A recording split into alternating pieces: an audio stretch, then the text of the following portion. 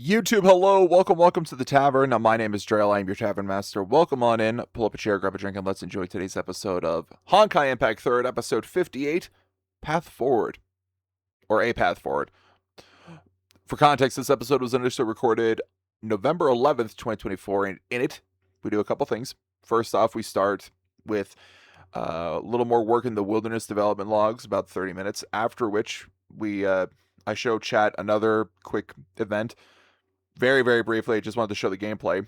Then we head back to Chapter 38 of the Part 1.5 story, working on Lone Tower Fallen Star. Picking up from where we last left off as we do the entirety of Act 3. This act was a bit longer than I expected. But, yeah. After we finish off Act 3 of Chapter 38, we then do some polls, and that's about it. Not much else to say past that. I hope you all enjoyed today's episode. If you do enjoy today's episode, like, comment, and subscribe. Ring the bell so you're notified when new episodes come out. And if you want to catch my streams live, you can follow me on Twitch through the link down below in the description. Past that, hope you all enjoy, and I will see you all at the end. See you later. Hello, Twitch and YouTube. Welcome. My name is Drail. I am your Tavern Master. Hope you all are doing well today. Welcome to the Tavern. Sorry for the extremely late start. But been a little off today, I'll be honest. Didn't actually get out of bed until like a couple hours ago, and then I was scrambling to post some things because I hadn't posted stuff I meant to. It was collapsing. But hey, welcome to the stream. Grab a chair, pull up a chair, grab a drink, and let's have some fun today. Hey Sketch, welcome to the stream. Hope you're doing well today. Let's see what you got. You got an Ascendance Punch. Very cool. 私は生還をかけ、多数の世界を渡り、万以上の宇宙の運命を見届け、あらゆる魂の目視録を読んできたわ。Man,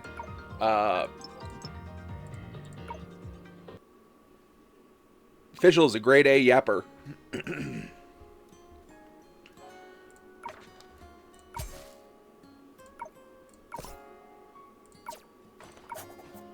Before we get into Chapter 39 in full, we're going to do some of this event stuff really quick, just so I can, like, progress.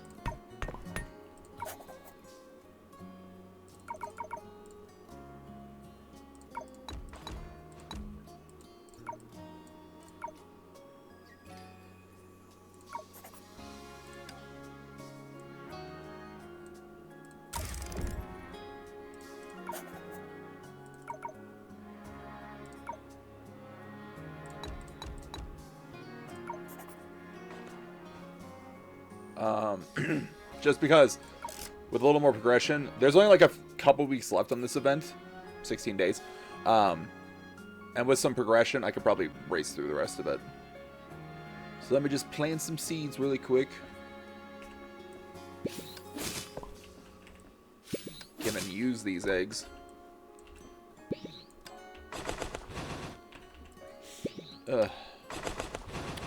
Weekend was alright. I got a piece finished, and I got the roughs for another piece done. Yesterday was a lot less productive. I meant to do a lot more yesterday, and I did not. Sadly. So, you know, them's the cakes, so to speak. Cakes? That isn't the phrase.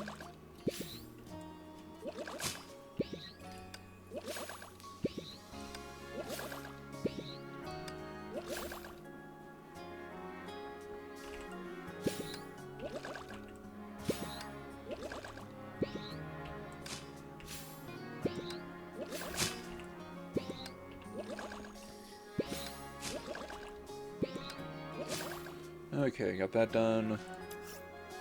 We'll just do this really quick since I have so many. There we go. And now we can continue the story really quick to see what's going on. Because I think this should make this building available, which I think is the last building left, which should be the lab. Actually, no, there's a building here too. I don't know, but we'll see.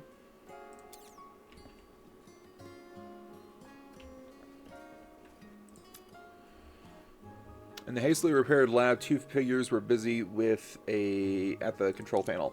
Probably, will this component work? No, the structure needs further adjustments. What about this piece? That one's no good either. After a lengthy process of elimination, Bronya leaned back in her chair, thoroughly deflated. None of them fit. I knew trying to design the missing parts with our own imaginations alone would be a challenge. Should we take a break? You've been at this all morning. Must be exhausted. It's fine. I'm used to going this hard when it comes to work.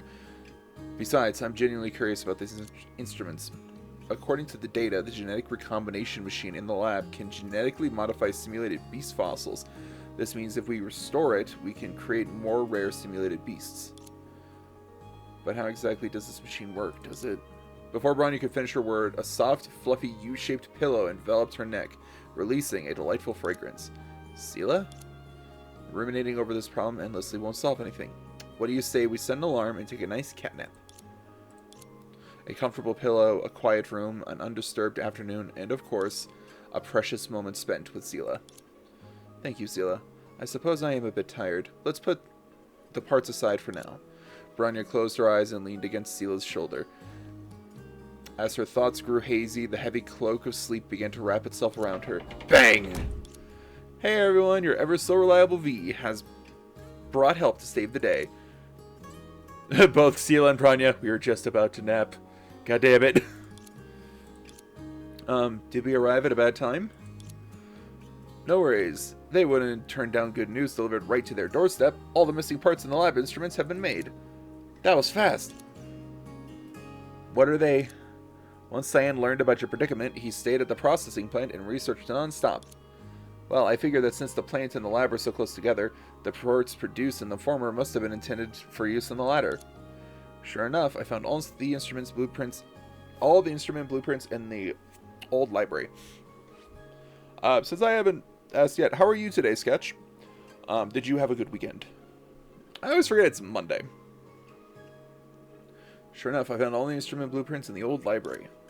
I see. Thank you for going to all that trouble for us, Cyan. Oh, it was nothing.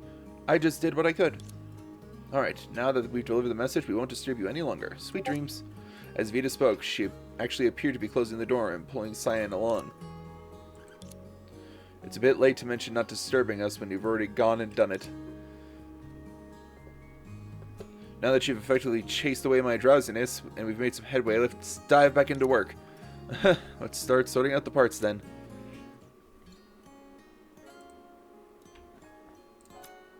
Welcome to Cyan's lab. Expose simulated beast reagents here to get new simulated beast fossils. Build. Yes. Can I immediately upgrade it?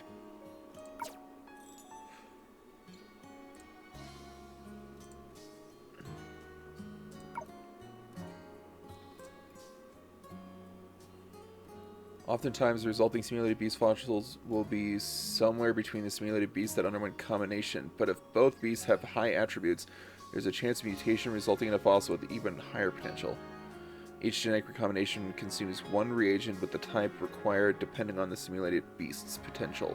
Unfortunately, we don't have any reagents. We'll have to go ask to Barney and ask for some. Okay.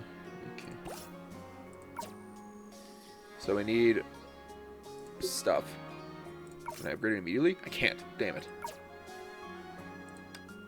Can I build stuff now? I can't. Damn it!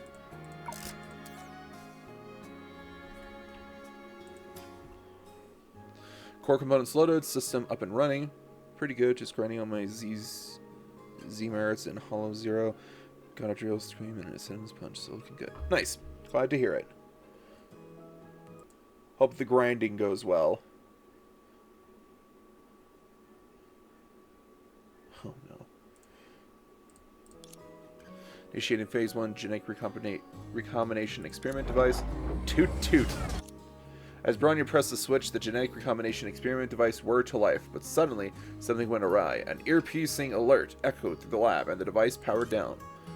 What happened? Did I bring the wrong parts? Let me have a look. We're missing a reagent to trigger the recombination reaction. To prevent an overly volatile reaction, the device automatically shut down.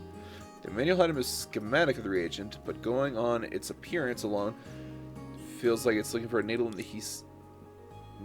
a haystack. I almost said haystack, and I was like, that's not right. Wait, the appearance of this reagent, could it be a coincidence? Cyan rummaged through his backpack and pulled out I'm such a sweat. Already getting Miyabi's future discs ready on Billy. Oh, gotcha. I think after looking at Miyabi and knowing that she's probably going to be the character in the next update, I might save pulling on Lighter and Yanagi and going for Miyabi. I might. We'll see. I don't think I'll be able to get enough polychrome to get both sets. Like both characters. Or any of those characters. And I don't buy stuff in Zenless, sadly. Cyan rummaged through his backpack and pulled out a shiny new vial of reagent, virtually identical to the one in the manual. In the planet, the simulated beast produced a similar byproduct by sheer happenstance. I figured the lab could use it, so I brought some along. Let me see. It seems to match the example in the manual. We can give it a try. I knew we could count on you, Cyan. The pleasure's all mine. Alright, then, initiating Phase 2, Genetic Recombination Experiment Device. So we have reagent now.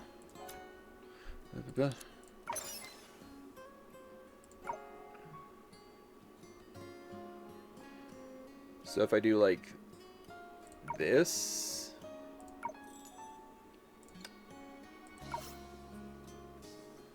every simulated beast can only be genetically recombined once.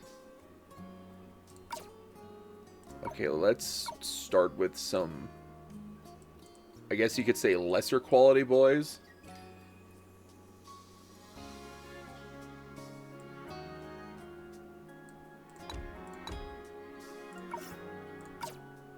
Just to see what happens. Well, I lost the 50-50 to Rena, so my next one is guaranteed gonna be the guaranteed character.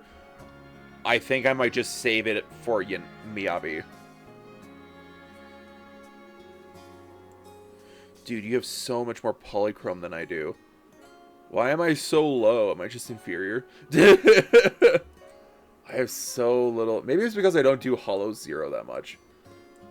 I'm really not like that big of a fan of roguelike stuff, I guess. Can I make reagents? I cannot. Simulated Beast Factory to level 2, and I can't do that yet. Dr. Branya. Okay. It is done. The device can actually produce new fossils, and the newly activated simulated beasts will carry traits from the previous generation. This means that we can rewrite the genetic information within fossils to obtain more rare simulated beasts. Now that I've armed with this newfound technology, it's time for me to put my previous ideas into practice. You mean cultivating revolutionary simulated beasts? I can't wait to see what you come up with.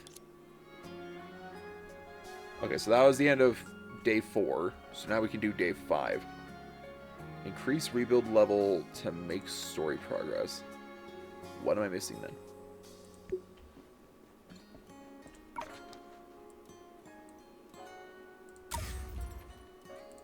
Can't do that. Can't do that because I can't make that. Right?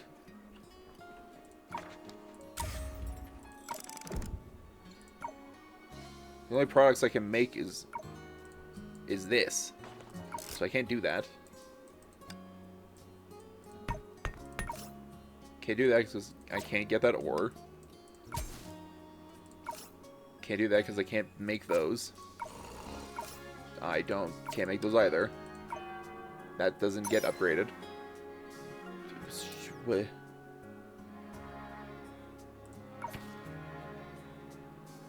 Okay. Oh, they're sold by the grocery store? Yo!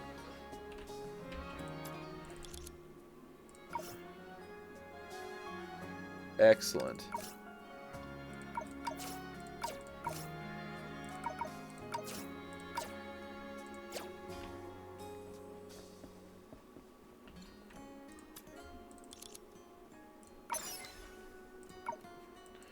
Okay, and we'll just combine some more small boys.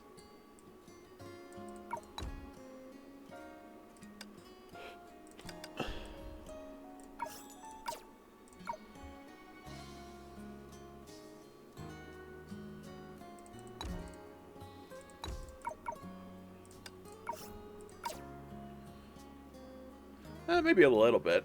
Maybe a little. Oh, wow, that's already... Oh, it's a minute. I thought it was longer than that. Oh, so when I do genetic recombinations, it doesn't use up the simulated beasts. It just... Okay.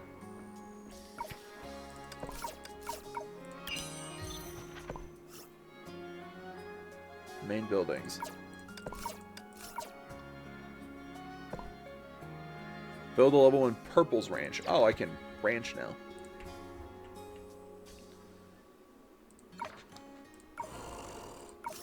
Can't upgrade that.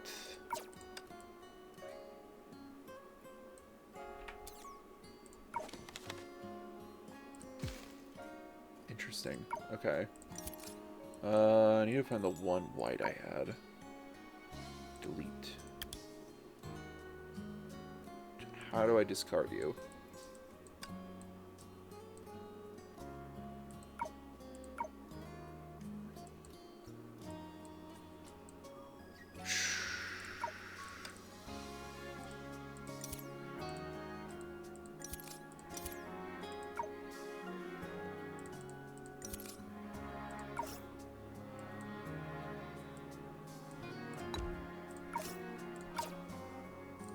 Okay, let's crank the egg of the one we just made. Nice! Snowflake Gen 2.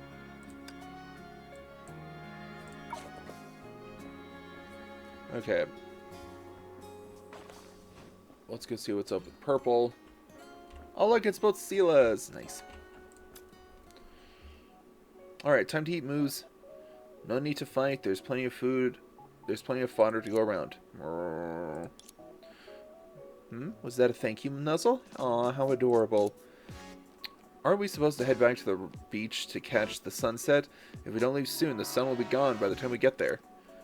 Can't we stay just a little longer? I want to spend more time with these little cuties. Fine, we can still see the sunset from here. Sela glanced at her other self, surrounded by animals, smiling brightly, and shook her head with a sigh. She's hopeless. Maybe I should take something back as a keepsake for her. A cow, maybe? No, that'd be impractical. Chickens or ducks? No, too noisy. She drifted off into daydreams until a black cat lazily sprawled on the fence in front of her. Caught her eye. Alright, didn't the little Vitas mention they couldn't find this cat's owner?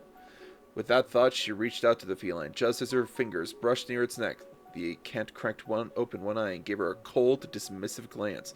Almost instantaneously, it jumped off the fence and vanished from sight. Dang, that little one was fast. Hey, look who's got time to lounge around, huh? The Hersher of Sentience strutted over as two simulated beasts perched on her shoulder like massive shoulder pads. What in the world are you going for with that look? Allow me to introduce my new left and right hand helpers, a General Flying High and General Ever Victorious. Pretty impressive, huh? Sela blinked at the overly literal interpretation of left and right hand helpers, unsure as to how to respond. Yeah, those names are indeed very you.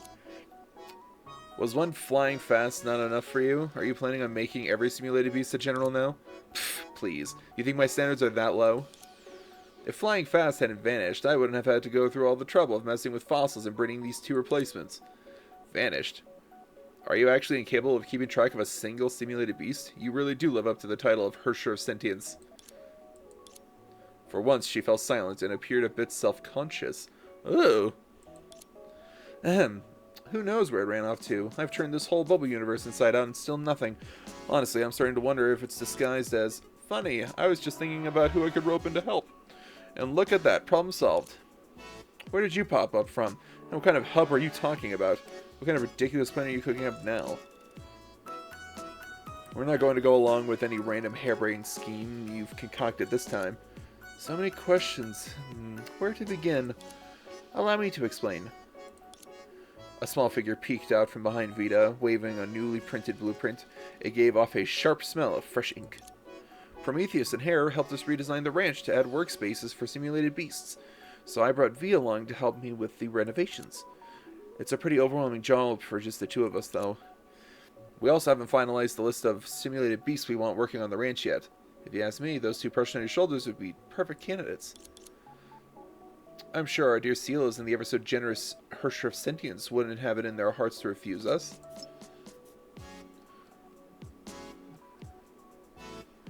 Okay, cool. So that's what this is about. Well then, Sela. This unwieldy project is your problem now. Before anyone else could react, the Herrscher of Sentience, along with her 2 simulated beasts, had already marched off, her voice trailing off into the distance. Me and my mighty generals working for free in your dreams. That girl. She left in an awful hurry. I didn't even get the chance to tell her the bit about using the simulated beast was just a joke. So, Purple, what do we need to do? Simple. All we need to do is build the work areas for the simulated beasts to tend to the animals. Hare and the others have already figured out how to let the simulated beasts raise the animals on their own. Once they enter the work areas, they'll automatically get down to business. Oh, and there's also a fishery. We'll get to see simulated beasts getting some solid angling in. Sounds fun. Sela, want to stick around and help out? But the sunset... Oh, whatever. Fine, do as you like. Sela looked to her other self, whose eyes were sparkling with excitement. She swallowed her words and a resigned smile tugged at her lips. Compared to other animals, it's probably better to stick with simulated beasts.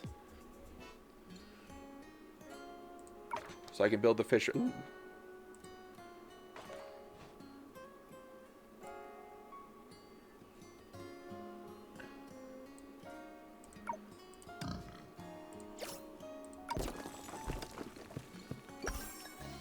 Nice.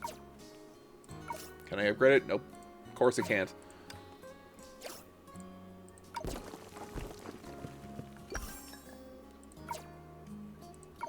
Can I upgrade this one? Nope, of course I can't. Damn!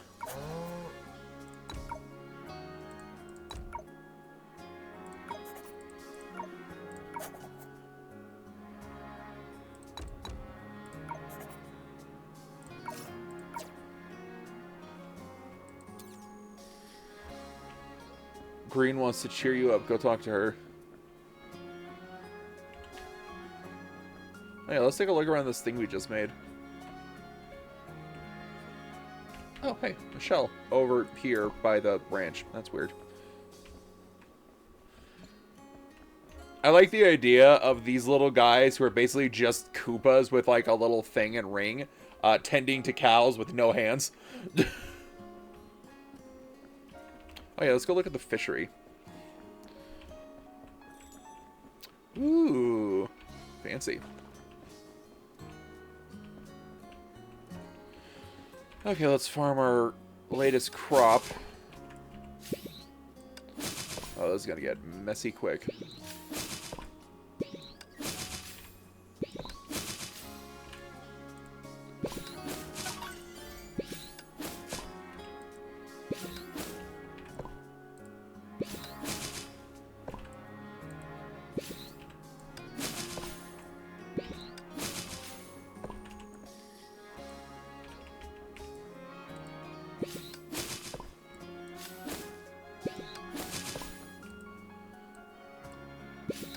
They cheering on the cows. Yeah, you do good work, cows. Good job. Phoebe just took a crucial step in rebuilding the bubble universe. All the basic infrastructure is ready, and the simulated beasts can start working now. They've already been working for weeks. So we can start gathering energy soon? Finally, no more soul-crushing labors that go on without end. This is the best news ever. I hate to burst your bubble, but I've got some bad news. The current state of the bubble universe is far from ideal. Moreover, locating the energy storage device and figuring out how to unlock it will require further research. In short, if you're only helping us to gather energy, we'll be working together for quite a while yet. Guess you're right. Gathering all the energy of a bubble universe will take plenty of time and patience. I'm not surprised. I say we treat this as a chance to catch up with old friends.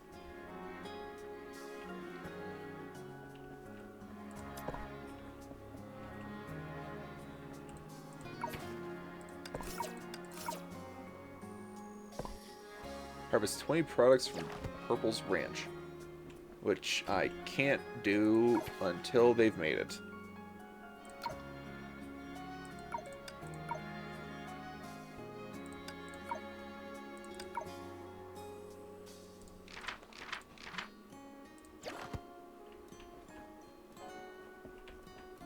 And I'm assuming I can't go into the deeper into the quantum mine, into the mine yet.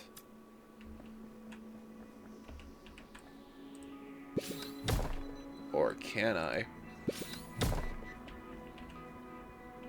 If I can go deep into the mine at this point, that'd be fantastic.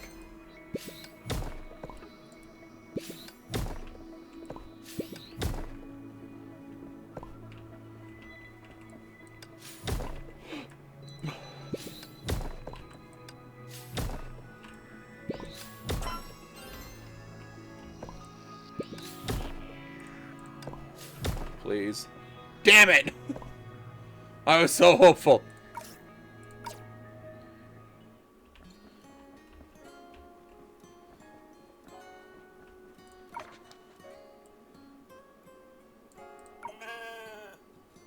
It doesn't tell me how long. Oh, oh god, it's gonna take a bit. Okay, so it's probably like 25 minutes per unit. So 25 minutes times 20. That's 5 hours. I need at least 5 hours before I can get anything I need out of this to progress, which sucks. Then I can't make any of this because I need quantum ore, which comes from the next, which comes next. Damn it. I'm stuck. Drail's stuck.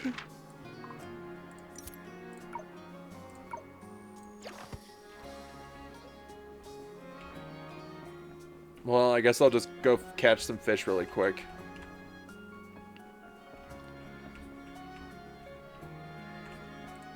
I can also sell stuff. I need to increase my revenue.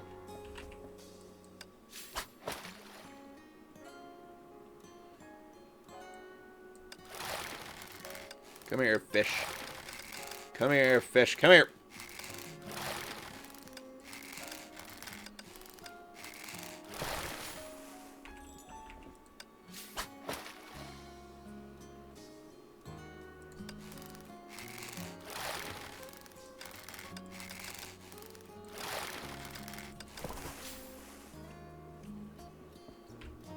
Okay, there's one over there.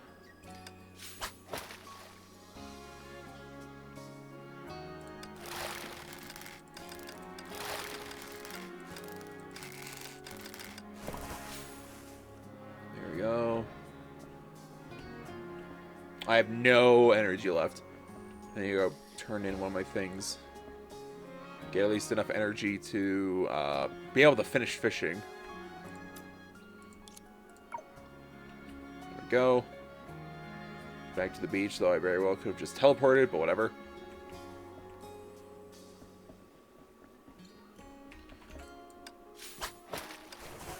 That was stupid of me. I mean, all according to plan. All according to Keikaku. Keikaku means plan. All according to Keikaku. I freaking love that meme.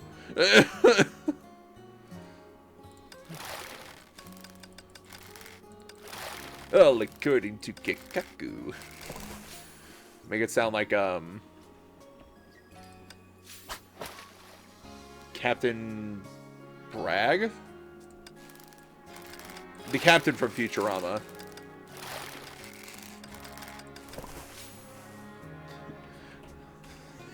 All according to the tavern master's Keikaku. So stupid, I'm sorry. Okay, let's sell some stuff really quick. No, I didn't want to buy. Though I should see about... whatever. You know what? Let's just do this.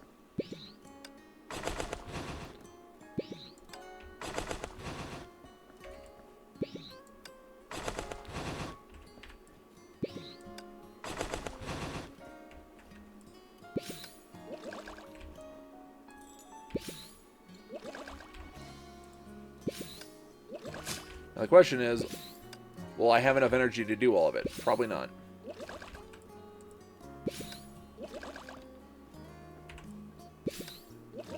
I did not. Damn! Still have half of my crop yield that isn't showing up. Whatever. We'll do one more and then we'll just mine it all.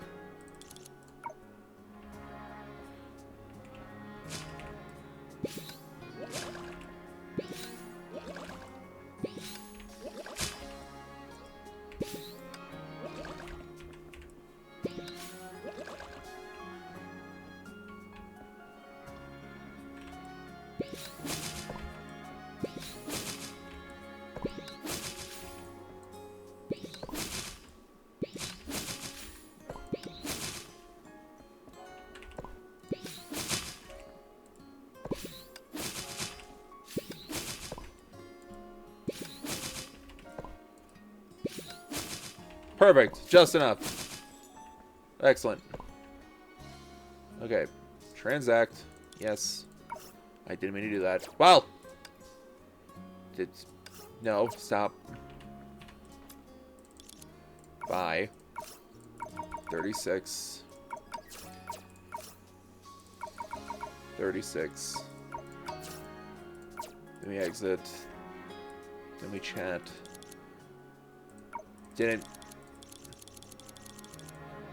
I didn't read what she said, I'll be honest. Okay, now we sell. Sell one of these. Get these down to 50, because I don't know if they're needed.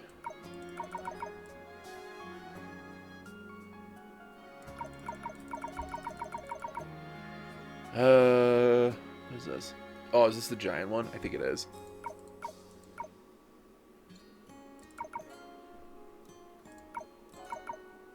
There. 50, good. Bring this down to 250. I went past the number I wanted. There's that. Holy cow! I have a lot of these. Oh my word. We'll get this down to 250. This is gonna be a lot of money. We're all just pawns of the... I was seeing someone play the Tavern Master game that's like in early access right now. And I was like, that could be fun on stream. I should see how much it is. And I might do that later this week, but I also need to mind my money. Okay, we'll get this down to 5.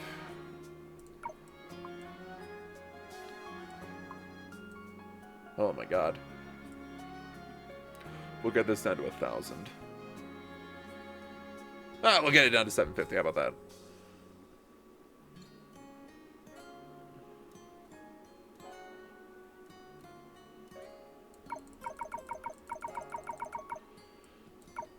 And we'll just do this to 500.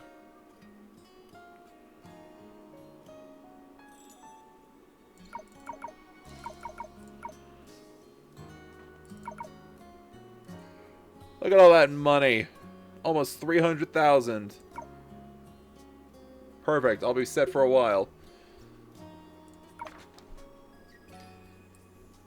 Okay, anyway. I gotta stop waiting.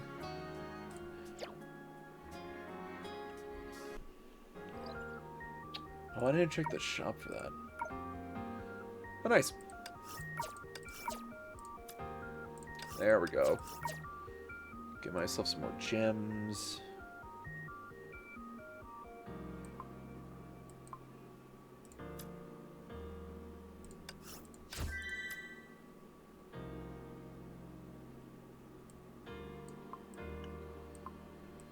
We'll get this.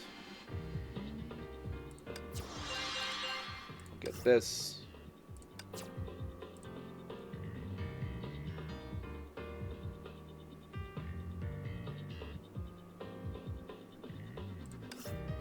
Get these. Get these. Well, we'll get those in a bit. Or I can get these. Maybe. Alright. Did all this already.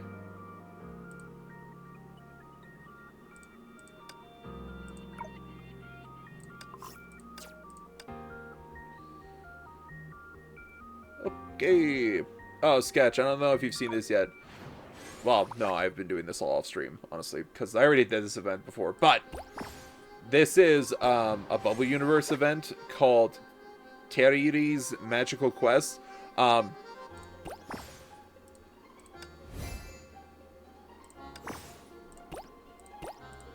It's Bejeweled.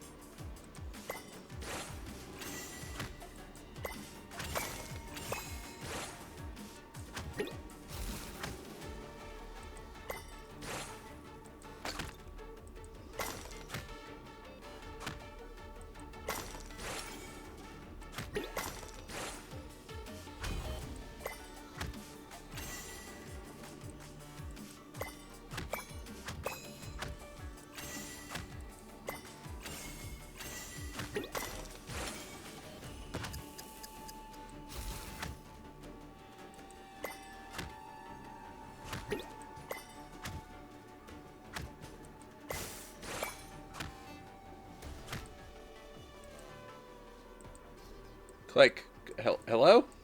Weird.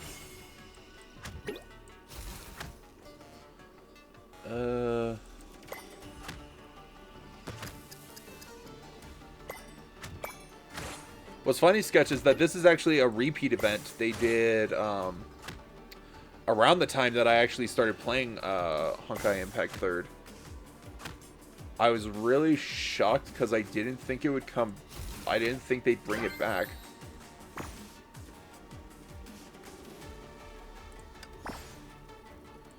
Yeah, there's 70 floors of this.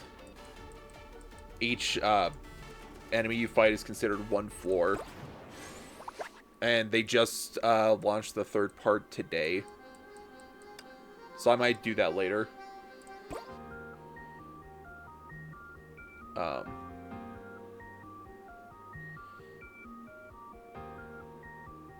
nice. Their bag of tricks. Yeah, they have a lot of... Well, technically, initially, the earlier Hoyo games, Gun Girl Z, I believe, or GGZ, that was a 2D mobile game. I think it was a 2D side-scroller.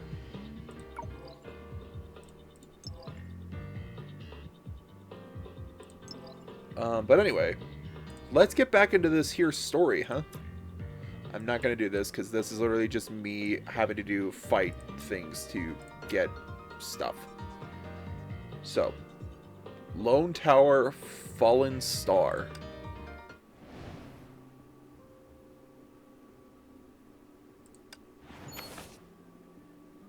I still have to do these too. Let's do a couple of these really quick, just to get them out of the way.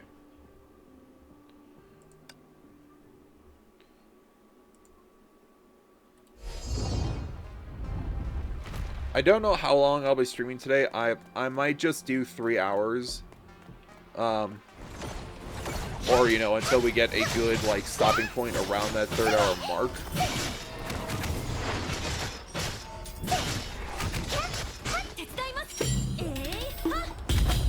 We'll see. But I have some other things I also need to focus on today. I need to do some research on some stuff as well. And I need to finally get on my keister and make my controller isn't responding. Controller isn't responding. Drail stuck. There we go. It's not working again. Good lord.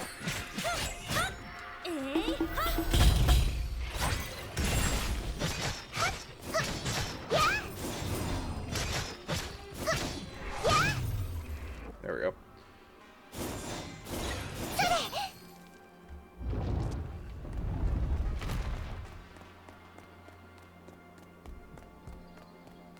Yeah, I need to finally get on my keister and put out like an updated what's the word?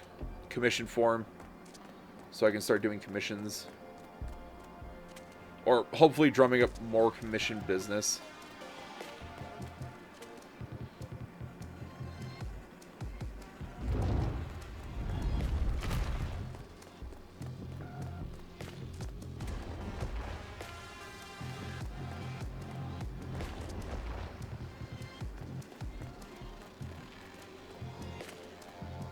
Did I not spin it?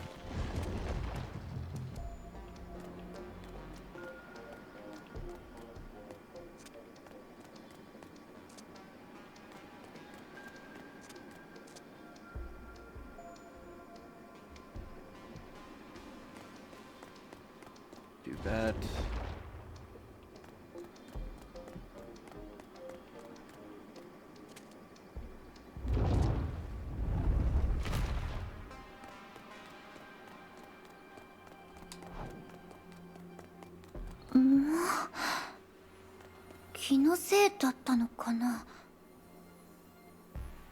What do you mean, Sela? Why'd you say that? That makes me so nervous. Oh! Inscribed Whisper Thunder Battling. Attacks all enemies repeatedly many times, dealing lightning damage every 0.1 seconds.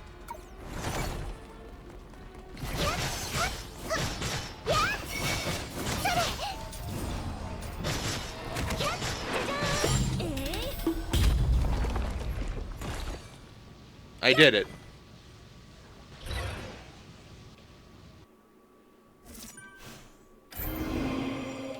Okay, we got that one done.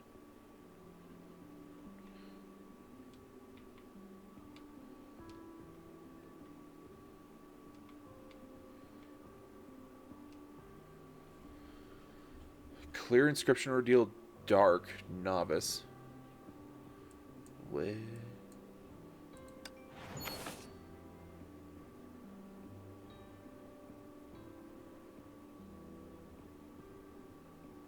I need to just... I'm trying to remember how to just get more stuff. Recap? Power of guidance. Oh, it's in the other world. That's why I couldn't find it. Oh. Sure.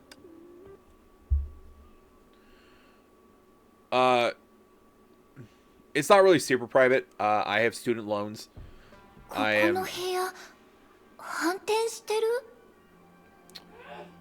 Well, this is slightly disconcerting.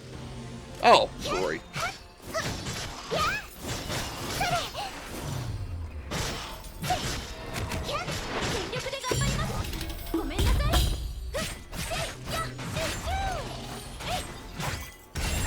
It's not, like, super private, but I went to school, I went to university for a number of years. I sadly didn't get my degree due to running out of funds. And also struggling with a couple of classes that I had to retake a few times.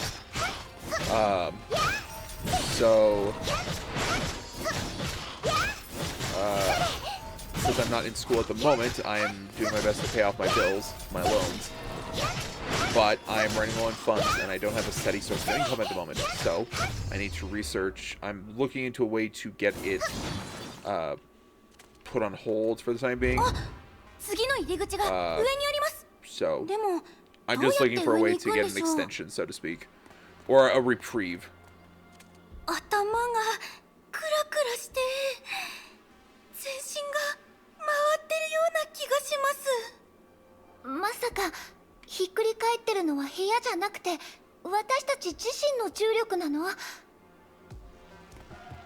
That's an interesting way to view it.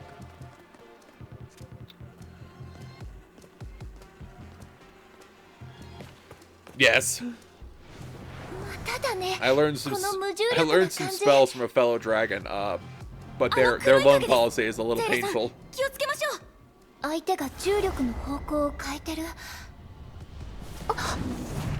Oh. Just launched me through 4 other rooms.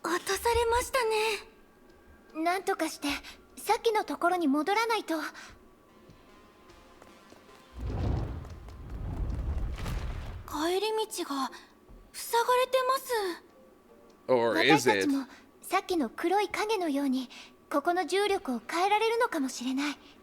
Yeah, so there are a number of things I need to do to try and increase my revenue, but currently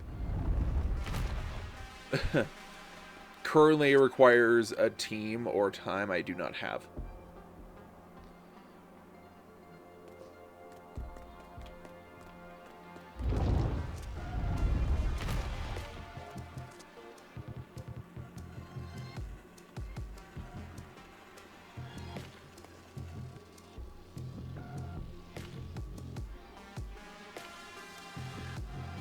Oh, interesting.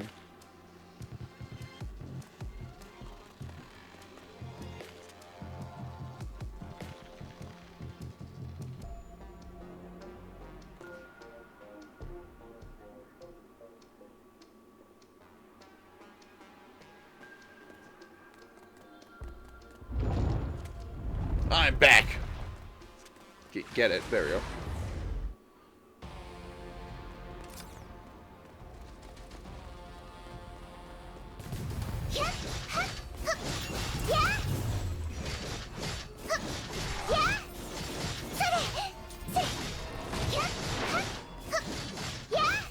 Also, man, the local wizard, he comes to my tavern every other week. and he gets this huge bar tab of expensive wine, and he hasn't paid it off yet. So I was like, okay, if you teach me a few spells, that'll cover part of your tab. And he's like, no, that won't do. So he made me have to pay for his spells, but he won't pay me for his drink. It's ludicrous, I'm telling you. Level 18. Okay. How do I... Daily attempts. Okay.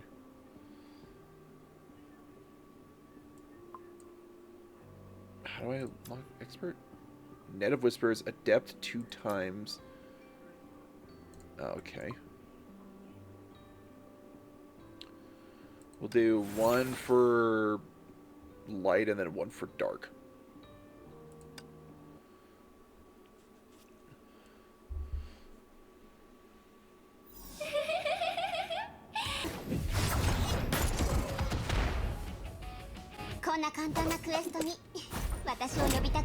Wizards aren't tricky, they're cheapskates. Oh, I gotta save my money so I can go buy more ink and spell books.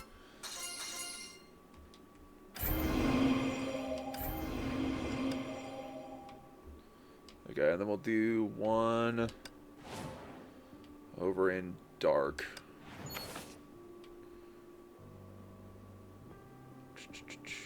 Sure. I need it for my spellbook. You wouldn't understand because you're just a tavern keeper. Oh, don't tempt me.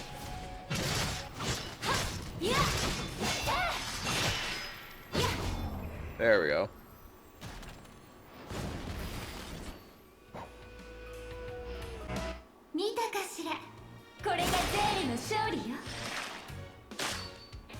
Nice. I did the thing. My controller's respawning again. God damn it.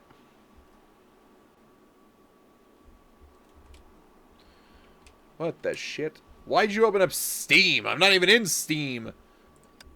What the hell?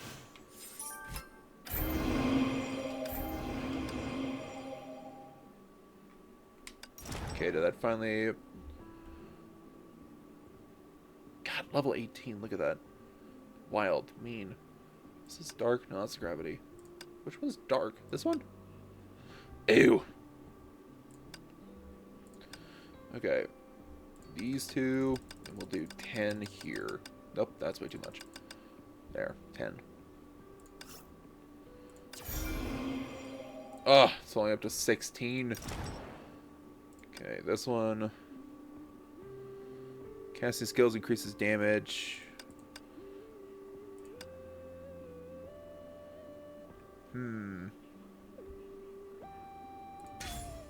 Nope, that's not what I meant to do. Is it this one? Yes.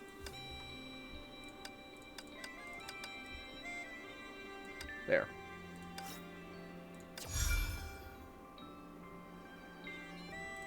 Okay, it's up to level 10 now.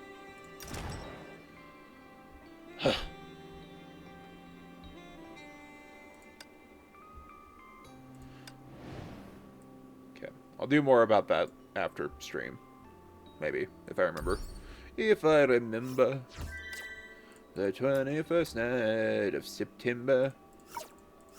Da da da da da da da da. Da da da da da da da. We got the expert challenge. Nice.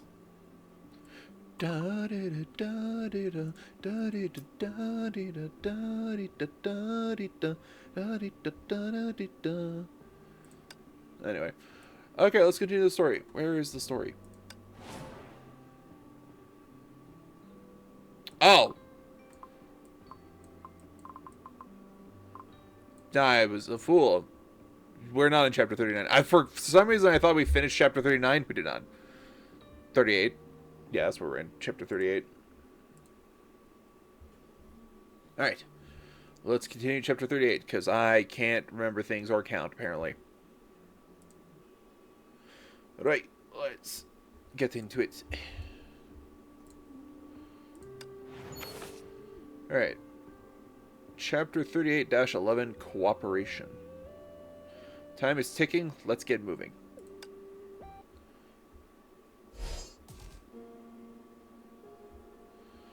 Twin bubble universes. Sa, an existence that dominates this world's rules, and a Hersher born in the Sea of Quanta.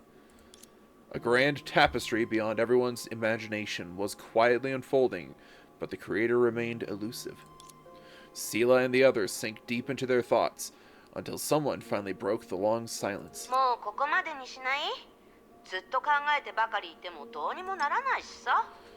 私から見ればしばらくは今の状況を安定させて、シャトやらが事を起こした時に場に応じて策を考えればいいだけだと思うんだけど。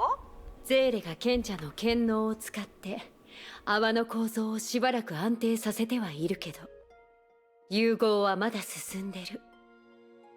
もしかしたらそれがシャが最初からセントソルトスノーの泡に植え付けたルールなのかもしれないわね。もし本当にそうだとしたら、私がさっき話してた3つの鍵があるでしょ。それを使った時に開かれるのはおそらく地獄の扉よ。はいはい、ため息ばっかりつくのはやめようね。石博士、さっきの話だと2つの世界の泡をアンカーポイントで固定して固有世界に向かって発射することは理論的には可能なんだよね。ええ、過去にビアンカさんがそうしたように理論上は可能なのです。しかし先ほど言ったように、まずは点の安定性を確保する必要があるなのです。さもなければ世界を滅ぼす自殺行為に過ぎないなのです。分かってるって。だから漁師の海側の律者の権能が必要なんだよね。でもそのことから言えば、以前から何度も話してるもう一つの権能、あれって使えないの？もう一つの権能？式の律者さん、それってもしかして。もしかしても何も他にないでしょ。ちょうど賢者を受け継いだじゃない。律者じゃないけど一応漁師の海側の権能ではあるでしょ。賢者の権能ですか。固有世界の律者の権能とは比べ物になりませんし、数学的な意味で不動点を構築することも不可能です。ちょっと待って。シュレーディンガー博士、確認したいことがあるんだけど、2つの世界の泡、その存在自体を安定させて一連の操作を行ってるときは漁師の海に侵食されないようにしなくちゃいけないのよね。はい。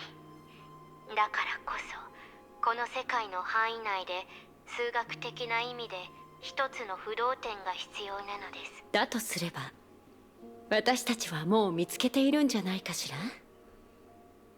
What you mean?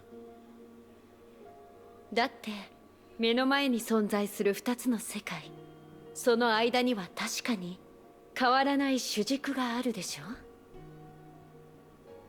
待って、それってもしかして。あ、なるほど。東大元暮らしってところね。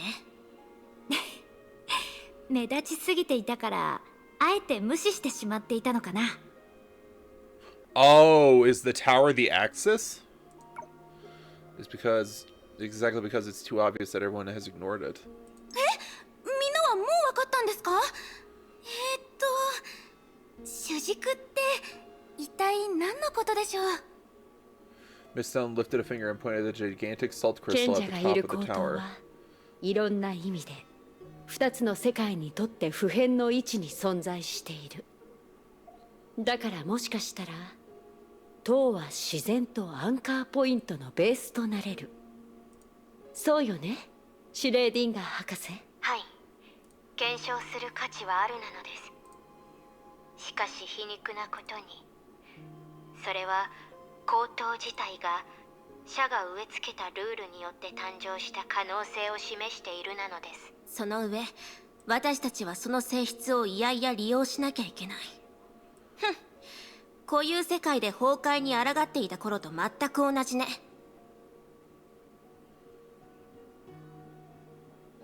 That's fair.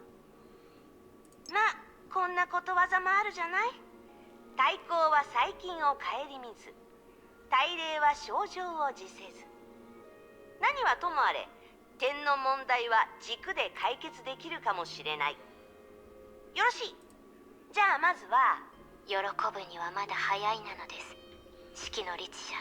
え、まだ何かあるの？ Shut down by the 先ほどの rock. ビアンカさんの例ですが、あの時は世界の泡の構造を容易に統合できる装置があったので、内部空間の情報を点へと収束することができたなのです。そしてそれの反転も成功したなのです。でも今は高等はそういう意味で2つの世界を掌握していないなのです。ですよね、ミステルさん、プロメテウスさん。確かにそうね。でも私には推測があるの。試しにゼーレ、高等の賢者の権能を使って世界の泡に存在する空間のエネルギーが最も集中している場所を探せない？異例の儀式を行えば何とかできるはずよ。試してみる。 Sela put her palms together and closed her eyes and lowered her head, as if praying. Very soon, a faint glow began to emerge in her hands. Sela opened her eyes again. 確かに今なら感じられる特別な光の粒がいくつか見えるよ。暗闇にいるホタルみたい。多分場所がわかる。ええ、その場所が全てを統合させるための要よ。異例の儀式の鍵であり、賢者の権能で世界を丸ごと覆うために重要な中枢でもあるわ。理にかなっているなのです。しかしビアンカさんの偉業を再現するには、固有世界につながる空間座標がもう一セット必要なのです。 I mean, you can find that path back to 簡 the... 単に言えば、固有世界へと戻れるルートを探さなければいけないなのです。 I mean, you can find the path back to the real world, can't you, Miss Stone?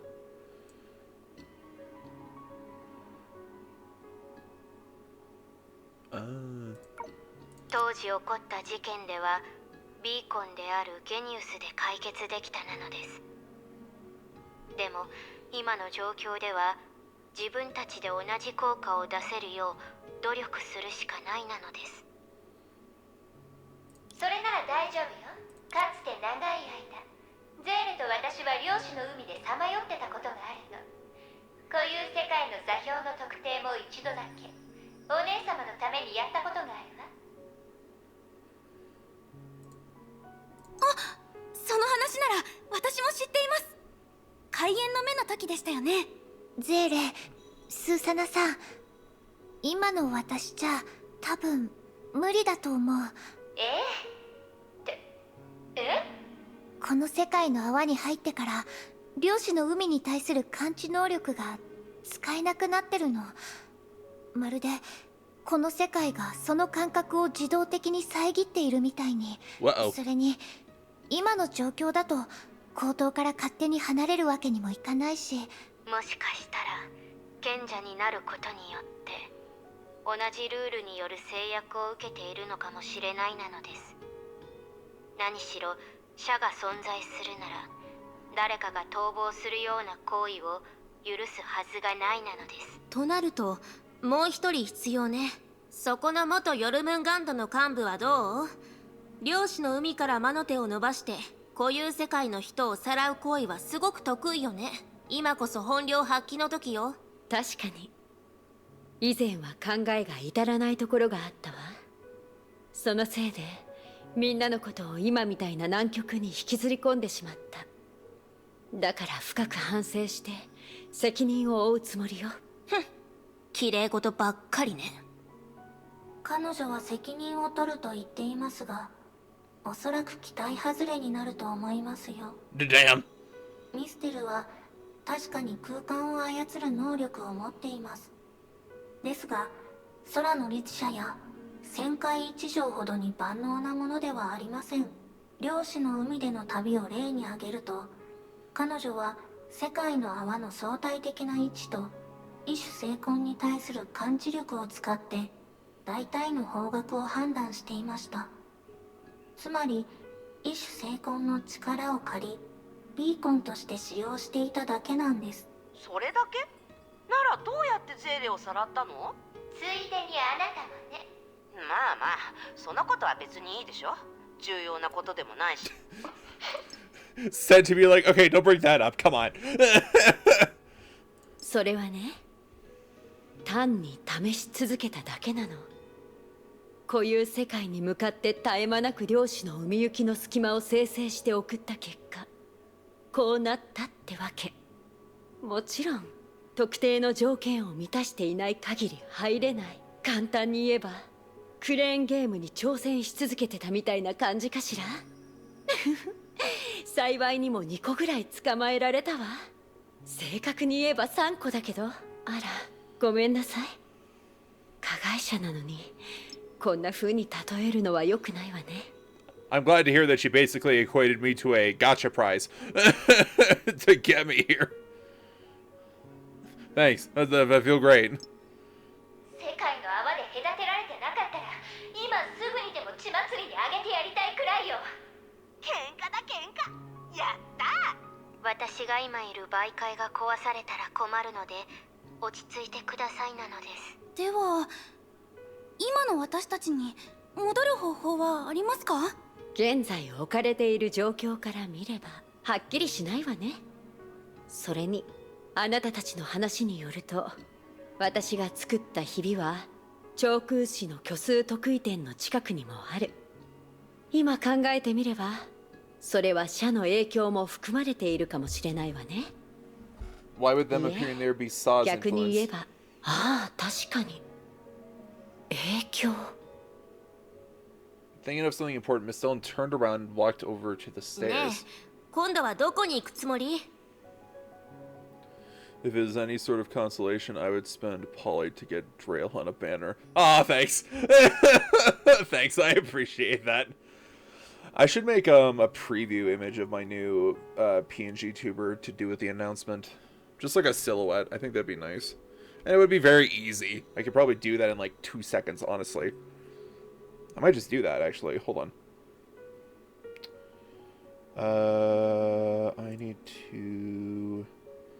One second, folks. Actually, I'll just get the audio playing again. こういう世界の座標を探す件は私が何とかするわ。あなたたちはベースアンカーポイントを軸に結びつけて世界規模のアンカーポイントを構築することに専念して。ベースアンカーポイント？世界規模のアンカーポイント？それってどういうことですか？ Without answering the question, Miss Dillon left abruptly. 言ってしまいました。多分ゼーレさんが異例の儀式で感じ取ったポイントと、今はまだ存在しませんがビアンカさんの体内にあるような世界そのものを制御できるアンカーポイントのことなのです。先ほど言ったように賢者と高等は今回ビアンカさんと聖剣のような効果を一時的に発揮できるなのです。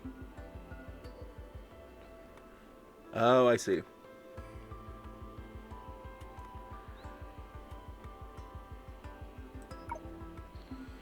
長い目で見れば固有世界にさえ戻れればキアナたちの助けも得られるからですか？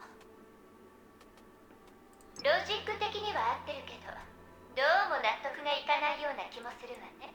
ええ、無害だと思い込んでまた何かをやらかしてしまうかもしれないし。いえ、一人で向かうということはおそらく皆さんどうか安心してください。先のことで十分教訓を得たはずです。本当に？何はともあれ何らかの考えがあるようですし。ゼーレ、あなた、まあそれもそうよね。あのわけのわからない女を信じなかったら途方に暮れるだけだし。 Kira, you gotta learn to let some stuff go, okay? I'm sorry. She launched you back into the Sea of Quanta and you were stuck there for a couple weeks. But you did attack her first. Anyway. だから信じても別に損はありません。そうですよね。 Not to mention, she did it to save your life. ま当事者はゼーレだしね。皆さん、私たちを信じてくれてありがとうございます。うぬぼれないで。あなたを信じたわけじゃない。自分の判断を信じただけだよ。構いません。皆さんの意見がまとまればそれで十分です。計画の厳密性のためにあえて一言言わせてもらうなのです。そちらの方の中にまだはっきりと意見を述べていない人が一人いるなのです。 Is it Vita? Everyone hesitated, and then they turned their eyes to the same person. Yaha! 君たちなんで僕を見るの？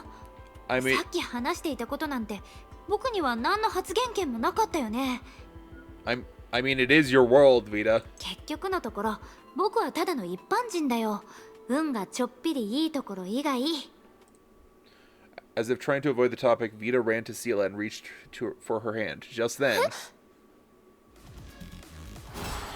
What?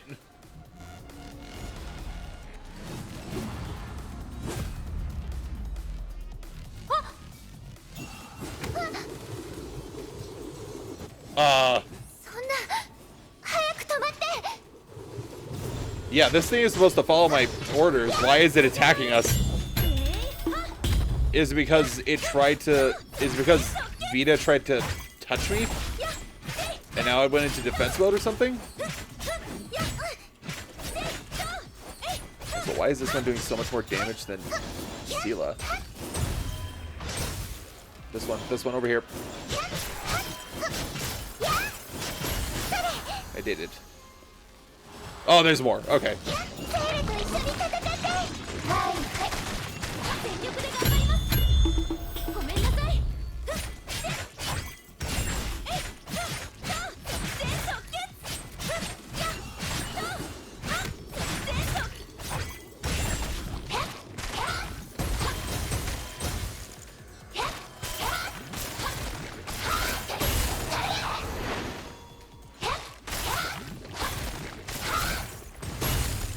Got it. There we go.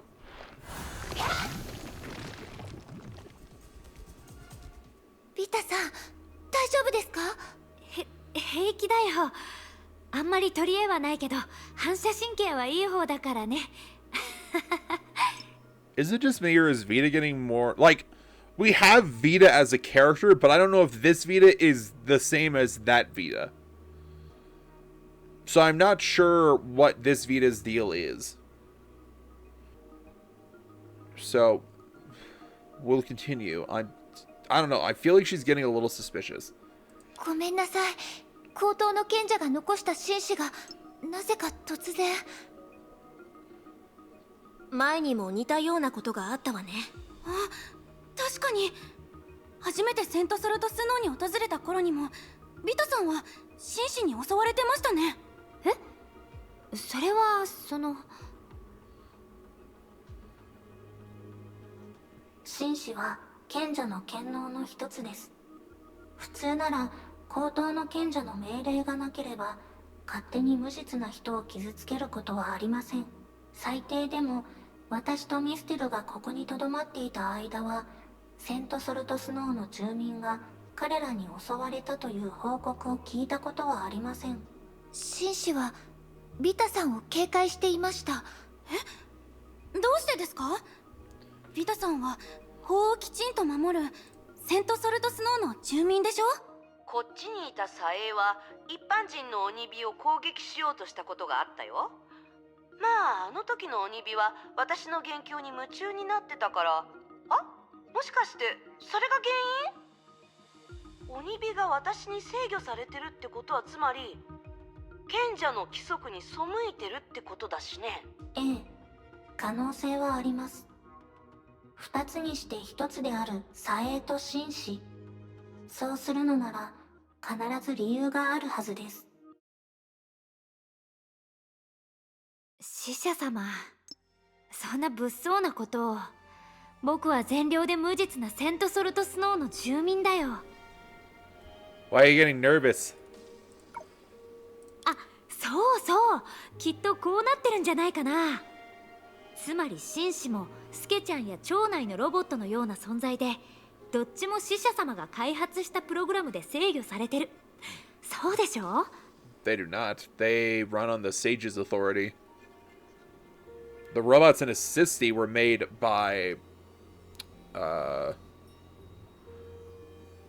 by Prometheus and Misteln, yes, but the oracles were before them. きっとプログラムがバグって僕を敵だと間違えたんじゃないかな。いえ、紳士は私が作ったロボットではありません。先ほど言ったように、あれは賢者の権能の具現です。ということはもう一つの可能性が、つまりもう一つの可能性。つまりあなたは嘘をついている。 Oh dear. Shigure Kira suddenly closed in on Vita and grabbed her right hand. キラ。ずっと怪しいとは思ってたけど、さっきのことでようやく隠し事があるって確信したわ。確か人工知能が何なのかなんて知らないはずよね。ああ、ここに来たばかりの君たちはまだ彼女のことを知らないんだね。スケちゃんって言うんだ。名前を聞いてるわけじゃないんです。私の理解が正しければ、それって人工知能ですよね。人工知能？彼女のことをそう表現する人は初めて見たよ。Oh yeah. それならどうしてそんなに詳しいの？しかもプログラムで制御されていることすら知ってる。確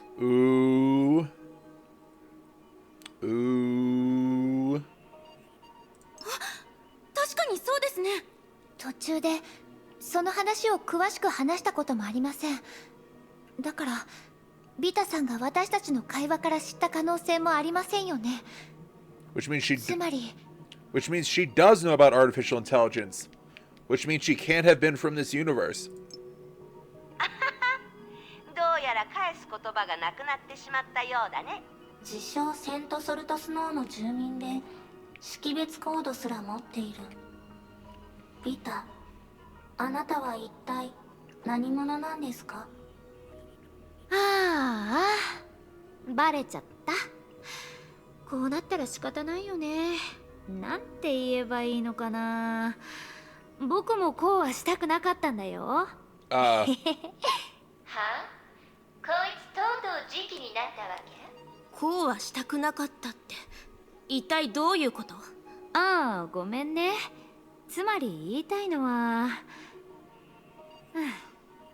仕方がなかったんだよ。タイミングが本当に悪かったからね。何が悪かったの？言ってみなさい。さっきあなたは私の話を聞いたでしょ。今度はあなたの番よ。同意します。悪意があるのかどうかは話を聞いてから判断します。みんなが結構いろんな話をしてくれたおかげで、僕の物語はかなり簡単に説明できる。I'm picking up my controller because I feel like things are about to kick off. 要するに、確かに僕はこの世界の泡で生まれた住民じゃない。ちょうど死者様が識別コードを配っていた頃にセントソルトスノーで暮らしてたってだけだよ。そして一つ前の故郷についてだけど、さっき君たちが話してた。つまりキラが言ってた霊落の星、あの破壊された世界の泡。 She was in Fallen Star? Uh-oh.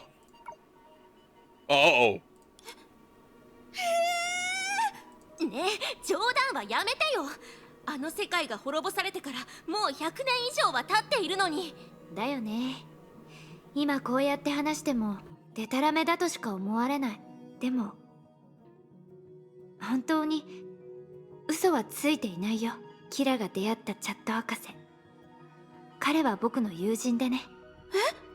ねえ、私の話を参考にして作り話をしてるわけじゃないわよね。僕だって証拠もなく信じてくれるだなんて思ってないよ。あ、そうだ、紙切れにチャット博士が書きかけてた格言が残されてたって言ってたよね。確かにそんなこともあったけど、その格言って永遠に明日への希望を抱く、永遠に最善の自分で毎日を迎えるだよね。永遠に明日への希望を抱くの次は永遠に前向きでいようだとでも思ってたわ。でもあれ、紙切れに何を書いてたかなんて誰にも言っていないはずよね。 Oh shit. それにペンにあった V の模様。 Oh, V for Vita. だからビタさんはすまないとは思ってるけど、この方法でみんなの信頼をもう一度取り戻すしかないみたい。あれは西元暦199年の最後の夕方、ちょうど大爆発が起こるまであと1時間もない時のことだったよ。 On the last evening of それ year は同時に新惑星調査隊の初出航のタイミングでもあった。 that was the first. 新惑星調査隊？その通りだよ。チャット博士は未来と可能性を探るという希望を決して諦めていなかった。チャット博士とアトラースの科学者たちはずっと秘密裏で霊落の星から旅立つことができる宇宙船を作っていたんだ。あの時見た光景は永遠に忘れられない。霊落の星、かつては心の支えにしていた故郷が一瞬にして大爆発の光に飲まれたんだから。 Bro. Also, that's a nice looking suit. Folks, really quick, while we're on this screen, I'm going to pause and stretch and walk around because it's been an hour and a half and I have not stood up once. So I need to get better about doing my breaks. So we're going to take a break here and do a stretch break and walk around and such. So we're going to run an ad and we'll be back in a few minutes. So be good, get yourself some drinks, hydrate, all that jazz. We'll be back in a few. Alright, I am back. Hello. Let me take a screenshot really quick.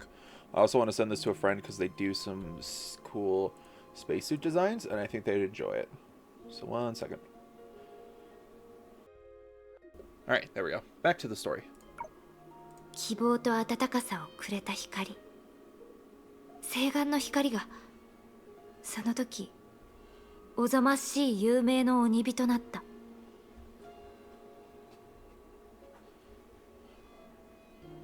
あまりにも突然のことだったから、メンテナンスをしていた僕以外の他の船員は宇宙船に乗ることすらできなかった。Oh, so she's saying she was the only survivor from Fallen Star? その時僕は知ったよ。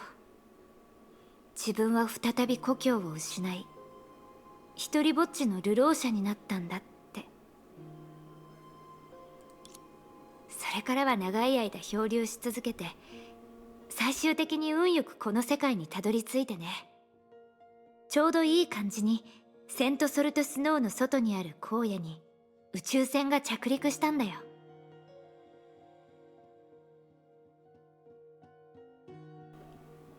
So does that mean we'd be able to find your craft? 住民たちは得体の知れないよそ者の僕をすぐに受け入れてくれた。家族や友達と同じように接してくれて、本当に感謝の気持ちでいっぱいだったな。そして僕はここで穏やかな生活を送ろうと決めた。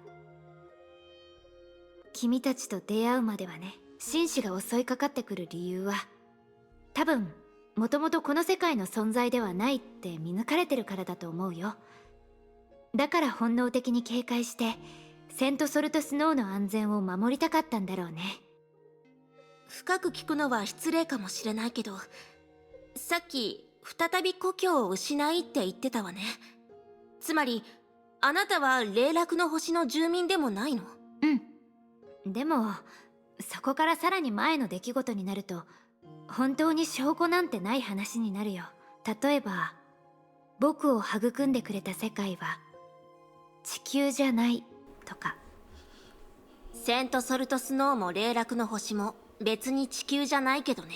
そういう意味じゃないよ。例えば君たちにとってチャット博士、カイおじいさん、イースおばあさん、パンカおじさん、彼らは世界の泡の住民で固有世界に属する存在ではない。そうだよね。じゃあ何？そうじゃないとでも言いたいの？僕の場合は確かに彼らと大体似ているようなものかな。君たちの言葉を借りると、So she's saying she's not from Earth, but she's not from a bubble universe? 僕を育んでくれた世界は金星と呼ぶべきかな。She's from Venus? What? Well, I guess that would explain the yellow. Well, you're a Hersher, I guess. But I guess that would explain the yellow pupils. 金星。まさか太陽系にある8つの惑星、その中の一つであるあの金星のことですか？うん。僕たちの文明はずっと昔に崩壊によって滅ぼされた。その時はまだ宇宙を航行する能力すらなくてね。僕は生き残りとして漁師の海の深淵で数えきれないほどの時を過ごしてきた。いや、今考えるとそこに時間という概念はなかったのかもしれないね。So Vita is a Venusian. Interesting. Not what I expected.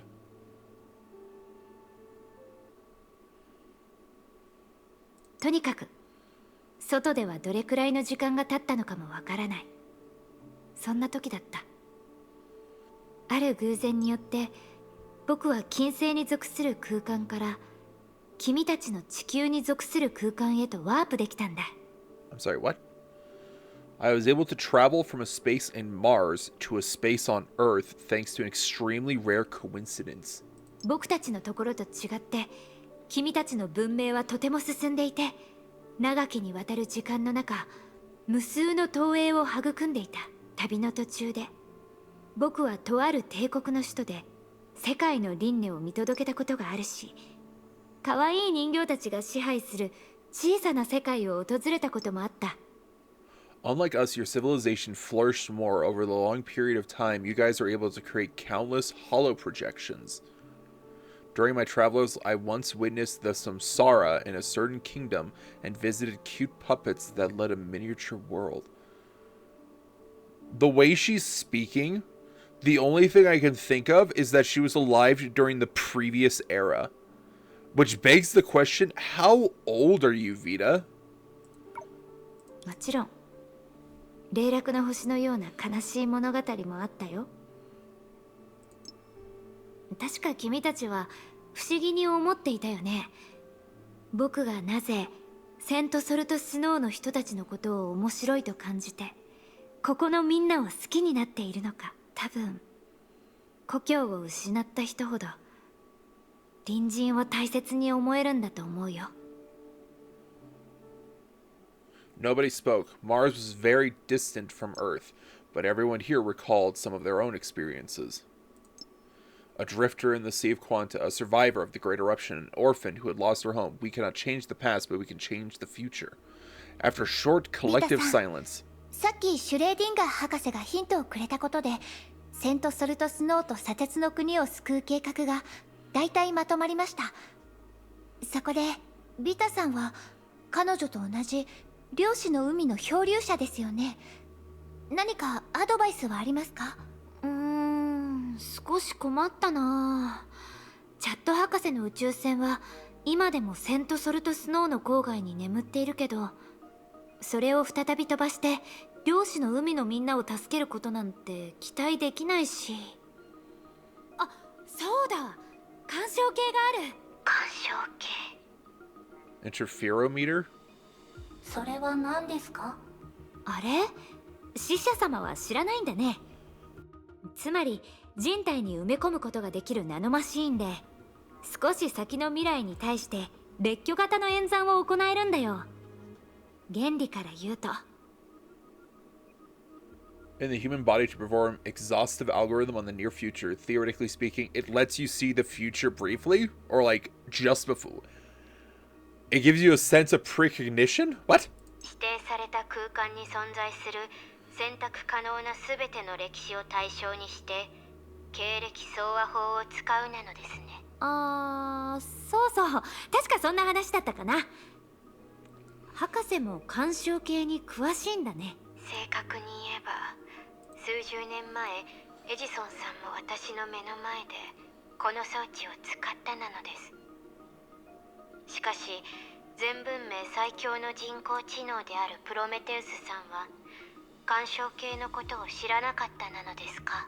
そんな理論上でしか存在しない装置を知っていると思われるなんて少し意外です。機会があったらぜひサンプルを一つもらって研究したいものですね。世界を救ってから僕の体でもチェックしてみる？まだ金星にいた頃、体内に干渉系を埋め込まれているからね。だとするとビタさんはさっき自分は運や反射神経がいい方だと言ってましたが、Oh. もしかしてその金星の技術が理由なんですか？ Basically, her chip that's embedded in her lets her see, like, not really see into the future, but kind of recognize a thing that'll happen in the future to where her body just automatically reactivates it. What the fuck is happening? Oh, I see.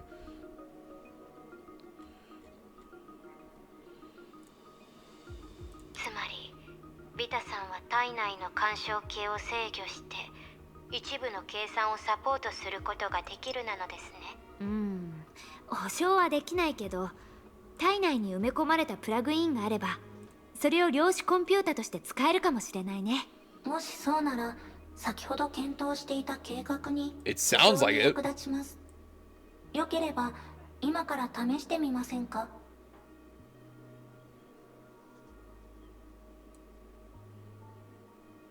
I'll be honest, my brain is stupid in the fact that I saw this line here from Vita's arm, and I thought it was a hair on my monitor, and I was literally about to blow at it before I realized what was up. それはよかった。ってあれ、今から？ So that was part 2, wasn't it? Or is that part 1? I think that was just part 1! プロメテウスさんの行動力急に上がってますね。この世界に彼女が全く知らないものがあるなんて意外と面白いわ。でも2つの世界は今でも1分1秒ごとに悪化し続けています。私たちもずっと理論を述べてるわけにはいきません。はい、先ほど話したように創世の世界の泡を固有世界へつなげ不可逆的な滅亡から逃がせるように私たちも今から動くべきなのです。スーサナさん。はい。メモをずっと取っているようなのでまとめた計画をみんなに伝えてほしいなのです。私がですか？真面目だからきっと問題ないなのです。そうよ、もっと自信を持ちなさい、スーサナ。はい、じゃあお言葉に甘えて。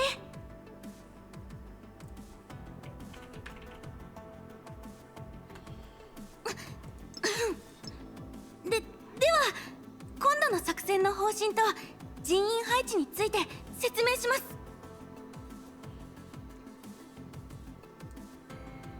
Susanna opened her notebook she had been using nervously, and it was crammed with words and even had some unique drawings.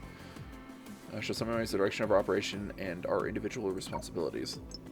今回のメインとなる目標は2つの世界をアンカーポイントで固定して固有世界に向けて発射することです。 That imagery right there is freaking sick, and I love it. My girl Kiana, hot diggity damn.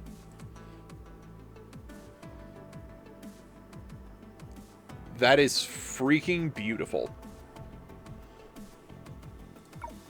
Main objective of this operation is to stabilize the two worlds with anchors and launch them back into the real world.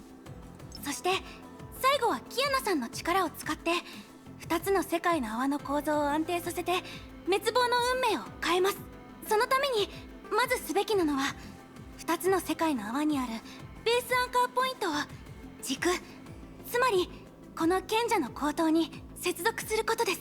そうなると私たちは世界規模のアンカーポイントを構築できます。つまり2つの泡を動かせる手綱を手に入れられるんです。そうですよね。Oh, I see. These lights here. Hold on. These lights here are the anchor points, and then they're all reaching towards this point here, which is probably the tower access point, that anchor that they're talking about. その通りなのです。では人員配置について説明しましょう。セントソルトスノーの方から話しますね。まずはゼーレさんです。塔から長時間離れることができませんから、賢者の権能でベースアンカーポイントの位置確認を担当してもらいます。 Okay, this is super cute little art.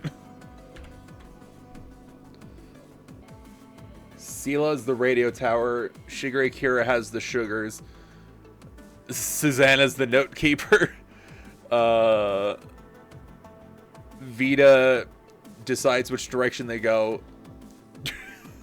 Prometheus is sending emails, and Miss Stel's doing something. 任せて。これは私にしかできないことだから。続いてはキラ先輩です。キラ先輩は仲間のニグラス先輩やシュガーズの皆さんと連絡を取るつもりですか？ええ、コンペイと長老にそれほどの度胸があるなんて期待してないけど、彼らの助けを得られるならこともよりスムーズに進むはずだわ。もう一つの角度から言えば、連絡自体も別に面倒なことじゃないから、私のことを機動班扱いして任務を与えてくれても大丈夫よ。はい、これも記録しておきます。その次に私の番になりますね。私は雑務と記録の仕事をなるべく全うします。何かあったらぜひ聞いてください。次はプロメテウスさん。私の任務は情報提供と状況分析です。いつもと変わりません。はい、そうですね。この後はあれ、プロメテウスさん、こんなに早く戻ってきたんですか？僕も結構驚いたよ。何しろほぼ一瞬で干渉系のチェックを終わらせたんだから。それだけじゃなく、もっと効率的に動かせるプラグインも埋め込んでくれたんだ。本当にすごいよね。とにかく手助けの準備は万全だよ。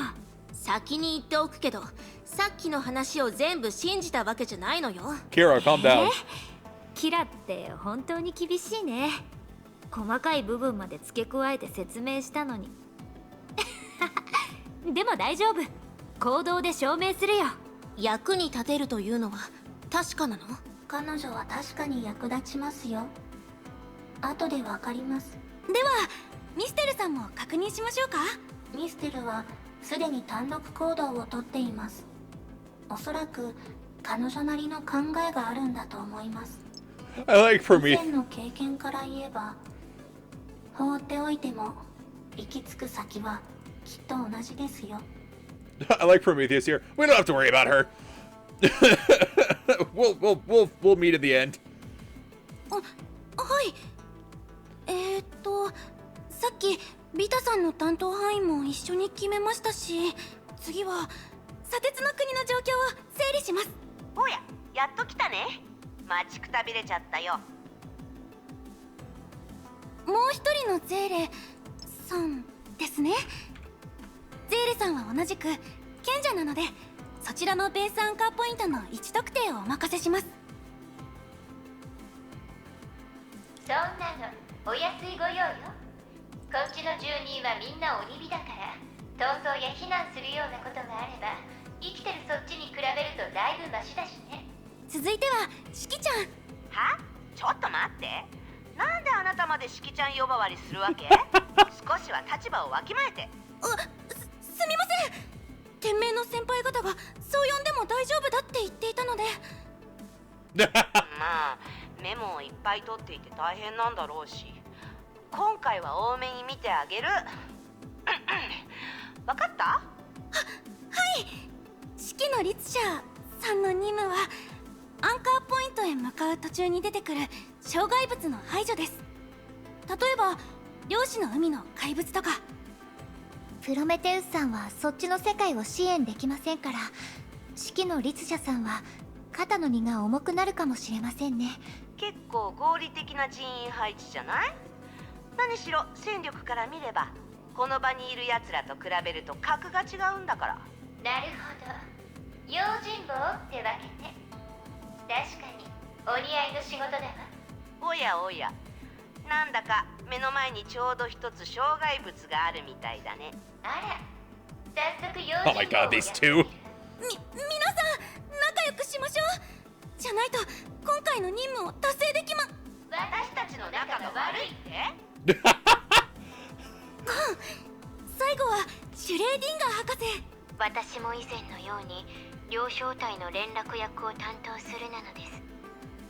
通信チャンネルも増やしておいて随時アドバイスをするなのです。では以上となります。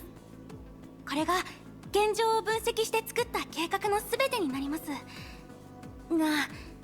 間違いないですよね。はい、うまくまとめているなのです。事態は一刻を争うわ。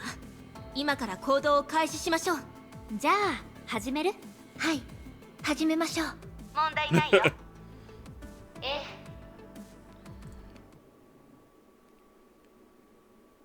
Oh my god, that was the end of the first part.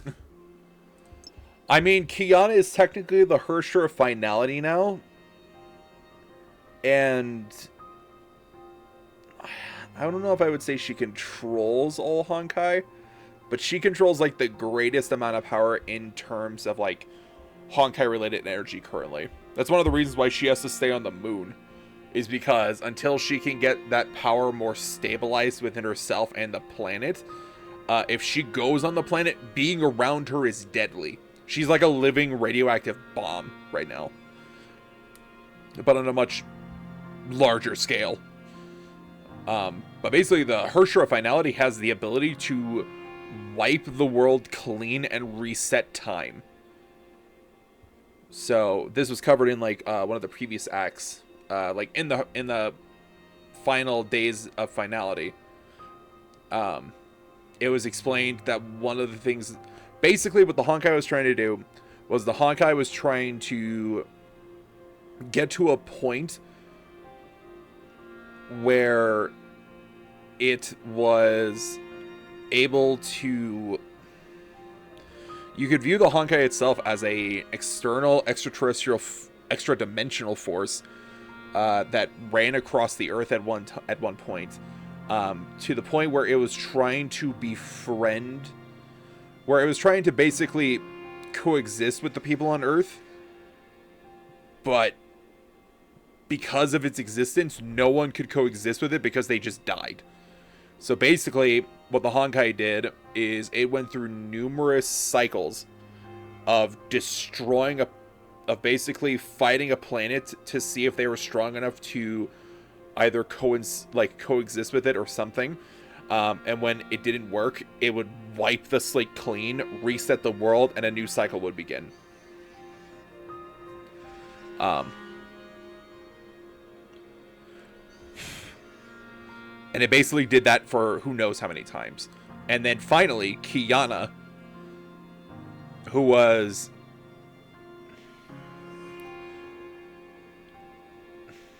a being made to hold a Hersher, basically, to hold the power of a Hersher, became the one to coexist. And she became the Hersher of finality. She now controls, she has sovereignty over the authority of finality. And so basically she is the god of Earth.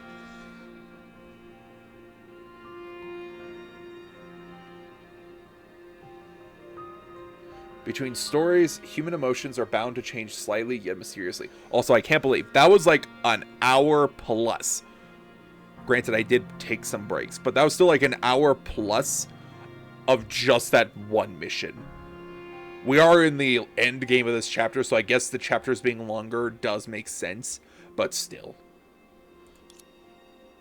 Just like the country of Iron Sand that had lost its order, uncertainty and panic rose up in Sila's heart. As the constellation of souls persisted, the discomfort from before relieved over time. The bubble universe was still approaching destruction, and it was clear who held the sage's authority. that was more like a curse till the end.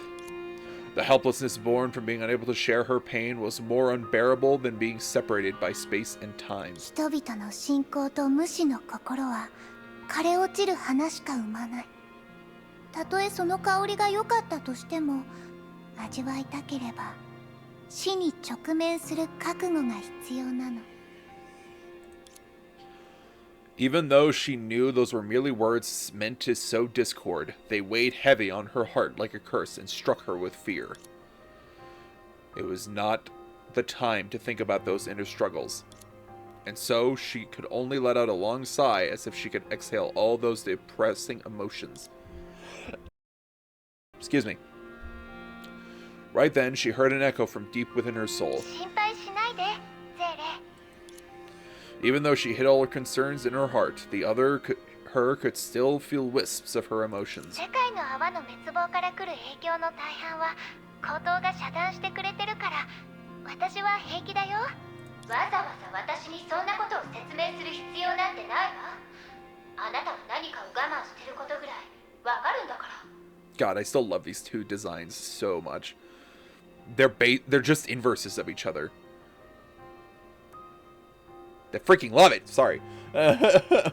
It's such good design language to me. Like, legitimately. Here, the darker color is on top of the lighter color underneath. And then over here, the lighter color is, the darker color is still on top and the lighter color is still underneath. But this one has a lot more light visible. It's a lot brighter. It's bluer, which is normally a sign of, like, good. While this one is black and red and death. And it's just great. I love the design language for these two so freaking much. Excuse me. 本当に無理なんかしていないよ。でも、あえて言うなら、今は私たちが漁師の海でさまよっていたあの時よりはかなりマシだよ。しかも、みんなでちゃんと助け合えてるし。ええ、それもそうね。Sela muttered her reply as the frown on her face eased. It seems like Sela's words had helped relax her nerves, and so she has the mood to joke around. この世界も私の未来も全部あなたの手にかかってるんだよ。頼りにしてるからね。もう一人の私。バカ。そんなの当たり前じゃない。安心して、ゼーレ。私たちなら全部解決できるわ。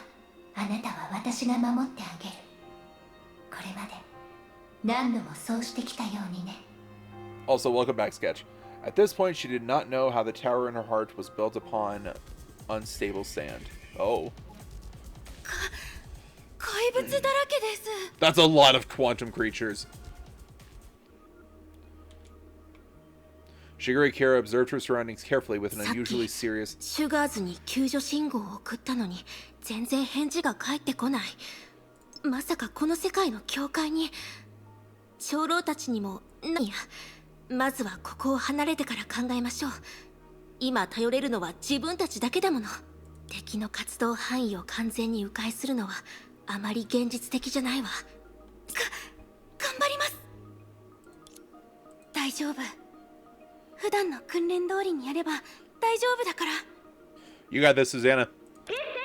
マイクテスト。はいはい、聞こえてる。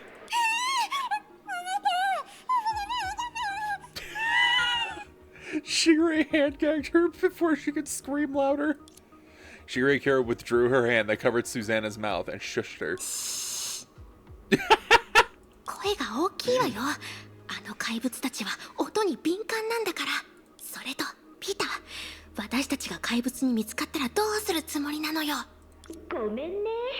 こんなハイテクな通信機器を使うのは久しぶりすぎて少しはしゃいじゃったよ。Look at that little, like, mic drone she has. That is so Prometheus coded. まったく、昨日までは人工知能なんて全然わからないとか言ってたのに。それはここの生活に溶け込んで不必要に目立つことを避けるためだよ。まあ本題に戻ろう。これからゼーレは異例を行ってベースアンカーポイントの状態をリアルタイムで追うことに専念する。僕はゼーレからもらった手がかりを参考にして直近の未来に対する演算をしらみつぶしにやる。そしてアンカーポイントの座標を特定して巡航ロボットを操縦して案内するよ。え、それってつまりベースアンカーポイントの位置そのものも変動するの？うん。でも変動したとしても同じ位置でしばらく停止するから。短期間なら不動の存在と考えて大丈夫だよ。効率を考えて敵が一番少ないルートを選ぶね。奴らに見つからないよう気をつけて。そこにビちゃんがいるよね。その子についていって。ビちゃん？でも確かこの子の名前はスケちゃんだったね。でも今は僕が操縦してるんだから当然僕にちなんだ名前で呼ばなきゃ。それ今の状況で必要？まあまあ細かいことは気にしないで。 The guy could sneak between their radiuses of such. 最初のアンカーポイントの位置はちょうどここだね。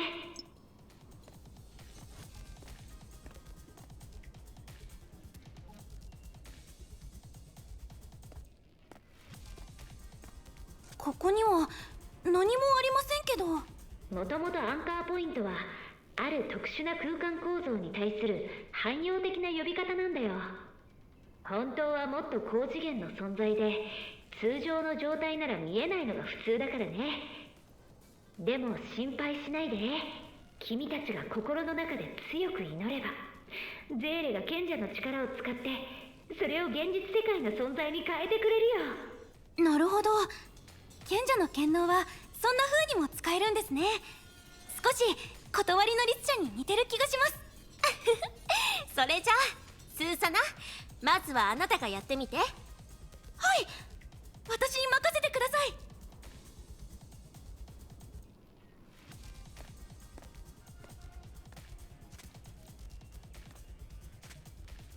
ゼーレさん、いえ偉大なる賢者様、どうかアンカーポイントを現実世界の存在に変えて口頭とつながるようにしてください。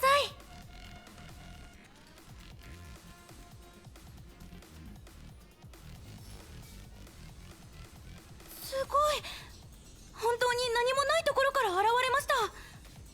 本当に面白いね。全過程をロボットで記録したけどどんなに小さな時間の単位で観察してもアンカーポイントが作られていく過程は観測できなかったよ。過程がない。一体どうやってできたんでしょうか。正直に言うと私にもよくわからないの。胸の奥でみんなの祈りを感じたら自動的に力がその対象に流れていったんだ。まるで何かの本能みたいに。おそらくこれも世界の泡の規則の一部だと思う。誰かが祈るだけで無から想像できるなんて。高等の賢者の権能が私たちの手の中にあって本当によかったわ。でないと誰かが世界を滅べなんて願ってそれに賢者が訳も分からず同意した日には。そんな恐ろしいことを言わないで。前任の賢者だって自己主張がすごく激しい人だったでしょ。でもこんなに面白い能力、今が緊急状態じゃなかったらきっといろいろ楽しい使い方があったと思うよ。賢者の力はいたずらに使うものじゃありませんからね。背後がスースーする。私の気のせいかな。とにかくこれでアンカーポイントを一つ記すことができたわね。次の位置に向かいましょう。 Are there monsters up here? There's not, surprisingly. The two quickly reached the second anchor using Vita's guidance, and Shigure Kira began to pray. いいですね。これで2つ目のアンカーポイントも見つけることができました。ビタさんが1回で正確に位置を特定してくれたおかげで私たちも無駄に時間をかけて探し回らずに済みました。未来演算の能力は本当にすごいですね。例の不思議な干渉計を使ってるとはいえ、プロメテウスだけじゃなくてビタも一部の技術的な作業をする必要があったんじゃないの？やっぱり人は見た目によらないわね。以前の言動を見てると、どうしてもマッセのエンジニアとか宇宙飛行士だとは思えないわ。Shigeru Kira was prepared to respond to Vita's retorts, but a usually talkative girl went silent ビ this タ、 time. ゼーレ、いる？ After a while, the bubbly, girly voice rang again. いるよ。ビタ、何かあったの？もう一人のゼーレの方でちょっとね。でもどうやら彼女たちはもう自力でどうにかできたみたい。だから心配しなくても大丈夫だよ。なんだかこれまでの僕がすごく幼稚だとキラに言われたような気がするけど、ま、僕のことを褒めてくれてると思っておくよ。ずっと聞いてたんじゃないの？でも未来演算なんて君たちが思うほど奥深いものじゃないよ。干渉計には直接未来を観測する力なんてないからね。それは僕たちが行動した時にその行動がどんな結果をもたらすのかをシミュレートするんだよ。例えるなら天気予報ってところかな。それも少し違うかも。だって天気予報は天気そのものを制御できないから。やっぱりこう定義しておこうかな。時間は常に枝分かれし、無数の未来へ通ずる。干渉計にできるのは分かれた枝の中で僕たちにとって一番有用な一本を計算で割り出すこと。それだけだよ。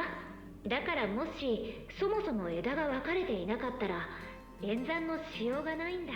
ちょっと待って。つまりゼーレがアンカーポイントの存在を示すだけじゃなくて、私たちが着実にアンカーポイントを探す行為をしてるから、ビタは必要な案内をすることができてるの？そうそう、その通りだよ。まるで飛びながら修理する宇宙船みたいだよね。未来というものは単純な一本道ではなく、無数の可能性が重なり合ってできた混沌とした形をしてるんだよ。君たちが過去を作ってくれたおかげで僕は未来を限られた範囲内へと収束できたんだ。そうでなければ干渉計は似通ってるけど全く違う無数の選択肢に惑わされて行き先を見失ってると思うよ。つまり全員の願いと能力がずば抜けているからこそ、今の僕たちはこうして成果を上げられているんだ。ありがとうございます。結構いいことを言うじゃない、ビタ。それじゃあ次のアンカーポイントは Is it that one? なんでもないよ。演算結果が出たからついてきて。Oh. It is that one.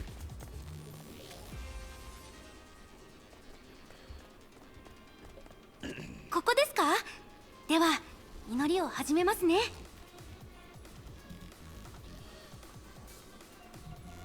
って、スーサナ。Uh-oh.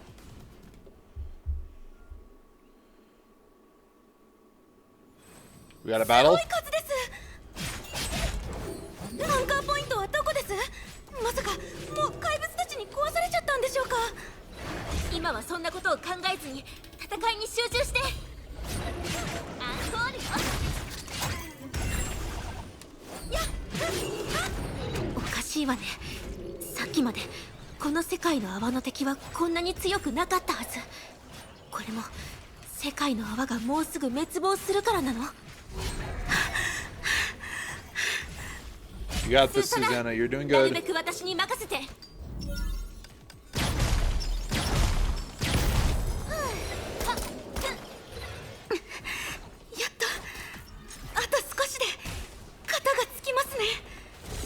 一気にやっつけましょう。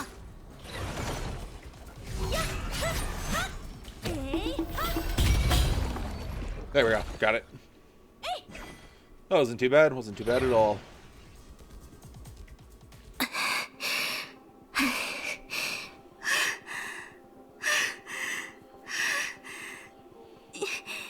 生き延びることができました。君たち一体何が。Shigeru Kira told Vita about the Erupt あの battle 怪 just 物 now. たち、以前よりも格段に強くなってました。しかもまるで私の祈りに反応するかのように突然現れて攻撃してきたんです。私が一足先に危険を察知できていなかったら、スーサナは今頃蜂の巣になってたわ。それでアンカーポイントは本当にここにあるの？ごめん、本当にごめん。こっちが導き出した座標に少し問題があってね。ここは世界の泡の境界に近い場所で、泡の影響が弱いエリアなんだ。だから君たちが言う敵がここに集まってしまったんだと思う。少し待ってて、すぐに次のアンカーポイントの位置を計算し直すか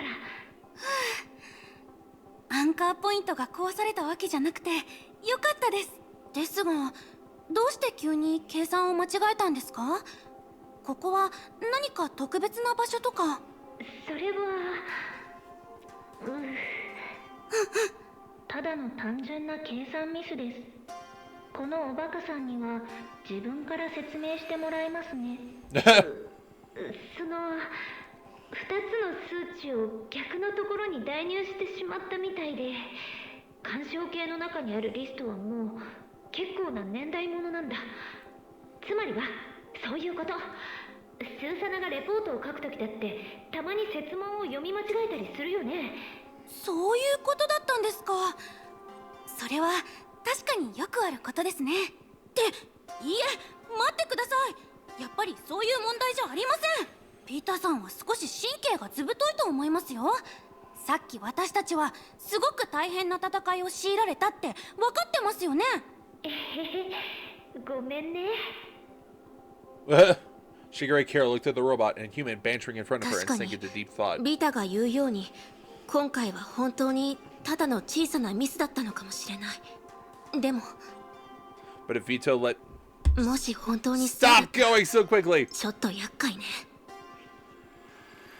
But if Vito led them into a trap with the excuse of making a mistake as people who did not know the future, they would be defenseless. In that case, things are gonna be tough. Shigeru Kira muttered to herself for a long time and finally decided to stifle the bottomless anxiety instead. いずれにしても彼女にとって世界の泡の滅亡は害はあっても利はないもの。少なくともその点においては私たちの目標は一致しているわ。それに肩を並べて戦う仲間ですら信じられないなら、この世に信じられる人なんて他にいるのかしら。 Thankfully, there were no mistakes on Via's subsequent deductions, and so they retrieved most of the anchors in Salt Snow Holy 私 City. の考えすぎみたいね。もし干渉系の判断に間違いがなければ、次のベースアンカーポイントがこっち側の世界にある最後の一つになる。ただビタ、どうしたの？演算によると、そのアンカーポイントの裏には何か普通ではないものがあるみたい。普通じゃない？それってどういうことですか？実はもう一人のゼーレの方にも似たようなことが起きていて、そのせいでしばらく彼女たちと連絡が取れなくなっていたんだ。そのアンカーポイントはちょうど世界の泡の脆弱な部分にある。だからより量子の海の本質に近い変異が起きているみたいなんだ。つまり幻覚を見せて人を無遊病のような状態にさせる。 Oh. 存在するはずのない過去と未来まで見せられてしまう可能性がある。 I wish I knew what was being said. Okay, there's 3812. どうやらここのようですね。キラ先輩、始めましょう。 Alright, before we continue, we're going to do another stretch break because it's been about 45 minutes-ish. So we'll do another stretch break here. Be back in just a little bit, folks. Don't forget to stand up, go to the bathroom, get yourself a drink, do what you need to. We'll be back soon. Okay, I am back. Let's get into it. Where's my mouse? There it is. 思ってる時に何かが起きるかもしれないってどういうことなんでしょうか。また前回みたいな敵が来たら嫌ですね。もう一度来られたら今度こそ私はダメになっちゃいます。幸いなことにこれが最後のアンカーポイントです。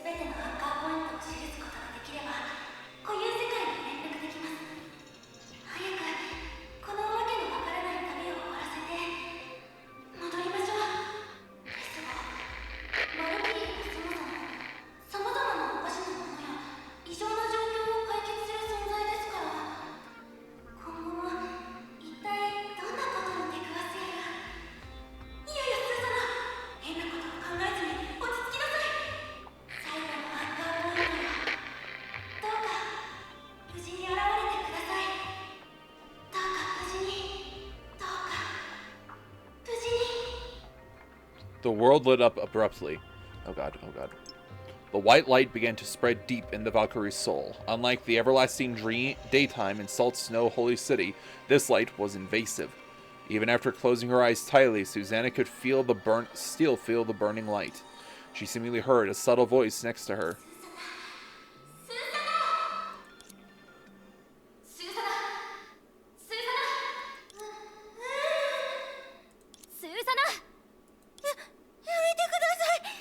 Alvita?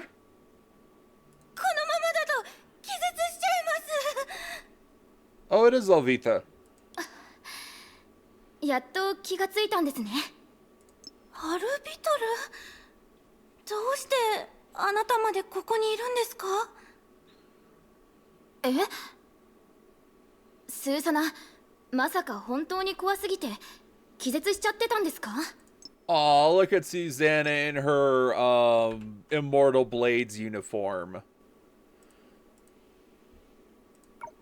私たちの作戦目標は覚えてますか？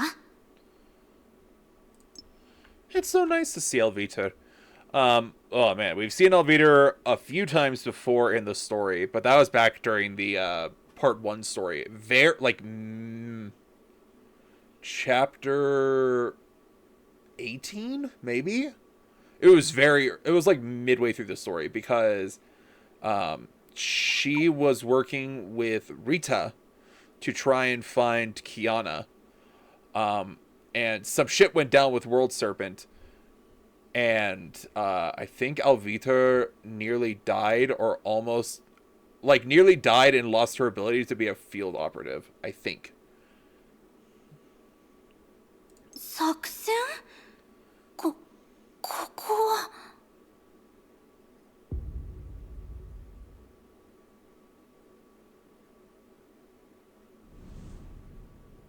ここは一体どこですか？ I know this place.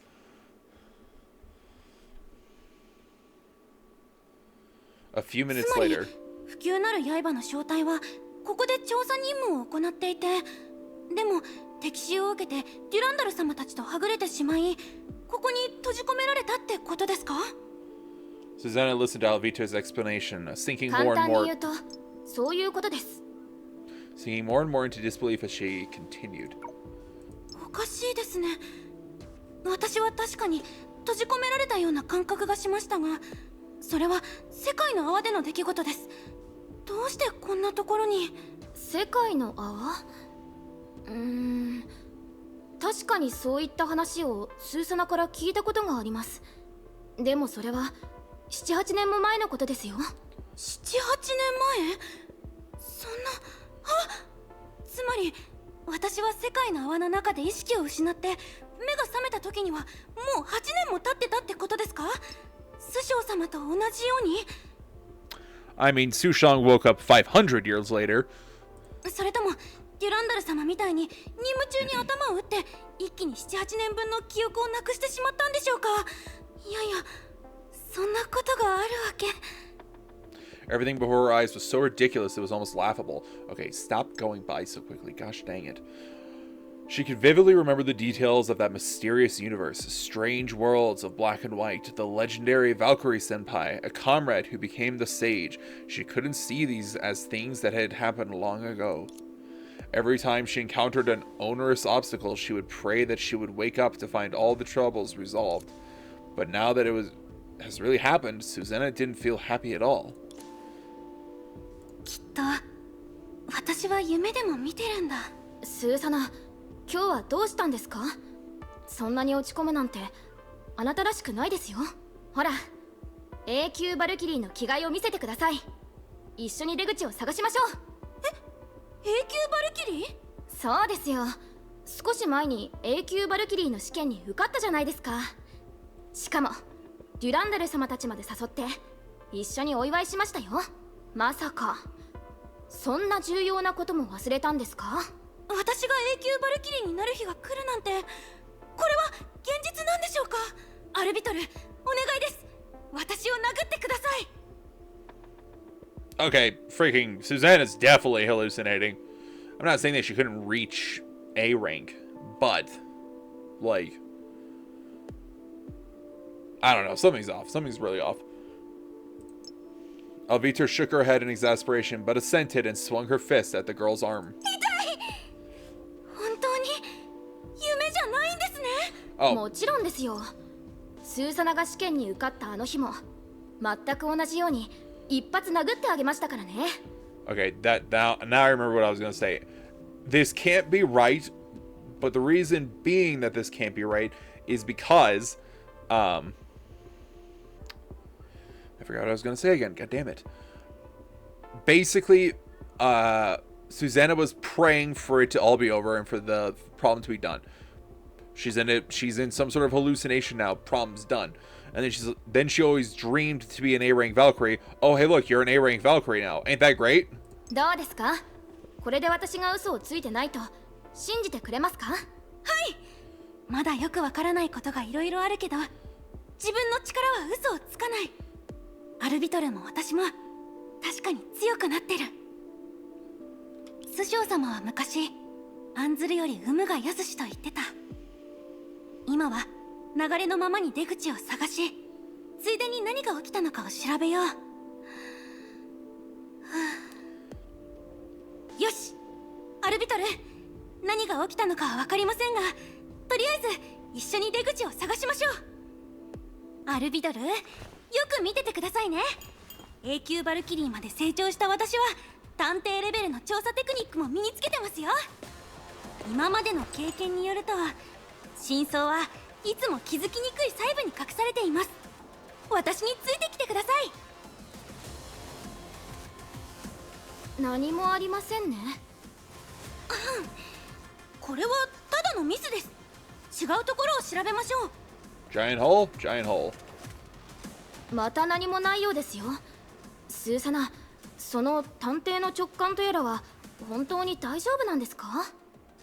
それはもう少し他のところを当たってみましょう。ここは違うみたいです。 We're going left or we're going straight? Never mind. ダメですね。何の手がかりもありません。だって我々はすでにここローラー式作戦で一度捜索してますからね。通信機器も応答なし。近くに出口の手がかりは何もありません。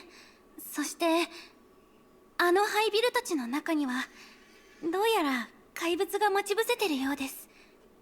これからどうすれば。またですか？さっきもこいつらのせいでデュランダル様とはぐれたんですよ。スーサナってば、縁起でもないことを言うからこうなっちゃったんじゃない。 What does that mean? A crow's beak? What どう is して that? 奴らが What does a crow beak セント mean? ソルトスノーの時よりもは Oh boy, る oh かに boy. 数が多い。このままだと私じゃ対処しきれない。 I didn't see what she said at all just then. まだ結論を出すのは早い。もし本当に8年も経ったのなら、私だって成長しているはず。試してみないとわからないしね。それに私はもう永久バルキリーです。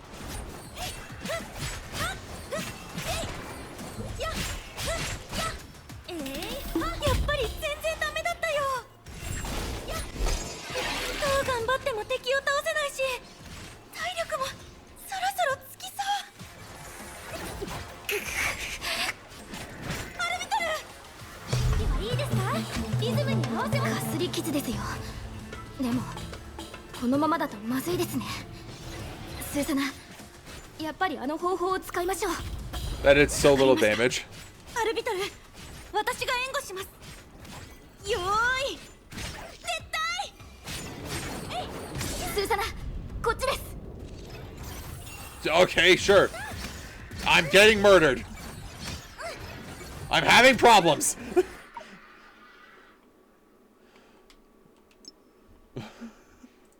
Goodness gracious. The ruins obscured their running figures, and the clamor from the enemies pursuing them grew distant. やっと安全なところに来ました。アルビトル、傷は大丈夫ですか？大したことありません。簡単に処置するだけで大丈夫そうです。心配しないで。バルキリーにとっては戦いで作った傷跡も一種のかっこいい勲章ですからね。アルビトル、ごめんなさい。もうスーサナったら私は本当に大丈夫ですよ。ただのかすり傷です。ごめんなさい。負傷したのはアルビトルの方なのに、こっちが慰めてもらうなんて。Anytime I see someone say, it's a flesh wound, my brain just goes to Monty Python and the Holy Grail, and that absurdity. You bloody his arm off! Look! It's a flesh wound. 私が弱すぎたせいで怪我をさせてしまいました。私は本当にチームメイト失格です。それを言うなら私たちは失格コンビになっちゃいますよ。デュランダル様たちと比べると私たちには特別な才能なんてありませんし、何か強い能力も持ってません。私たちは頭数を揃えるための予備隊なのに、主力部隊とはぐれて連絡すら取れなくなっちゃうぐらいですからね。時々自分は本当にちゃんとバルキリーとしてやれているか、隊長や皆さんの足を引っ張ってないかと心配になるんです。Why do I feel like this, whatever Suzanne is going through right now, this hallucination, I wonder why it feels like at the start it's like, oh yeah, you got everything you wanted. And now it's like, oh yeah, you're not good enough for any of it.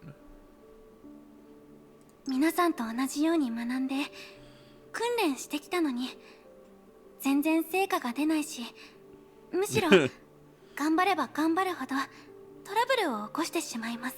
私の努力、賢さや勇気が足りてないんでしょうか。それともどうあがいても補えない何かがあるんでしょうか。Definitely the complete opposite energy to I used to be an adventurer like you, then I took an arrow to the knee. Oh man, I remember when that was getting repeated for years and years. Which is funny because, man, Skyrim's over a decade old at this point and there's still no Elder Scrolls 6. スーサナ、もしディランダル様たちがこの場にいたら、きっと今どうするべきなのかを教えてくれるはず。アルビトル、私はもう十分休めました。あなたはまだここで休んでてください。私はもう少し周りの様子を見てきます。さっきの戦いではかなり無様な姿を晒しましたけど、それでもたくさんの敵を倒しました。ディランダル様たちはきっと私たちを探してるはずです。あの怪物たちの残骸を見れば私たちが今ここにいると分かります。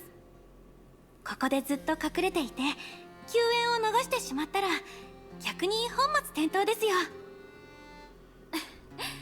さすがスーサナ、そんなにも早く立ち直れるなんて。そんなことありませんよ。実は今もまだ緊張していますし。ですがだからこそ少しでも早くデュランダル様たちと合流したいんです。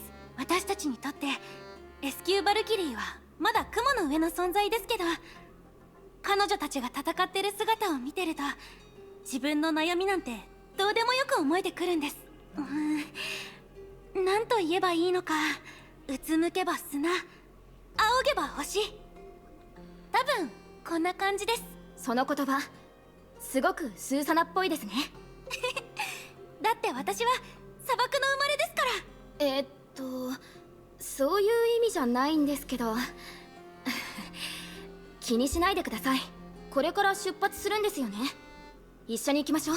でもアルビトル、その傷本当に平気ですって。それにさっきのスーサナの話を聞いてたら私ももっと頑張らないといけないって思ったんです。いつかあなたが S 級バルキリーになった時、私は S 級バルキリーの知り合いよりも S 級バルキリーの戦友でいたいんです。本当にそんな日が来るのかな。 Not to be mean to Susanna, I don't think there'll be a day when she becomes an S rank, just because the S ranks that are around are Rita, Durandal, Sushang. I'm sure Bronya and Mei are considered S ranks. If they're not, that's a crime. Secondly, but I still think Rita is a lot stronger than she thinks she is. I feel like it's also become a bit of a meme where it's like, Mom, Rita's talking down about herself again. 今はそんなことを考えてる場合じゃない。まずは今の状況をどうにかしないと。待って、あれは。What is it? スーザナ、見てください。デュランダル様とリタ様です。本当に私たちを見つけてくれました。 The Queens! デュランダル様、リタ様、ここです。待って、スーザナ、足元。Do it! Evidently, she was too excited after seeing the people who served as her emotional support. This excitement made her forget that they were hiding in an abandoned building to escape their enemy's pursuit. She stumbled on the debris and fell down the building after a wobble. 仰ぐだけじゃなく、こういう時はうつむくのも必要みたい。Look both directions. Look above and below. Never straight. Her consciousness blurred, along with the dizziness from the disorientation of the fall. Oh, excuse me. Okay. Along with the dizziness from the disorientation of the fall, the girl felt like her body did not belong to her. Soon after, she felt cold, hard floor. Fine snow touched her fingertips, and she regained control over her body. The girl sat up abruptly.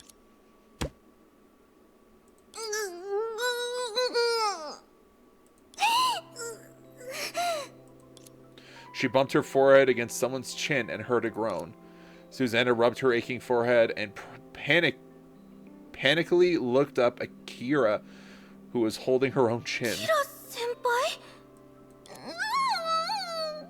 ごめんなさい、先輩、わざとじゃないんです。大丈夫。私が近づきすぎたせいよね。これでスーザナも完全に目が覚めたでしょう。はい、完全に気がつきました。キラ先輩がここにいるということは、今までのことは全部夢だったんですよね。当然だよね。いきなり永久バルキリーになるなんて現実的じゃないし。今の現象を単純に夢と定義するのは不適切なのです。その原理は思ったよりも複雑なのです。シュレーディンガー博士、もう任務が終わったんですか？もちろん。誰がこの任務を担当してたと思ってるの？今ちょうどこの現象の原理について話していたんだ。まず集団で夢を見たっていう可能性はない。だって人に白チュームを見せると言ったら私こそが元祖なんだ。それぐらいわかるに決まってるでしょ。逆にそこにあった全てはあの鬼火たちと同じような感じがしてた。いや待って、まさかあなたたちってばまだこっち側の鬼火がそっちの幽霊だとでも思ってないよね。あれ、違うんですか？バカね。人は生き返らないでしょ。この世界の住民が本当の意味で死んでない限り幽霊なんて存在しないわ。ならその鬼火っていうのは？厳密に言うと異霊はおそらく彼らに人格を付与する過程なんだと思う。ゼーレと式の律者さんが言ってたよね。あっち側の世界には3種類の住民がいるって。Oh. That's interesting. I must have missed this earlier. Constellation is just a process that gives them their personalities. So basically what the sage does is that when someone is about to die or has died, she moves the personality of the person who died over to a wisp in the other world, which explains why they don't really have any memories and their personalities and well, don't really have any memories. Their personalities and memories are kind of broken. まだ思い出してないもの、過去を覚えてるもの、そしてもう忘れたもの。きっとそれが砂鉄の国にいる住民の一生なんだと思う。彼らはこちら側の祈りによって存在する生き物、人ならざるものと言うべきかな。そうですよね、プロメテウスさん。正解です。厳密に言えば彼らは異種精魂ではありません。ですが彼らを異種精魂と同じように考えることができます。つまり異例だけじゃなくって私たちがさっきまで見てた悪夢も世界の規則の一部だったってこと？皆さん一体何の話を？もしかして幻覚を見たのは私だけじゃないんですか？そうよ。さっき最後のアンカーポイントが生成された瞬間、私は白い光によって半年後の幻覚を見せられたの。そこでの私はアイドルとしてステージに立っていて、少し事故にあったわ。ステージでの事故ですか？ Sorry. その話はどうだっていいのよ。向こう側の世界も同じ状況だったんでしょ？幻覚に入る前に見たのは真っ黒な闇だったよ。そうとしか言いようがないね。それって何を見たんですか？わからない。小惑星か何かだったのかな。太陽系の辺境？よくわからなかった。 What? だって私はすぐに自力でその空間から抜け出したから。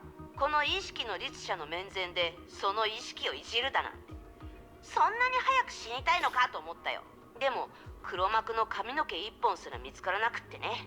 そもそも黒幕なんて存在しないんだから当然でしょ。目が覚めた途端、目の前で式の律者が虚無に向かって発狂していたんだもの。本当にバカバカしかったわ。ゼーレさんは何を見たんですか？特別なものじゃないわ。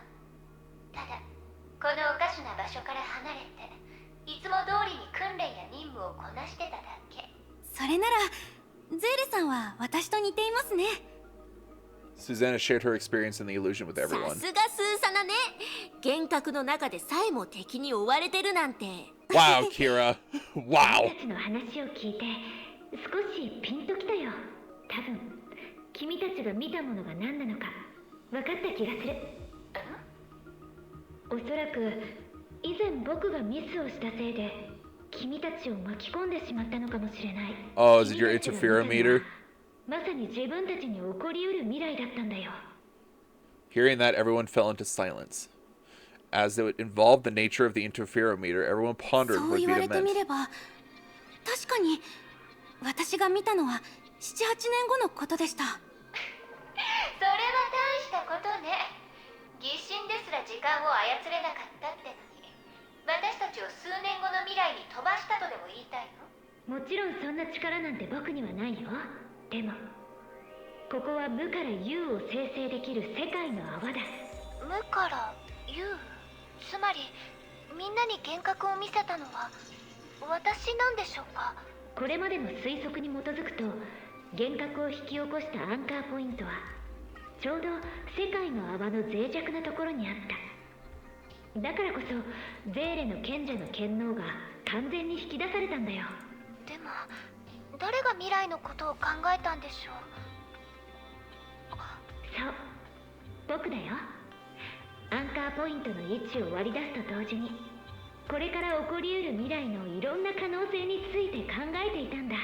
僕の道具は有限の可能性を計算することしかできないけど、ゼーレの力と演算した未来が干渉し合って新たな反応を起こしたのかもしれない。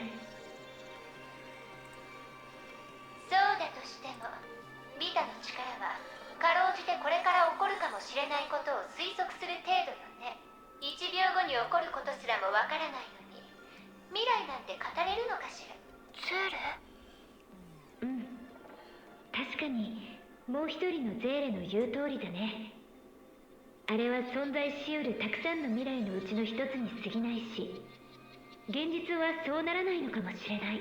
それに全てはまだ僕の推測だ。今はまだ決定的な証拠がない。推測ではありますが、合理的な部分もあるなのです。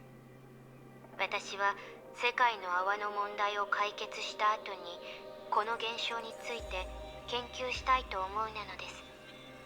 いいなのですか？もちろんだ。むしろ僕ももっと詳しく知りたいと思ってる。未来、永久バルキリーになること？もし夢の中で見た未来が本当に実現できるなら悪くないかもしれません。ええ、確かに悪くないわね。どうやら僕は君たちに悪くない体験をプレゼントしたみたいだ。無理やり幻覚から抜け出した誰かさんは今頃少し後悔してるんじゃないのかな。冗談じゃない。生まれてこの方、私の辞書に後悔の2文字なんて存在したことないよ。未来がもう決まってるって？気に入らなければ律者であるこの私がいくらだって変えてみせるよ。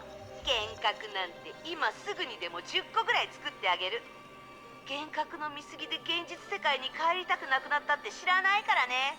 昔のやつらだって自分の運命は天が決めるんじゃなくて自分が決めるんだって知ってるのに、あなたたちみたいな現代人なら余計に知ってるはずでしょ。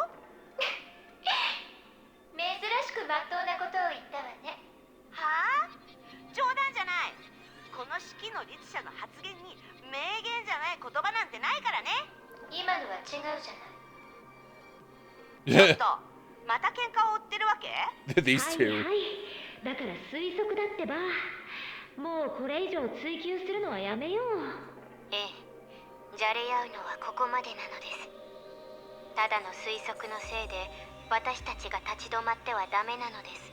全てのベースアンカーポイントを記すことができたわけですし、これで少なくとも世界の泡の内部を統合させるテストができるようになったなのです。私たちもそろそろ口頭に戻るわ。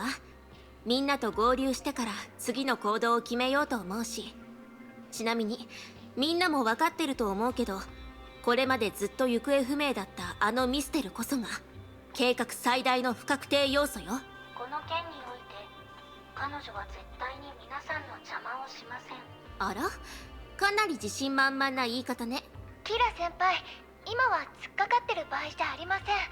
後で直接会ってからいろいろと確認した方がいいと思いますよ。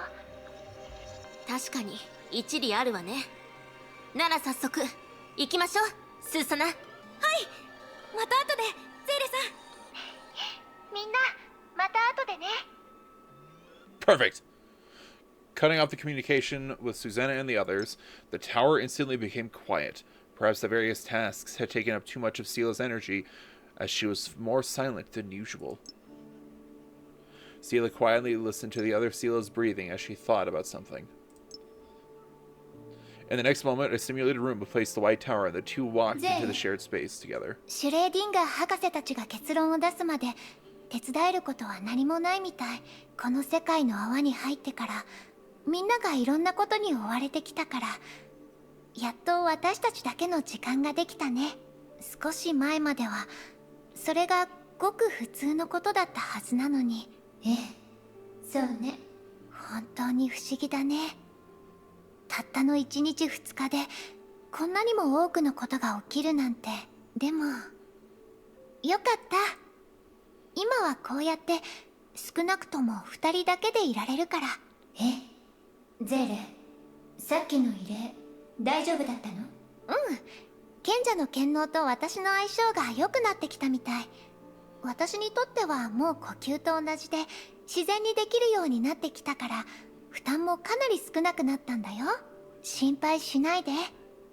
私は何も言わずに一人で何かを耐えたりなんてしないから。ゼーレも知ってるでしょ？私も成長したんだって。そうね。あなたはすごく成長したわ。だって。ゼーレ？いいえ、なんでもないわ。大丈夫だよ、ゼーレ。ここは私たちしかいないんだから、何でも遠慮なく話して。ゼーレ、何か私に隠し事をしてるよね。Ooh, drama. あなたは幻覚で一体どんな未来を見たの？ 18.3 13 1838-13. What kind of person was Sela? Even people who have only met her once could tell. Friendly, quiet, and kind. She's friendly but not intrusive, quiet but not cold, kind but not foolish. This personality she was born with made her uniquely gentle. Or rather, she is the embodiment of gentle.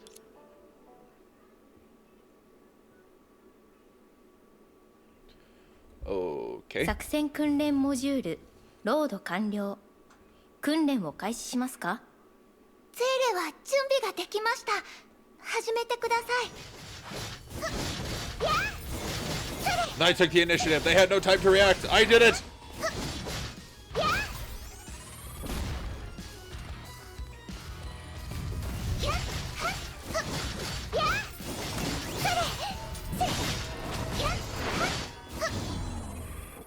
Bam! I'm amazing.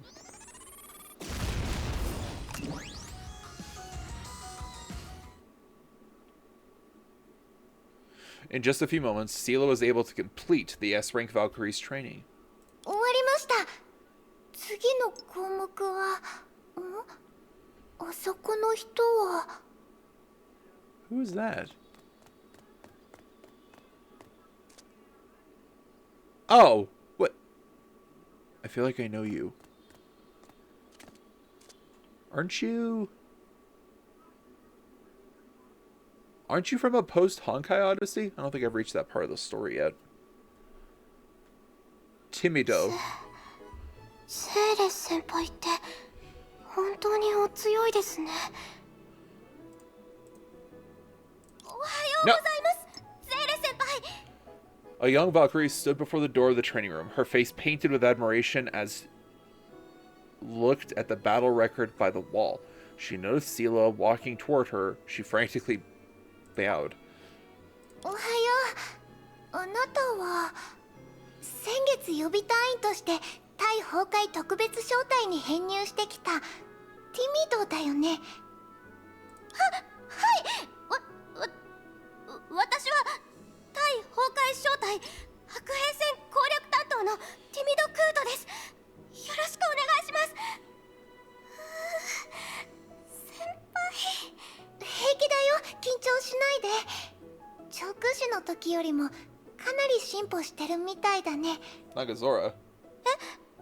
それって半年前のことですよね。実習中にピンチに陥った私をゼーレ先輩が助けてくれて、本当にあれっきりだったのに、まさか覚えていてくれたんですか？しかも名前まで。みんなの入隊動画を見てるから、全員よく頑張ってるし、すごく素敵なバルキリーと特戦隊員になってると思うよ。もしかしてゼーレ先輩は新人全員の名前を覚えてくれているんですか？やっぱり噂通り強くて優しいお方ですね。 Ma'am, I need to see the other side of this glove, because I see that only your pinky is exposed right now, and it bothers me. お話できるなんて光栄すぎて、私すごく感動しました。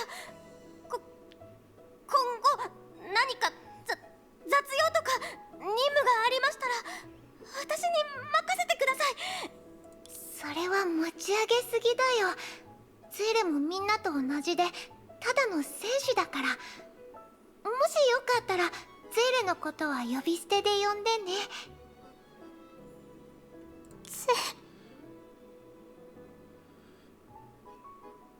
Apparently.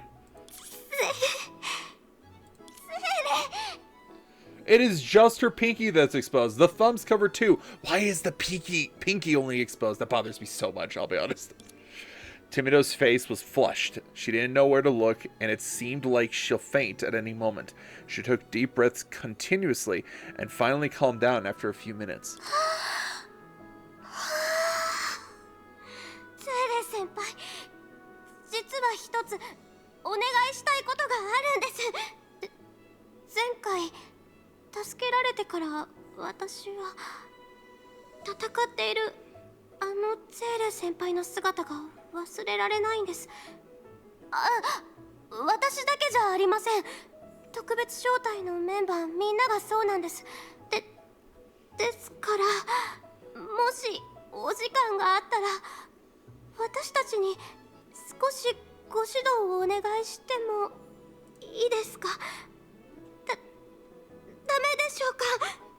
指導なんてすごいことはできないけど、手合わせならいつでも大歓迎だよ。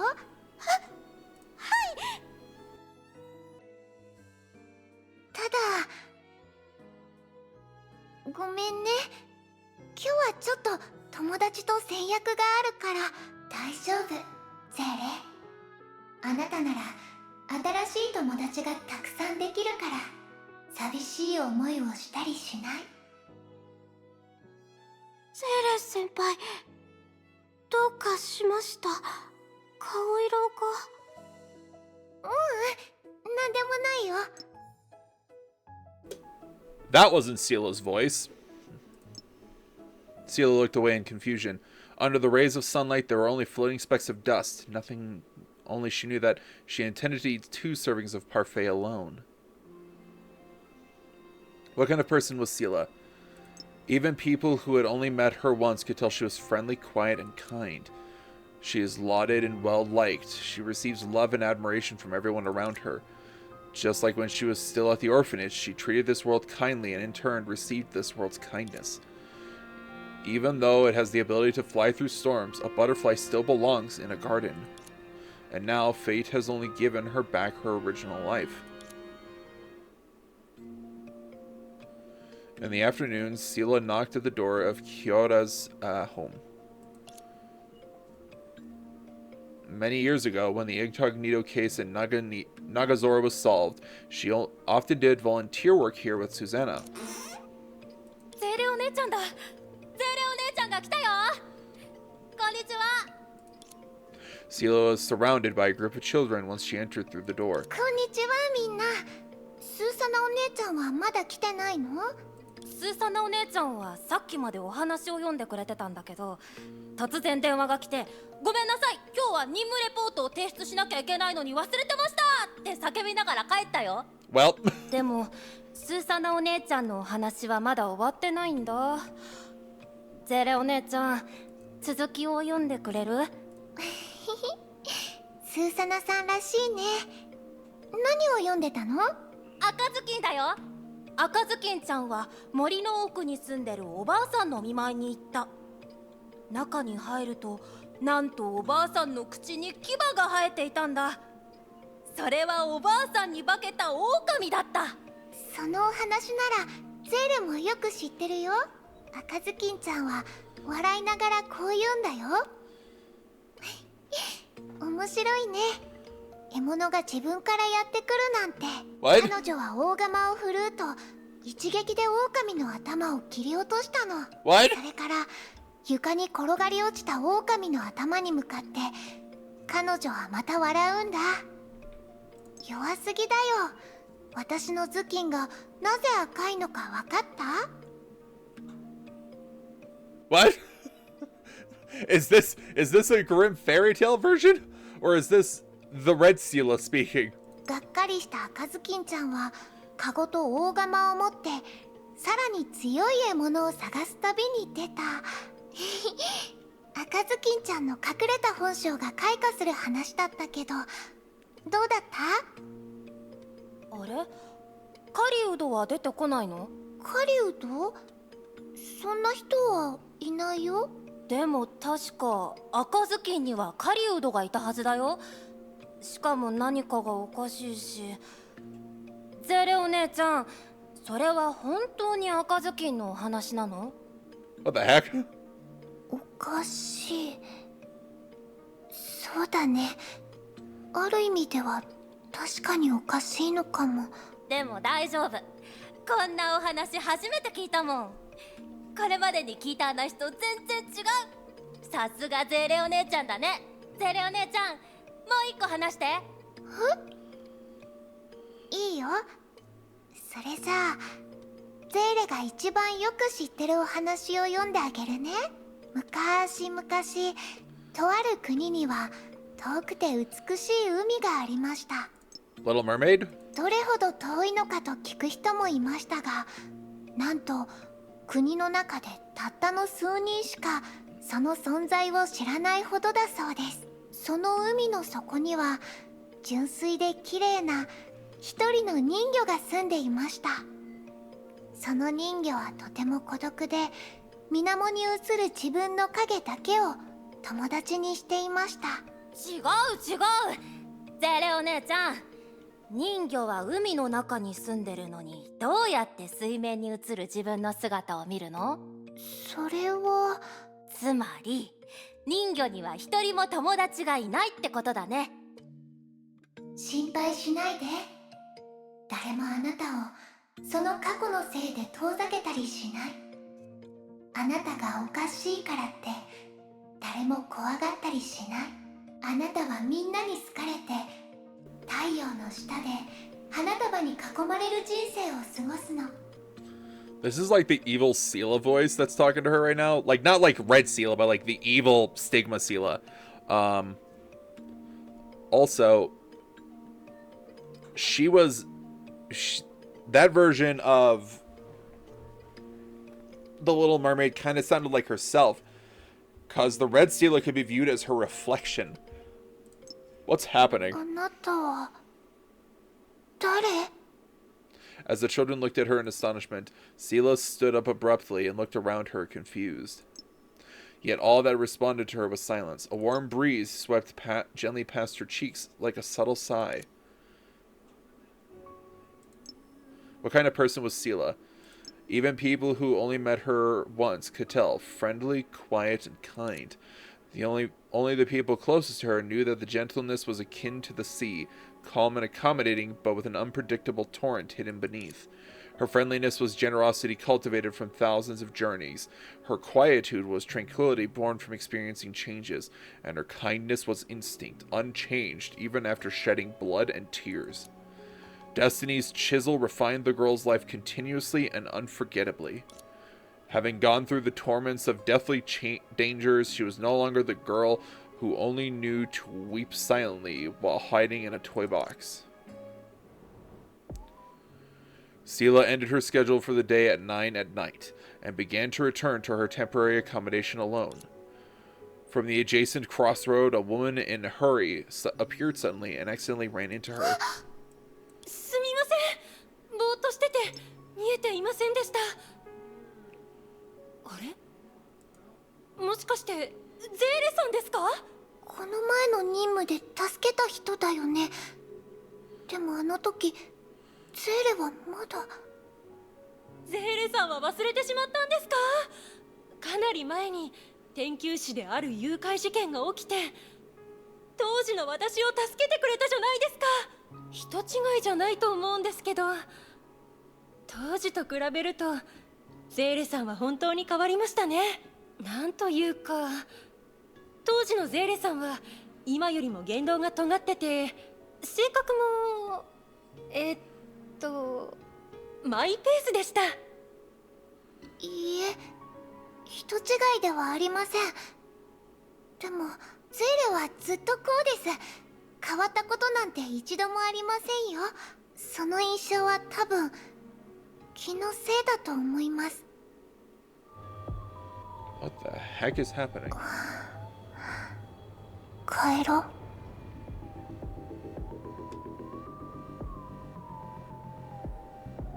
ゼーレ。Branya? Ah!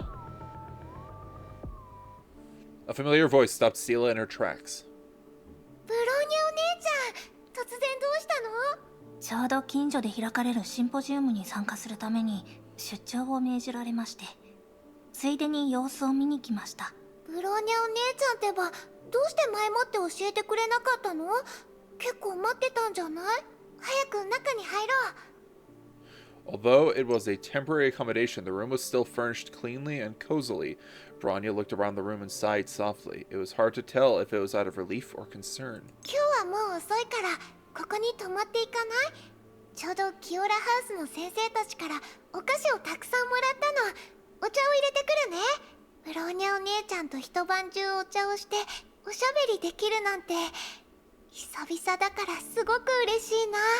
それは一旦後回しにしましょう。ゼーレ、最近の調子はどうですか？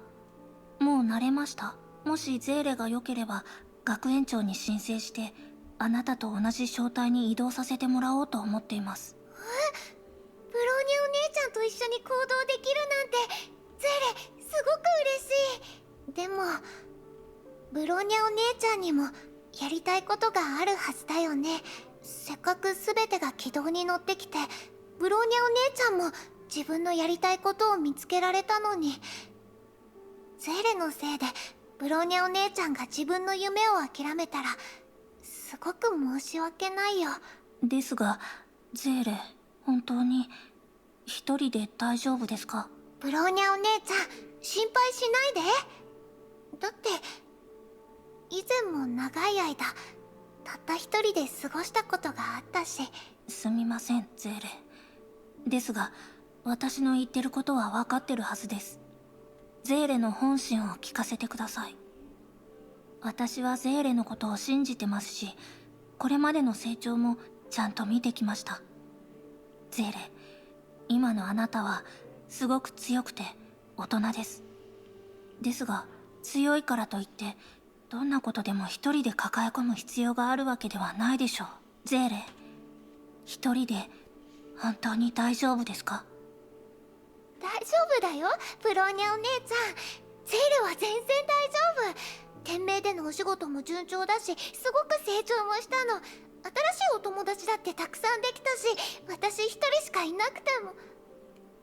The way, okay, really quick, I want to say this. Props to the VA here for Sela, because legitimately, like, the change in her tone of speaking for that series of statements, I can feel it. I can hear it. She's speaking quickly because she's nervous. She's not trying to respond, and her voice is having a little bit of sadness, like she's on the verge of tears. Real props to the VA here. 何も怖くない。何も変わらないから。たとえ私がいなくても。 The gentle whispers of the night breeze blew over the girl's ears, like a wave that tried to ease her heart. Sela leaned her head on Branya's shoulder and hid all of her emotions in the dark.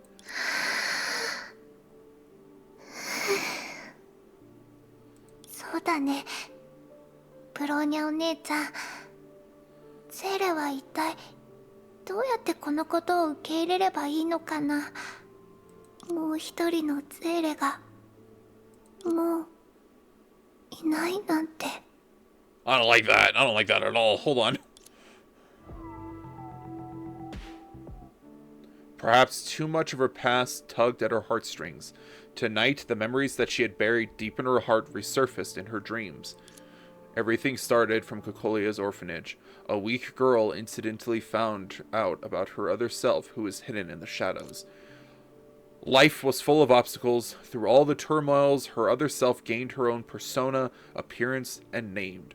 She shared the girl's life. Then... やっぱりここに戻ってきたんだね。支配劇場。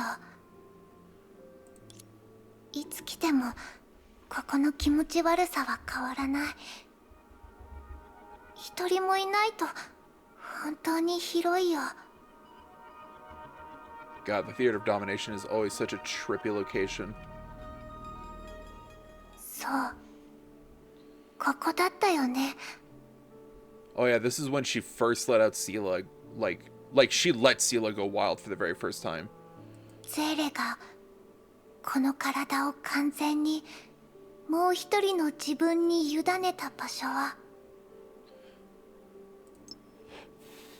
Excuse me. Even though her memories about the Hersher of Dominance were unpleasant, the girl still had good memories here.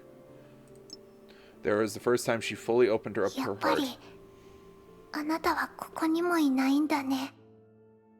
ひ弱なピノキオ。え？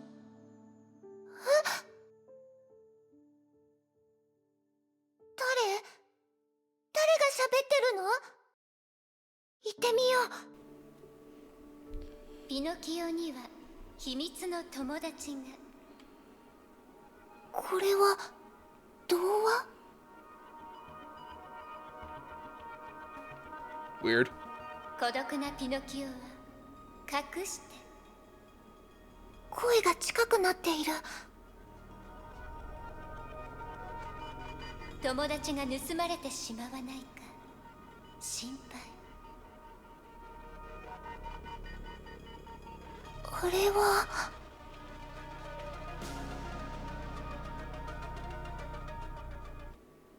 ひ弱なピノキオには秘密の友達が一人いました。孤独なピノキオは唯一の友達を失いたくないと思い、友達を隠してしまいました。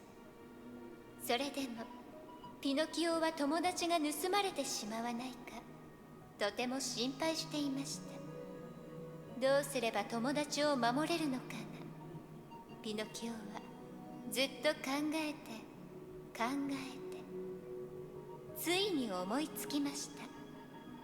自分でさえも見つからないようなところに友達を隠せばいいんだ。そう考えたピノキオは友達のありかを忘れてしまいました。 Okay. それからピノキオは友達を失う心配をしなくて済むようになりました。めでたしめでたし。 Walking toward the mirror, Sela finally heard the full story of this fairy tale. 声はこの鏡から出てきてるのかな。 A full-length mirror stood silently before her, like a lone door headed to the unknown. Looking into the mirror, there was reflecting a dim light. God damn you. An inexplicable sense of unease grew in Sela's heart. She clenched her fists that were damp with cold sweat as she walked towards the mirror.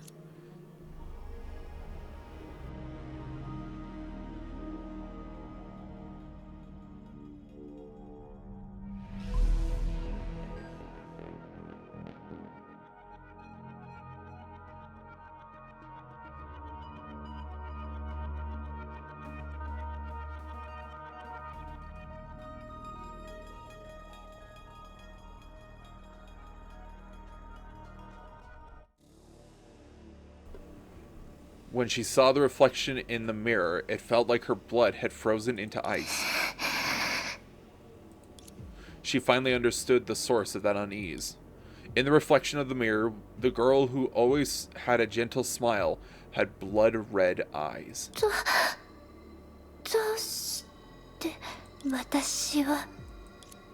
Sela stared into the mirror with fear. The girl in the mirror had the exact same expression. A question was posed to her, seemingly from deep within her soul. Do you really know what's happening? Sela trembled uncontrollably. She saw countless fragmented scenes flash before her because of her dizziness and blurred vision. A devastated world, enemies that cannot be defeated. Numerous wounds, rivers of tears, arduous battles, and an abrupt farewell.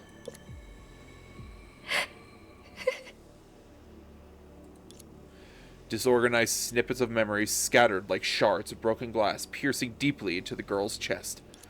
The last scene she saw in her mind was how her pure self quickly lost the shine in her eyes.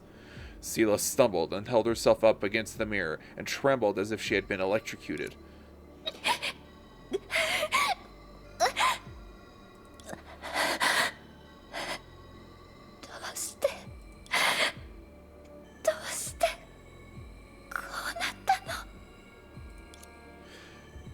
Because they were facing an undefeatable enemy, because they never found a way to victory in the end, because destiny preferred to toy with the ill-fated. それとも私のせい。頼りにしてるからね、もう一人の私。安心してゼーレ。私たちなら全部解決できるわ。あなたは私が守ってあげる。これまで何度もそうしてきたようにね。どうして私は約束を守れなかったの。あなたを守れるのは私だけなのに、そのはずだったのに。Wait.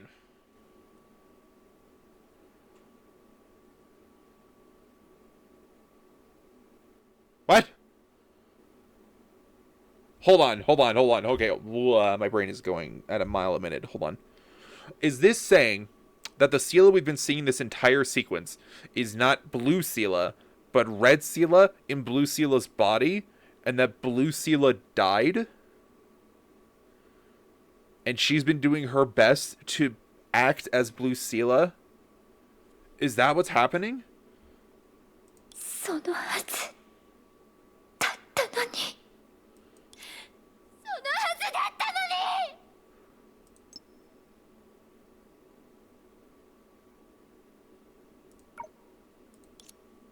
I am the only one who can protect you.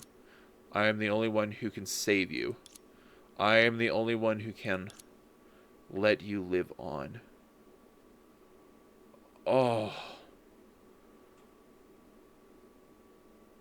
She's pretending to be the Blue Sela so that the memory of her lives on. Does Bronya know in this circumstance? As layers of her gentle facade was peeled away, they revealed a truth drenched with blood.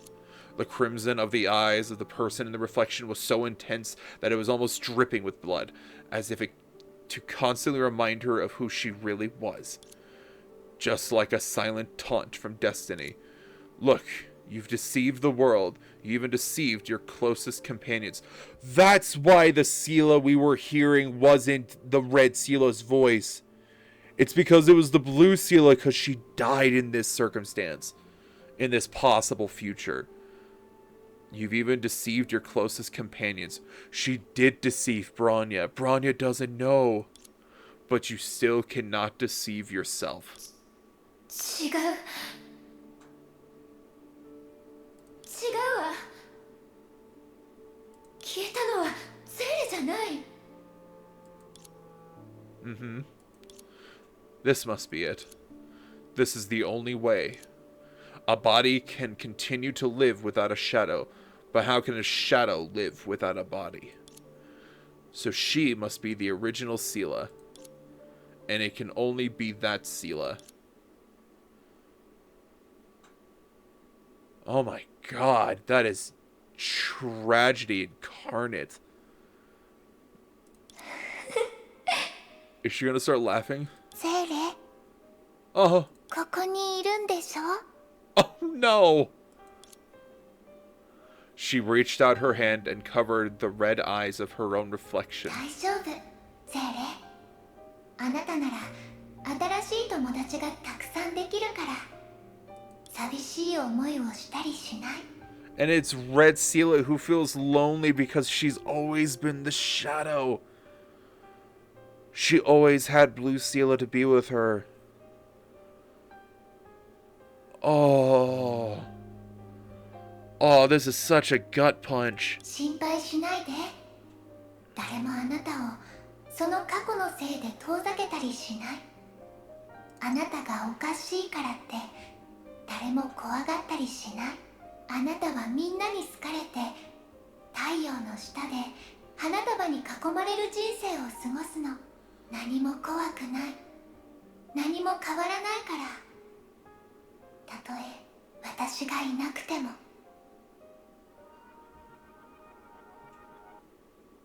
38-14. ゼーレ、ゼーレ、ゼーレ、大丈夫？私は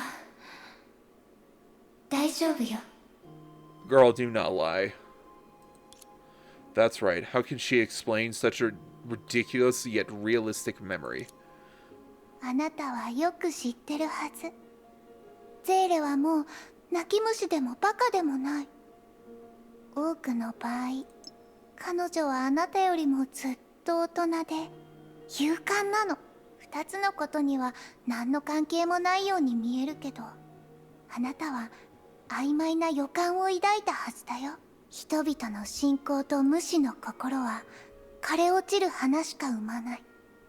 たとえその香りが良かったとしても、味わいたければ死に直面する覚悟が必要なの。 Oh no. We're technically... Oh boy. We're technically... I think the max parts in this chapter were 18, and we're on 38-15 right now. But I said I wouldn't go over 3 hours today, and we're at 3:17. I totally did an Alt F4 there.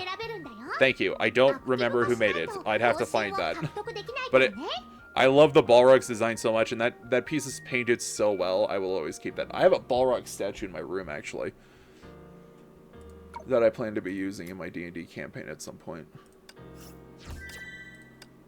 Boy, howdy.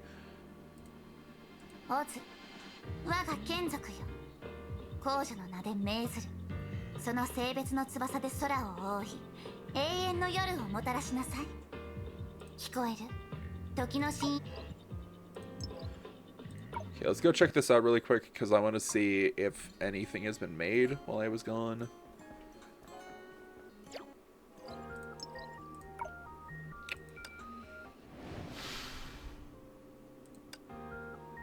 Hello?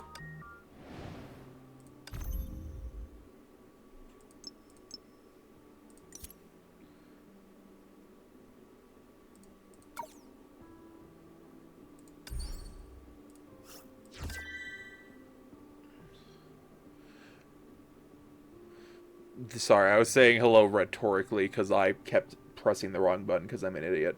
Also, hello. Oh, man. Okay, where are we in this story? We're on the last 3 chapters. But it's possible these last 3 chapters could go over another hour. Oh, it's only 17. Okay. Should we just finish chapter 38 today? Go a little longer than I intended? That might just be best. That might just be best. Screw it. Let's ball. We ballin'. Let's go.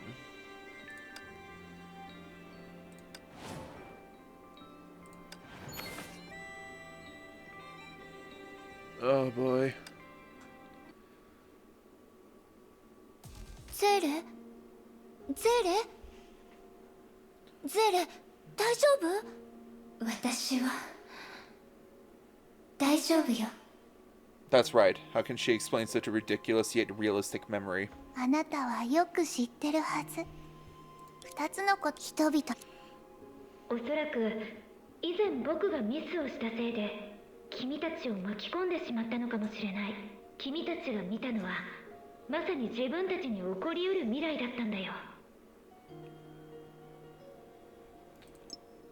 Even though she rebuked Vita back then, that guess definitely broke her heart. That's why she was so adamant about it not being real. She didn't want it to be real. If that illusion was not an illusion, if what she saw was really bloodied reality, was really the bloodied reality from making certain decisions, even if the probability was merely 1 in a billion, she absolutely didn't dare to ignore this risk. 本当に大丈夫よ。ただ、ゼーレと大喧嘩した夢を見ただけだから。 This was a hasty excuse. If the other her decided to press on the matter, she definitely noticed something wrong.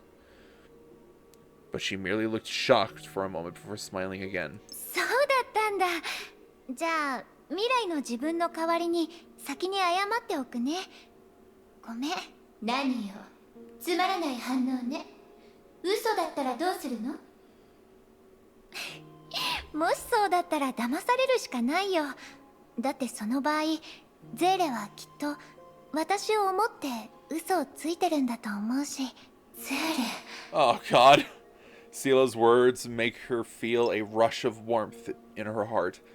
Yet when she recalled the details of her dream, that warmth was dampened immediately. そんなに信じないでよ、バカ。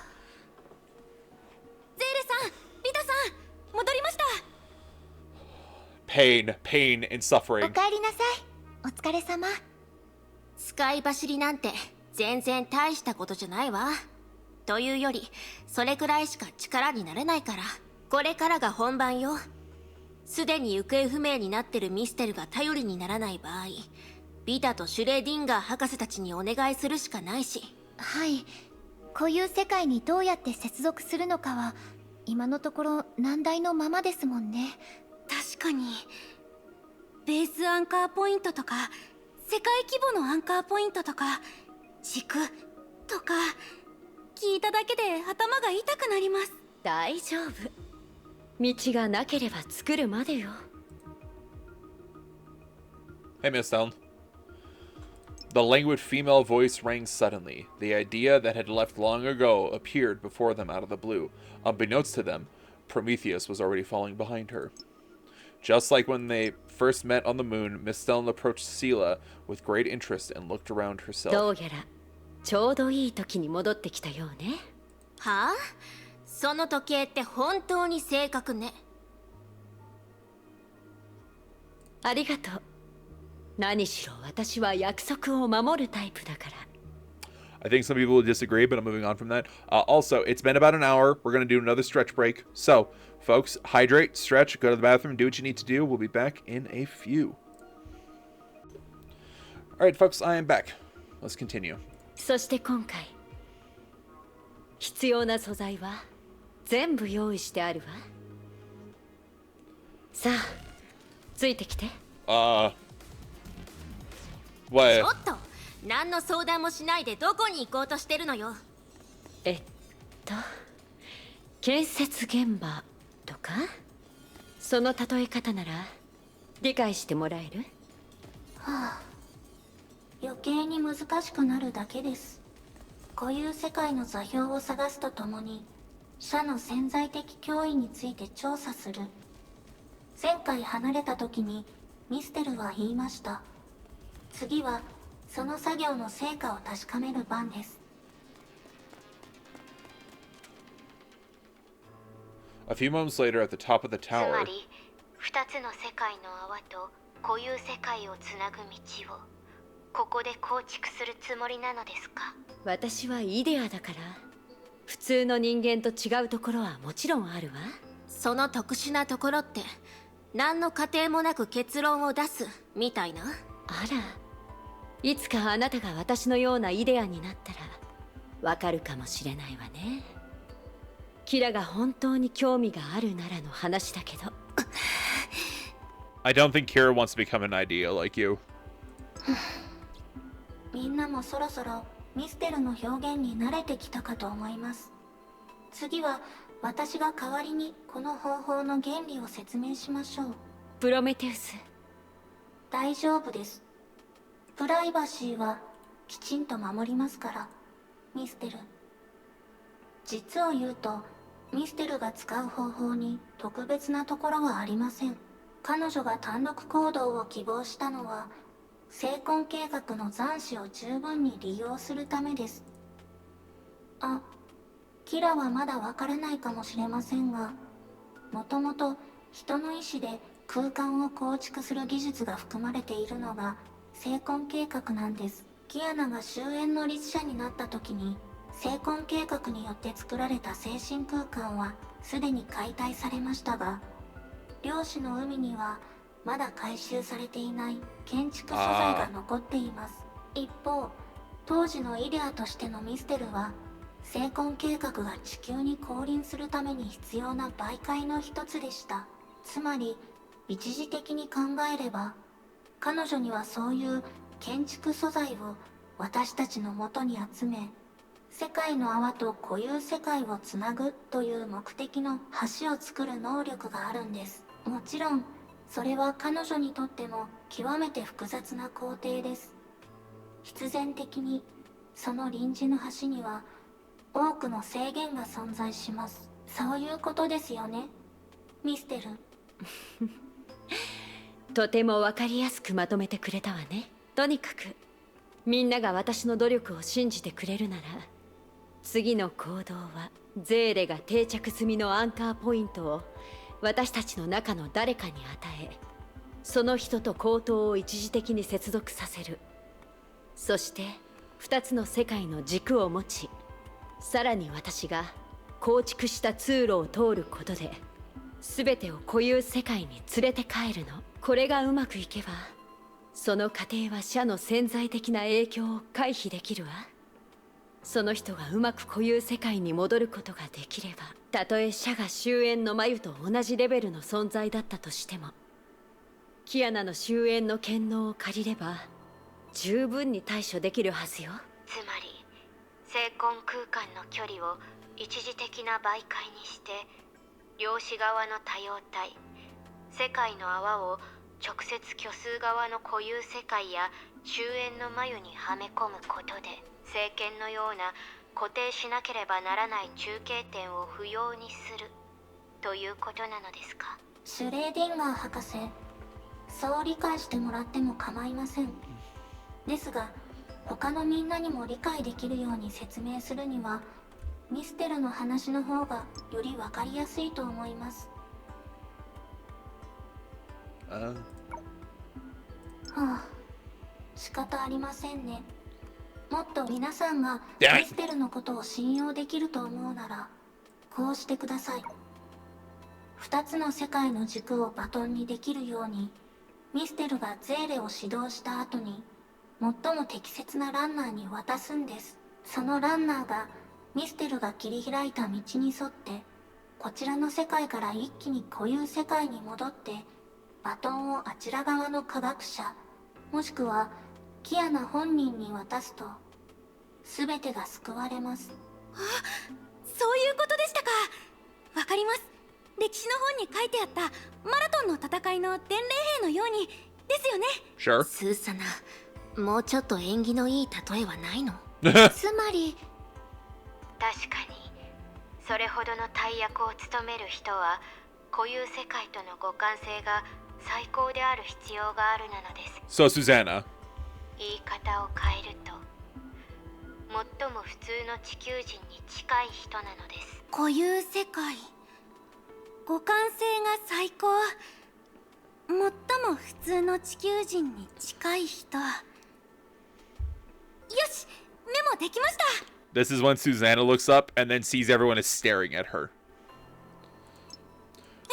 Shoot. すみません、いつもの癖で知ってる情報を全て記録してしまいました。 I skipped it, but look, when Susanna lifted her head, she was confused to find everyone staring at her. Huh? Sorry, I habitually wrote everything down everything I heard. 皆さん、私のことはいいですから話を続けてください。She doesn't get it yet. 本当に鈍い子ね。まだ気づいてないの？ここにいる人たちの中で固有世界との互換性が一番高いのはあなたなのよ。Literally, Susanna, you are the only real normal human here, technically, because we have an idea. Prometheus is an AI in a robotic body. Sela is trapped in the tower and cannot leave due to intense pain she'll feel, not to mention that she is also a sort of very special case of a stigma. Very special case. Kira has been stuck in the Sea of Quanta for who knows how long. And then Vita isn't even technically human by our terms. She's a Venusian, not a Earthling. 私が？つまり私がアンカーポイントを持って固有世界に戻るってことですか？ダメです。私一人じゃ絶対にできませんよ。ここにいる皆さんは私よりずっと向いていますよね。どうして私なんでしょうか。そんなの難しすぎます。仕方ないわ。だってスーサナ、あなたはここにいる唯一の普通の地球人なんだもの。状況を整理しましょう。まず2人のゼーレは精魂覚醒者、そして今は口頭から離れられない呪いを背負ってる式の律者は厳密に言うと人間の体を持ってない。最も純粋な崩壊の化身なの。私はシュガーズと共に漁師の海で何年も漂流してたから、すでに存在の性質が変化しているし、シュレーディンガー博士も同じよ。残りはミステルとプロメテウスね。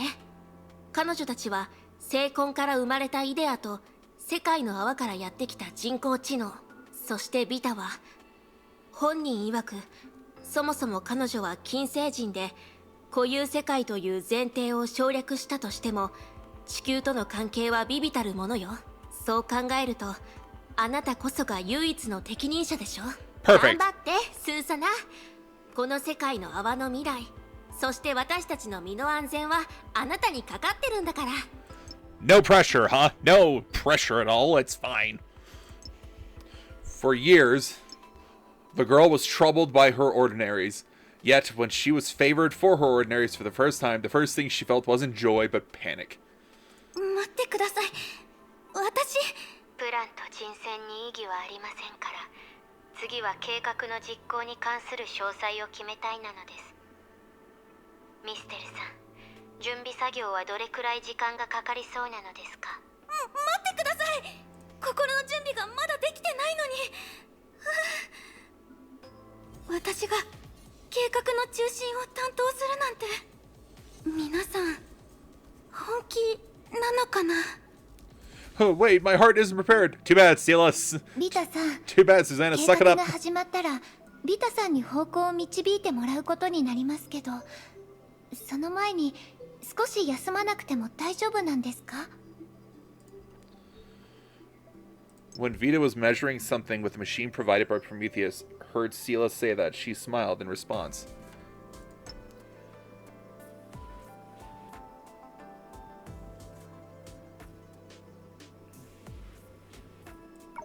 大丈夫だよ。今はすごく元気で、あと3日3晩は働けそう。 3 days without sleep, huh? Okay. むしろこれがいつもの僕って感じかな。異なる世界を行き来するのはとても体力が必要だし。だからゼーレ、心配しないで。もうとっくに慣れているんだ。 Sela nodded and looked at the tool that had been generating data in her hand. それはああ、これは簡易的なデータテストの装置だよ。僕がミスをしたせいでスーサナたちが危険な目にあったよね。だからプロメテウスに指導してもらいながらこれを作ったんだ。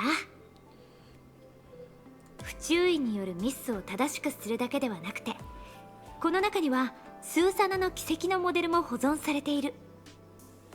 彼女もなかなかそそっかしいからね。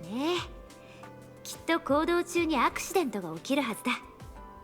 そういうアクシデントを予測して回避することが僕たちのような広報サポーターの責任だと思わない？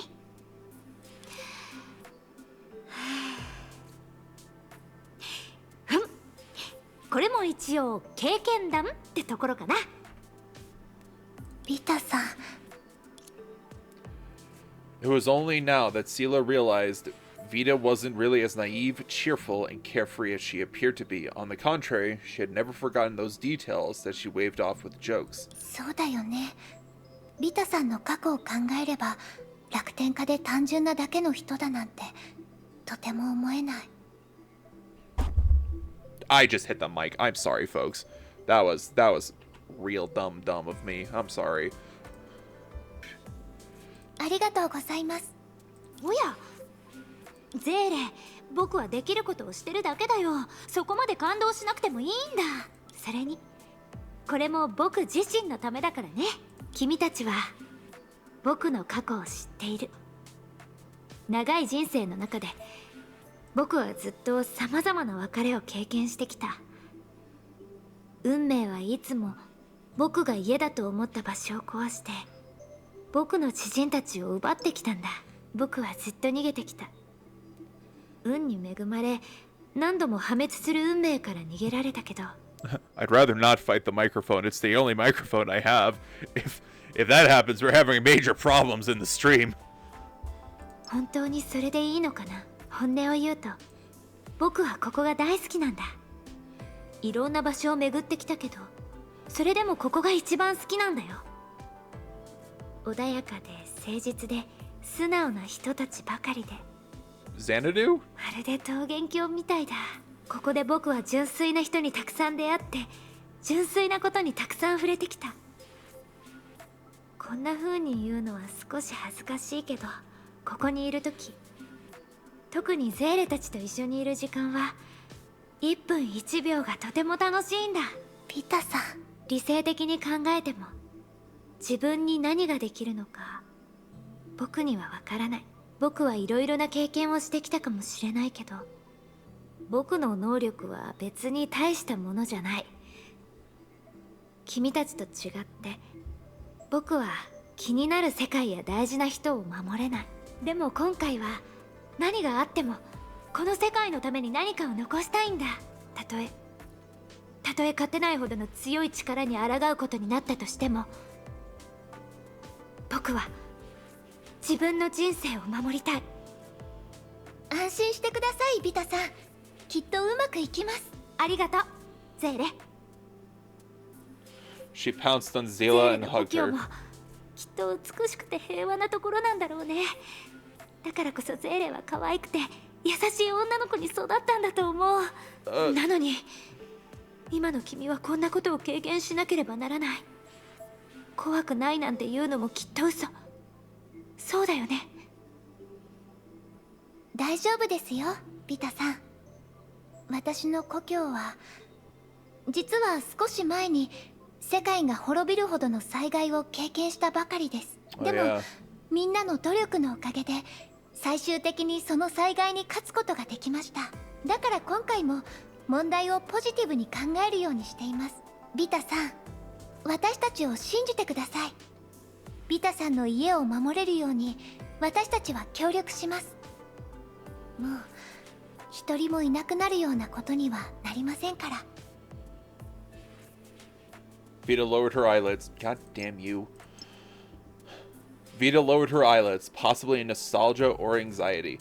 She recalled the night when she asked Sela to stay at her place. Had the girl before her already foreseen the whole story at that time? No. In any case, she wasn't another Vita.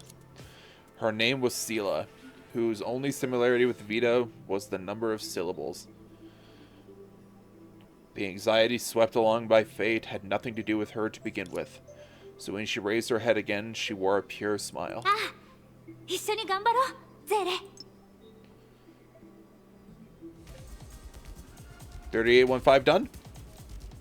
Nope. 安心してプロメテウス、問題はないわ。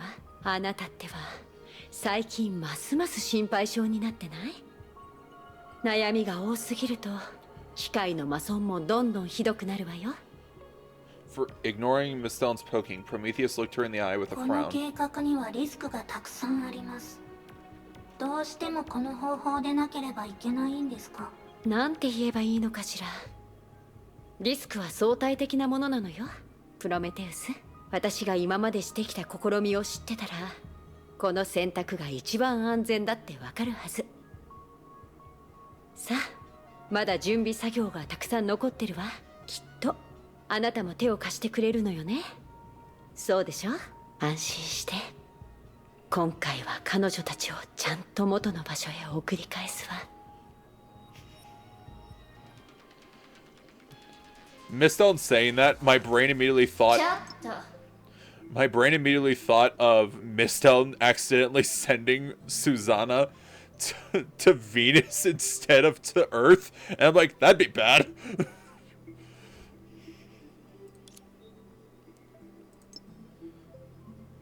ぐるぐる回らないでくれない？めまいがしそうだわ。はあ、やることがないんだから仕方ないでしょ。道を作るとやらの計画にこの式の律者が活躍する機会がないなんてね。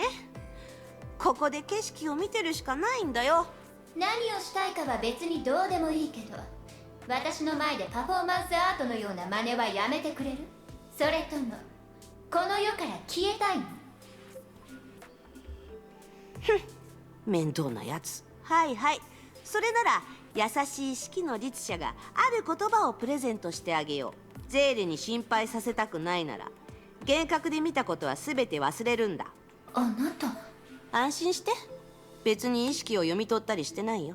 考えてることが全部顔に出てるから見ればわかるんだ。先輩からもう少し忠告してあげよう。意識をコントロールするコツは意識を変えることじゃなくて信じさせることにあるんだ。信じさせればどれほど馬鹿げた幻覚でもすごい力を発揮できる。逆に言うと誰も信じないなら実際に力が存在していても何もできない可能性がある。故に自分のいる環境が現実じゃないって気づくことができれば幻覚による影響のほとんどが消えるし、その枷から抜け出す第一歩にもなる。嫌なものを見ず、気に入らないものとは遊ばない、ゴミはゴミ捨て場に捨て、面倒なことは誰かに手伝ってもらう。自分が楽になることができれば誰もどうすることはできないでしょ。だから幻覚の中で何を見たとしてもそれは世界の悪意がそう信じさせようとしてるだけ。どれだけリアルであなたの心の恐怖に近かったとしてもただの幻覚だよ。それが分かれば幻覚は誰も傷つけないし現実に影響を与えることもできない。それが意識の権能の限界だって言っても過言ではないよ。Sela stared at the Herrscher of sentience in disbelief. She never expected to hear those words from her. After a while, she suddenly turned her head and spat out a word she wasn't used to using rather childishly. ありがとう。やっと言えたんだね。待ちくたびれたよ。Aww. She's so blushy and embarrassed. It's freaking adorable. もう少し言えないかな。知勇兼備全知全能な四季の律者様に心からの感謝をとか、こういうのがいいんだ。あなたね、頭がおかしいんじゃないの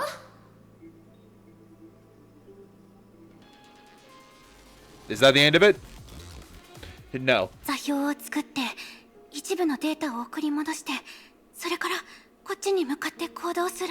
スーサナ、少し止めて。違う、次は左。止めちゃダメ。手元の作業をしばらく止めてって言ってるの。ヒラ先輩、顔を引っ張らないでください。ひどいです。どう？これでやっとノートから戻ってきたわね。はい、ダメですよ、キラ先輩。今はたるんでる場合じゃありません。もうすぐ行動が始まっちゃいますし、今のうちに流れをもっと把握しないと。もう一度メモを確認させてください。一度だけでいいんで。あなたって子は。Looking at the overly cautious girl, Shigure 昔 Kira のことを smiled in 思い出し defeat. てしまったわ。それと少し前にあったあの幻覚のこともね。幻覚？そういえばキラ先輩が幻覚で何を見たかまだ教えてもらってませんね。そうね、自分がもう一度ステージに上がった姿が見えたわ。キラ先輩は本当にアイドルが大好きなんだね。キラ先輩のような強いバルキリーならきっと完璧なステージを作り出せるはずです。残念ながら外れよ。ひどいパフォーマンスだったわ。あの経験を頭から取り除いて漁師の海の一番深いところに埋めたいほどにね。今まで教えてなかったわね。アイドルとして私には致命的な弱点があるのよ。 She can't sing / is tone deaf. 超絶音痴なの。普通の音痴よりずっとひどいのよ。これは私の人生最大の秘密だから絶対に内緒にしてちょうだい。だって歌えないアイドルって戦闘力のないバルキリーと同じくらい致命的でしょ。かつての私はいろんな努力をして完璧なアイドルになろうとしたの。でもどれだけ努力しても遠い彼方の星のようにアイドルは永遠に触れられないところにあるのよ。そして未来の幻覚も同じ答えを教えてくれたわ。私、キラ先輩の思いがわかるかもしれません。私はディランダル様やリタ様、もしくはスジョウ様のような一人前のバルキリーになりたいと思ってます。彼女たちの後ろ姿を見てるとまるで星を見上げてるような気がするんです。でも必死に努力し続けてやっと彼女たちの裾に触れられるっと思った時に、彼女たちはまた私では触れられないところまで進んでしまったって気づくんです。きっとキラ先輩ならこの気持ちを分かってくれますよね。ええ、誰にも得意なこと、不得意なことがある。それは生まれながらにして持つ才能だし、永遠に変えられない現実なの。キラ先輩、私たちずっとこのままなんでしょうか。そんなの悔しいです。大丈夫よ、スーサナ。才能、経歴、様々な理由によって自分たちの憧れた姿になることはできないけど、その憧れの姿に限りなく近づくことならできるわ。しかも彼女たちにもできないようなことを成し遂げられるかもしれない。これもあの幻覚が教えてくれたことなの。Shigeru, God, the text always goes by so quickly. Although she was talking about failure, her face was not at all gloomy. In that vision that reflected the future, she still couldn't become the perfect idol as her companions expected. Yet even though they saw her hidden imperfect side, they weren't disappointed in her.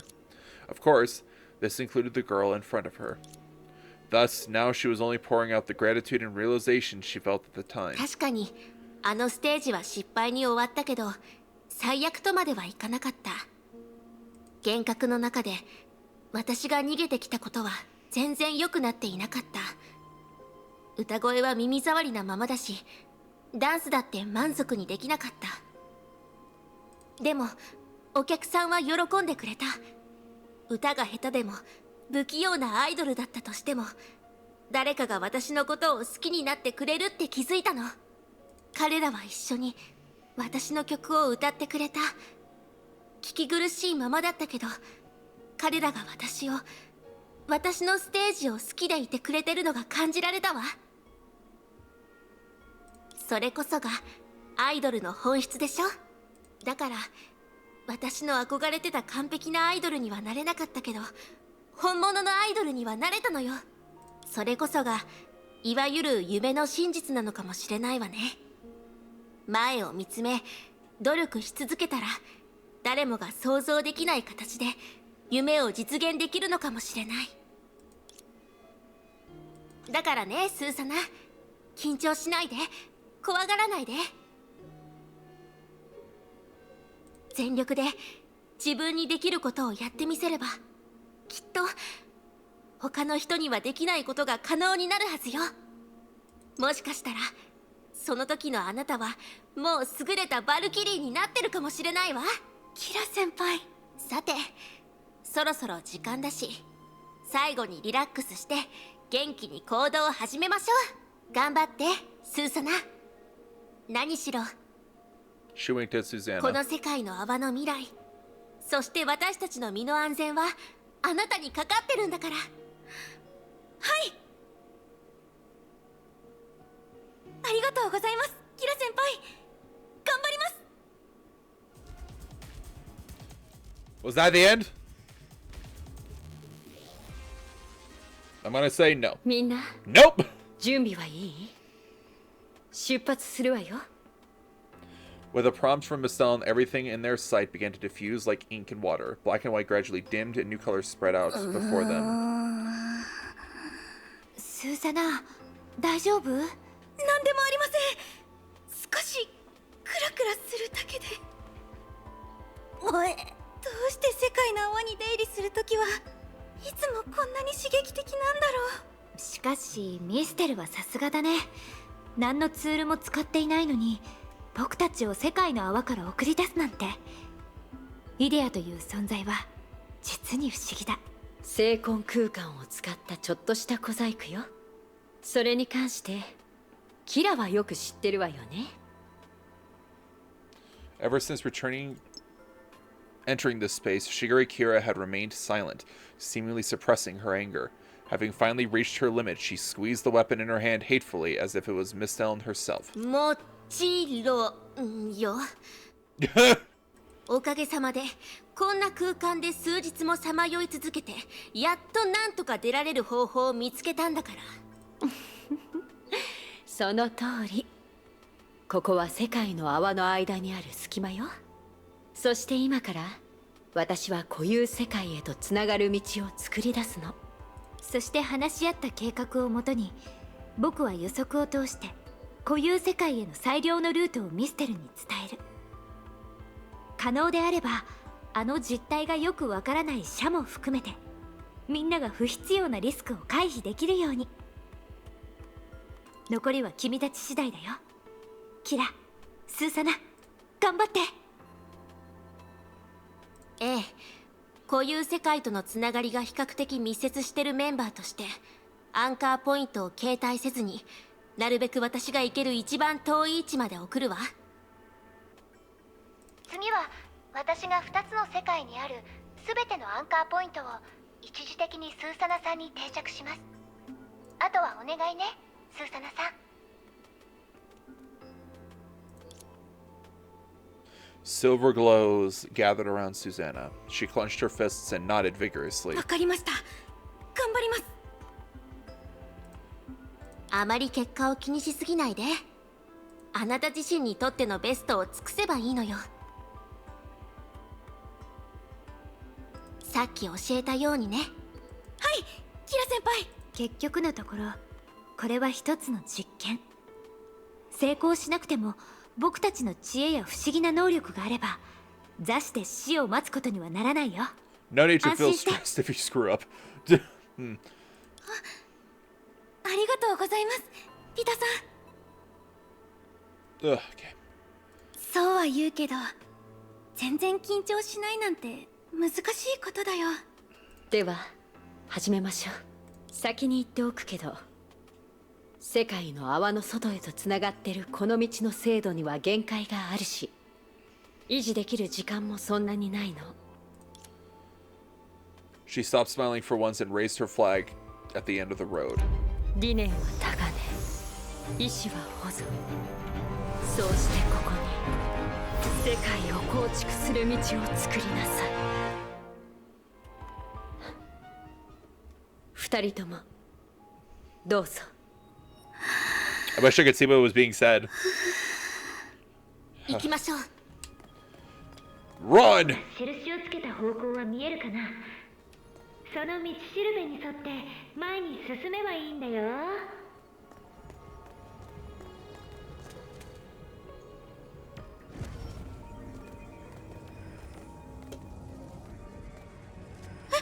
キラ先輩、あそこに何かがあるみたいです。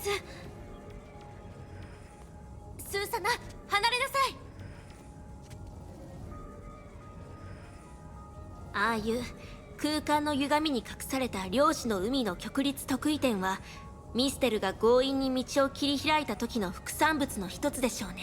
厳密に言うと、その規模の極律特異点は基本的に無害だし、長い時間は維持できないけど、今回の任務の性質上、接触してしまえば私たちは今の道から弾かれるかもしれない。そうしたら何もかもが台無しよ。そういう危険性があるから、一定の距離を保ちましょう。わかりました、キラ先輩。 Thanks. Thanks, game. Okay, so basically avoid every single spatial fissure. Got it.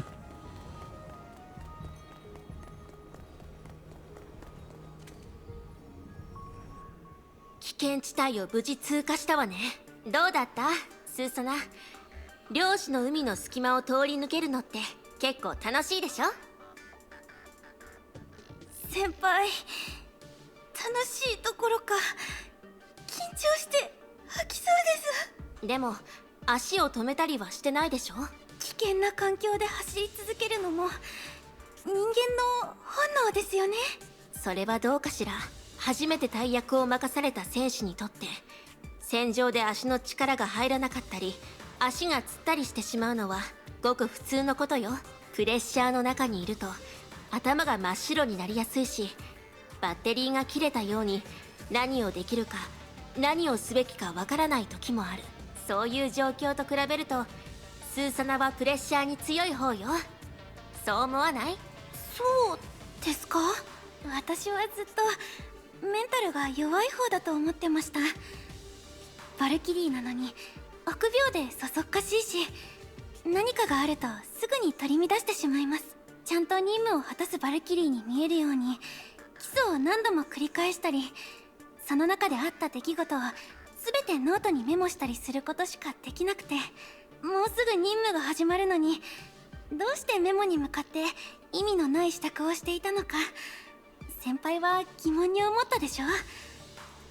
実はそうでもしないと一人だけじゃ全然安心できないからです。バカね。それってすごくメンタルが強いんじゃないの？欠点がいっぱいあっていつも自分のことを疑ってるのに、それでも心の奥では自分の成長を信じて、その目標を達成するために他人より数倍も努力してるんでしょ。私だったらとっくに諦めてるわ。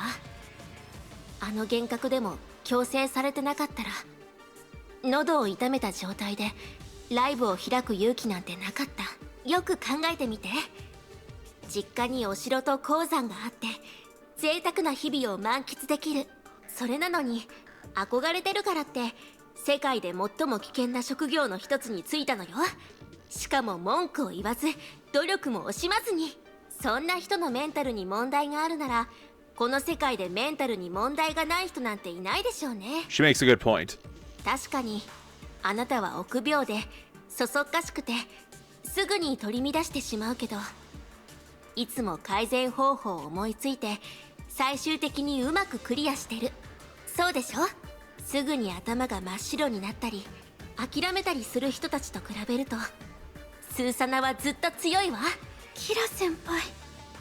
さて、急にたくさん褒めたししばらくは消化できないわよね。大丈夫よ。そのペースで前に進み続ければ、いつか自分の凄さを心から褒めたくなる時がやってくるから。だからこれからの道は一緒に頑張りましょうね。はい。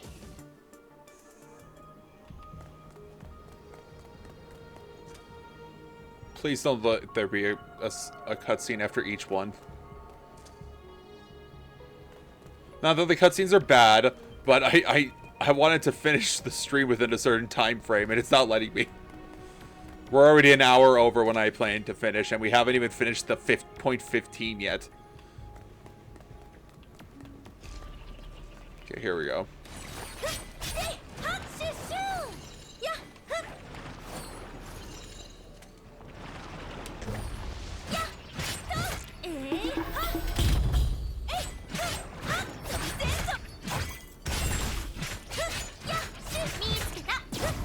There we go.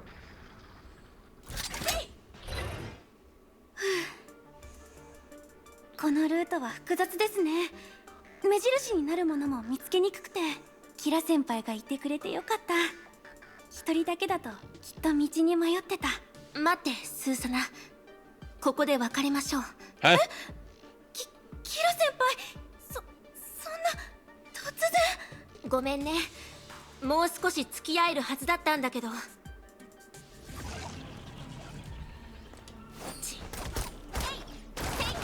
Okay, well, もしもし、大丈夫？こっちの予測データに広範囲の波動が出現し始めて、どんどん不安定になっているんだ。敵に遭遇してない？大丈夫？その予測遅すぎるわよ。時間がないわ。ここで時間を稼ぐから、スーサナはビタが計画したルートを進んで。早く。私たちの一番大事な任務は固有世界と連絡を取ることだって忘れないでね。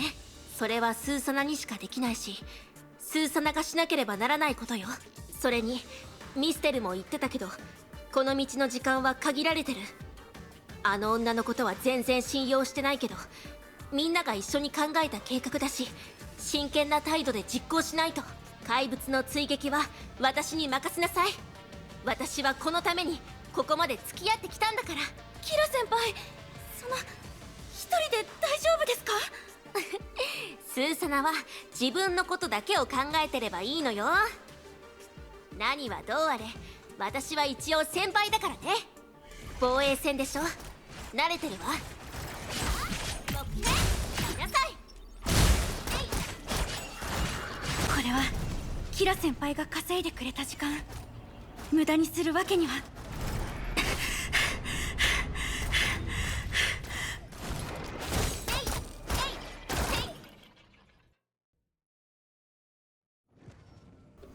Good lord. 大丈夫。ちゃんと回避すれば問題ない。What? What? Oh, these things move now. Hello?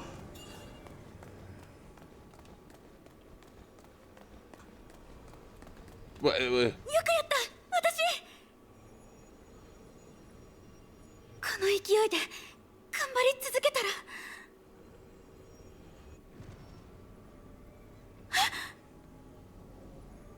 どうしよう、数がどんどん増えてる。What? Literally turned towards me.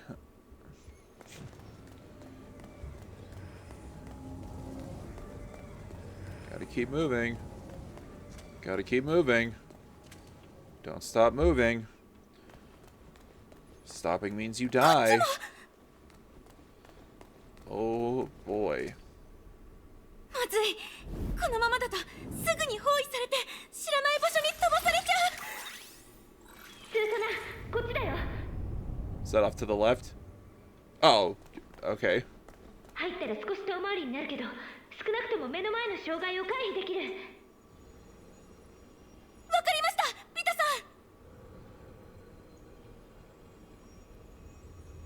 ん。 God, this is such a lot. What? 38:15. Wait. Did Vita just put Susanna in a trap?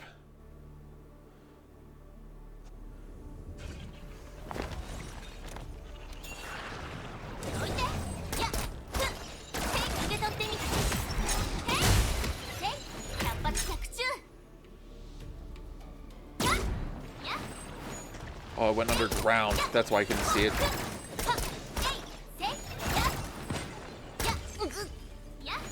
Hey, punk. Oh, there's more of you.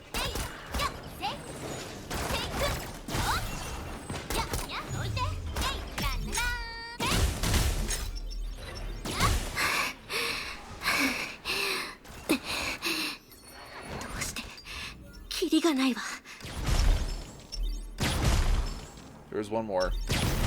スーサナに先に行ってもらってよかった。でもこのままだと私も持たない。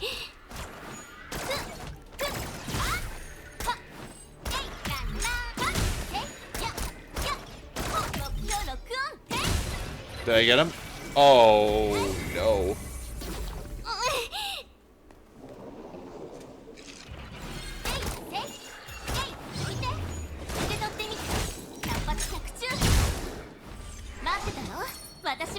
Sniper rifle, go! Oh, okay. 私が倒れたら怪物たちはすぐにスーサナの方へ向かってく。そんなのダメ。もうあれを解放するしかなさそうね。できることなら切り札をこんなに早く使いたくなかったわ。 Girl, I don't know what trump card you're talking about, but I'm trying.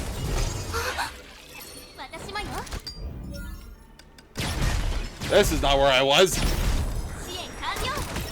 Oh, Miss Dylan's helping. I hope. イデアの種がしばらくガードしてくれるから。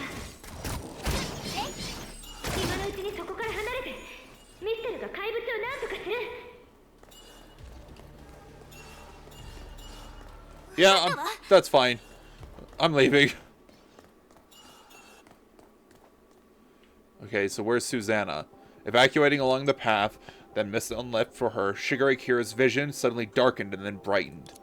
After seeing her surroundings, she was dumbstruck. She had returned to the start. どうしてここに戻ってるの？よかったでしょ。帰る時間が省けたし、漁師の海の奥で迷うことも回避できたわ。確かに良かったわね。それで少し質問してもいいかしら。We still don't know what happened to Susanna. あなたの話だとこういう世界へとつながってるこの道はスーサナみたいな純粋な人だけが最後まで進むことができる。だったらどうしてあなたのイデアの種が急に道の奥に現れたの？ミステル、一体何を隠してるの？あの怪物たちを何とかするって具体的にどんな方法を使うつもり？あらもう。 She smiled softly. Somehow her porcelain skin appeared a little pallid. キラのような賢い人ならすぐにわかると思ってたわ。それができるのはただこういう世界へとつながるこの道は私自身を構築する素材で作られているからよ。万が一二人が対応できないような敵が現れたら私の体の一部を漁師の海に捨てればみんな。ミステル、あらどうしたの17号。あなたが驚いた顔をするなんて珍しいわね。少し面白いわ。知っているのにわざと聞かないでください。あなたで作られる道、一体どういう意味ですか？そのままの意味よ。私はイデアの母体、つまり精魂空間を建築素材にしてこういう世界へとつながる道を構築するの。普通のイデアならこれほどの素材を提供できないかもしれないけど私には精魂計画の遺産がある。技術面で言えばこれは私が月でしたことと大して変わらないわ。原理はわかります。しかし理解できません。精魂計画はすでに終わっています。今あなたがそんなことをしたら自身の命を懸けるようなものじゃないですか。だって仕方ないじゃない。それ以外は本当に何もできないんだもの。みんながアンカーポイントの統合で忙しくしてる間私もいろんなやり方を使って前に罠を設置した時のようにこういう世界に連絡しようとしていたの。でも全部失敗に終わった。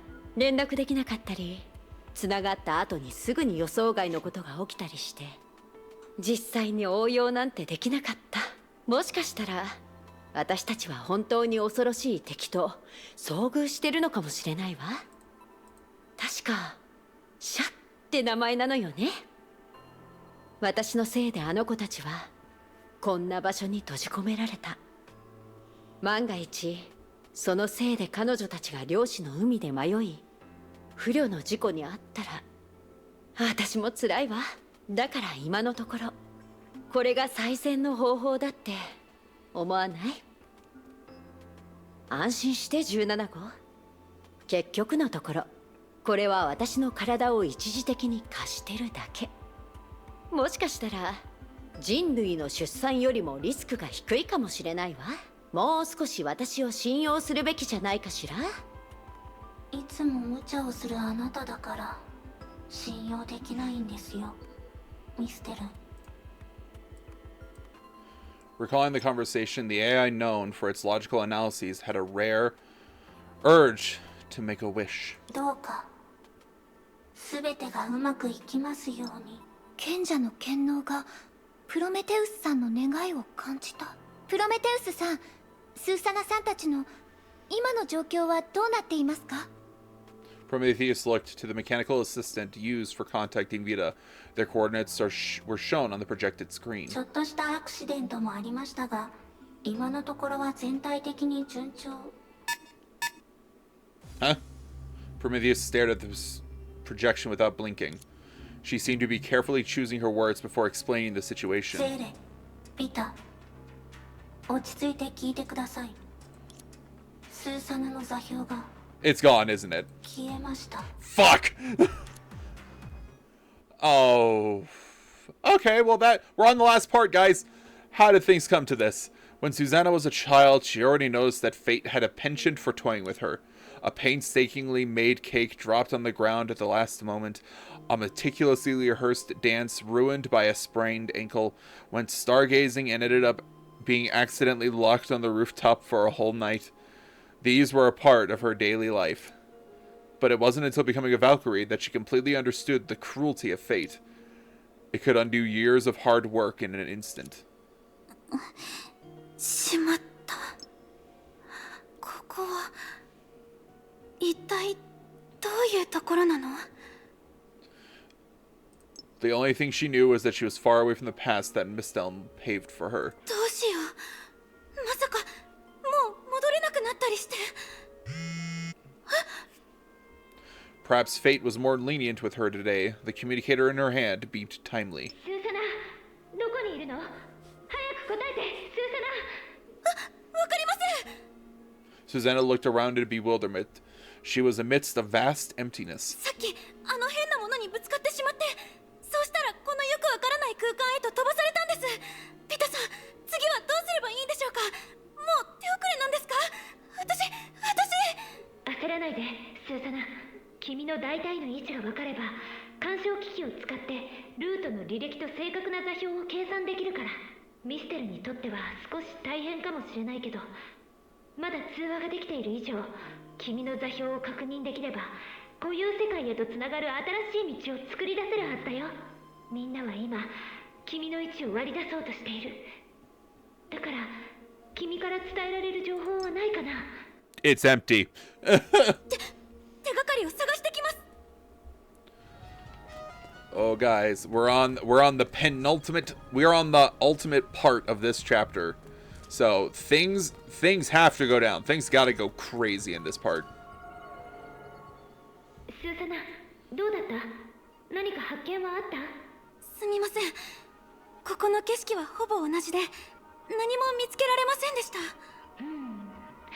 人を探したいのに、周りに目印になるものは電柱しかないなんて。確かにそういう状況ってあるよね。Vita す told み it. ません、ビタさん。もう少し離れたところに行ってみます。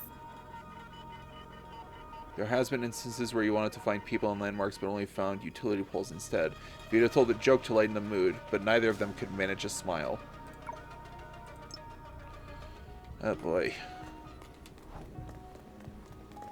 Crystal! ここには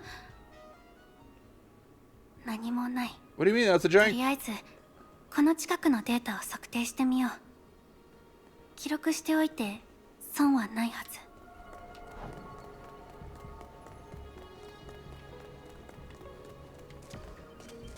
こっちも。 Am I above where I traveled in the past? I don't know.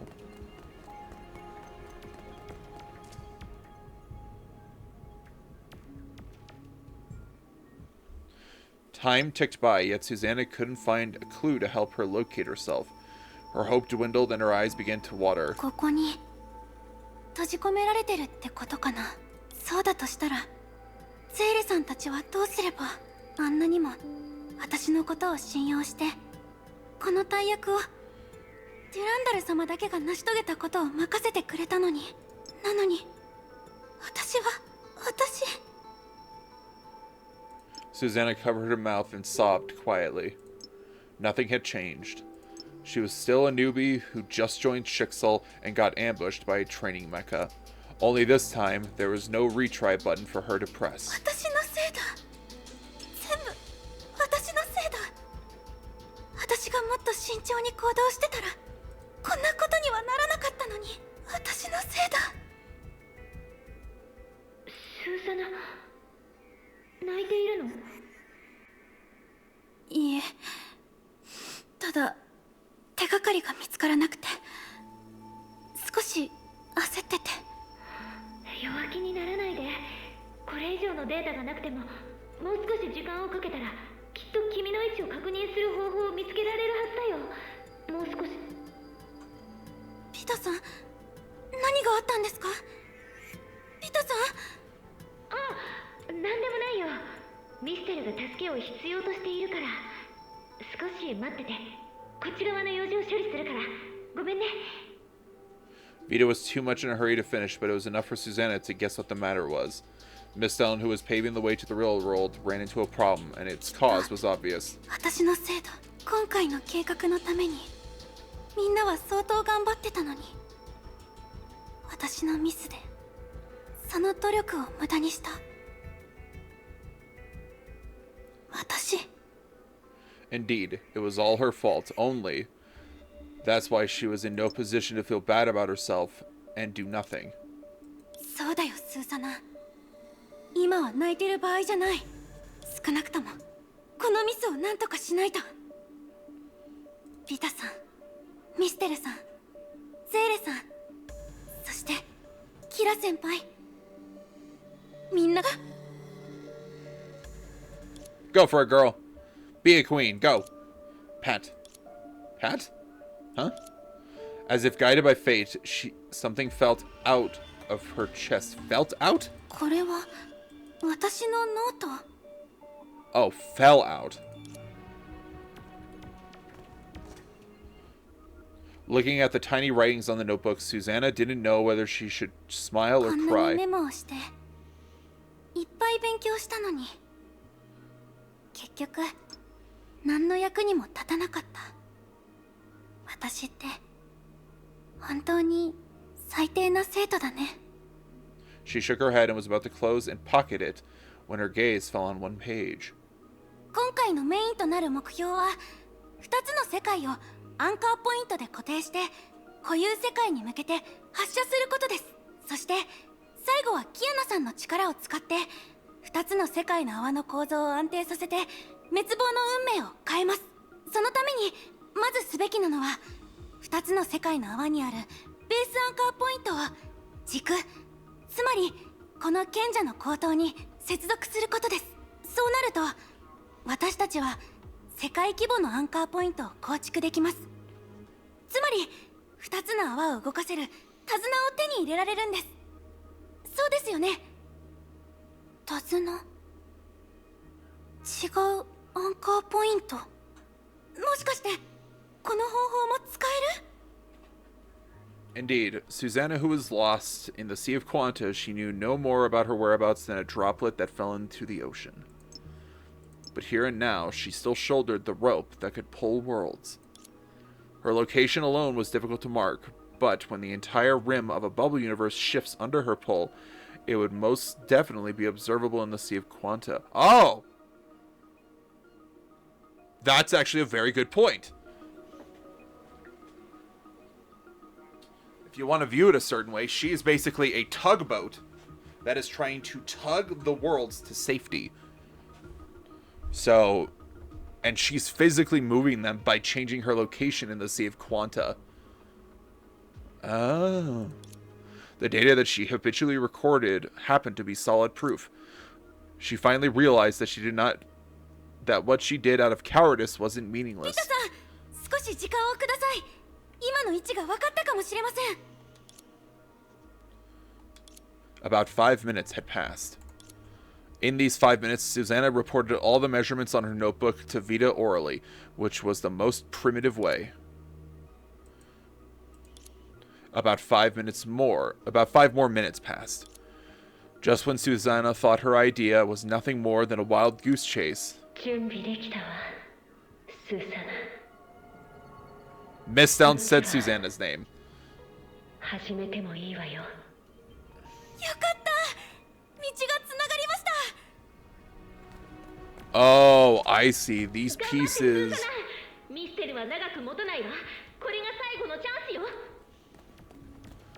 These are キラ先輩、 parts of 戻ってたんで Miss すね。 Down's body. よかった。ええ、それよりゼーレが何かを見つけたみたいよ。スーサナさん、そこから遠い先にある光の点は見えるかな？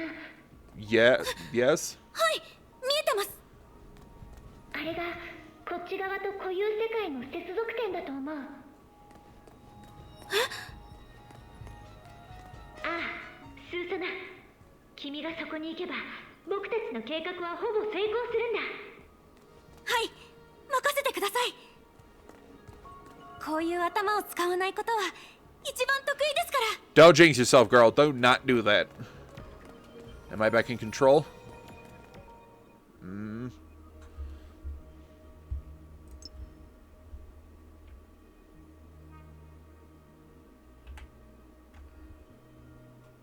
Did she make it? Oh, Lord. She had forgotten how long she had been running. The road behind her let out one threatening roar after another, but she couldn't care about what was happening behind her, because merely lifting her eggs mechanically had drained her attention.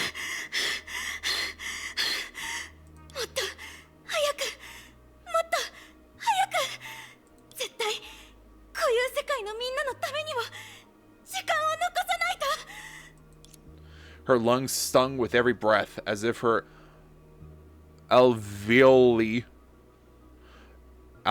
were gasping for air. The lack of oxygen caused her vision to darken. In fact, she couldn't tell if she still had vision at all. Only a faraway and hazy light was in her sight. Somehow she remembered her childhood running. Although she had began practicing dance from a young age, she lacked in physique. She couldn't jump high enough, run fast enough, and always tripped when she leapt. そうだよね。あの頃から走ることになるとすぐに仲間たちに置いていかれた。あの時お父さんはなんて言ってたかな。What did your dad tell you back then? 他の人との距離ばかりを考えるんじゃない。その代わりに一番近い仲間に追いつくことに集中すればいいんだ。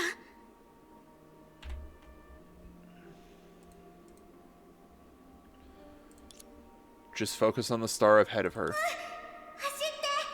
走り続けたらいつかきっとできるはず。きっとみんなに追いつけるはず。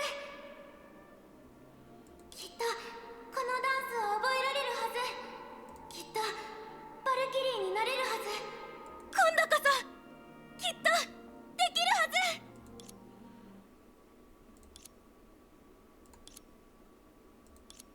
苦しい。私死んじゃうのかな。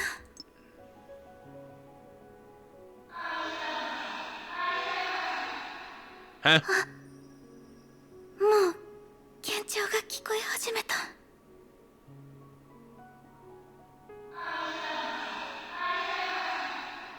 ダメ。ここで倒れるわけには。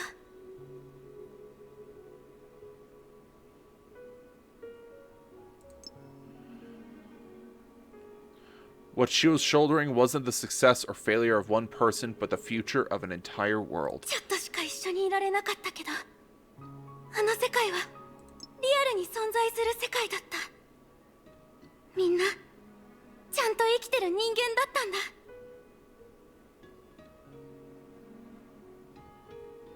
Not to mention that those staying in the bubble universe included her trusting and caring partner and friends. She suddenly recalled the joking remark she made. そういうことでしたか。わかります。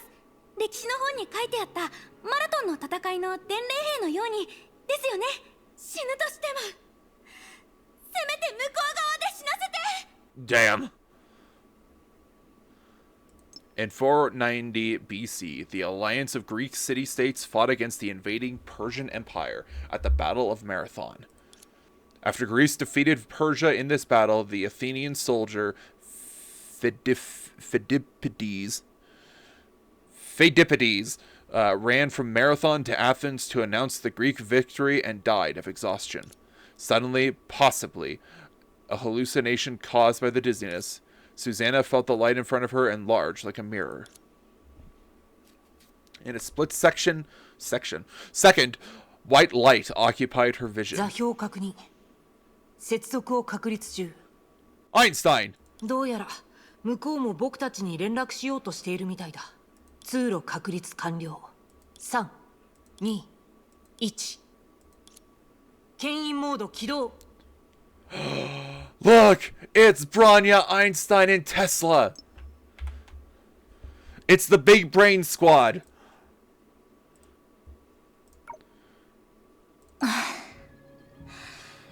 やっと見つけました。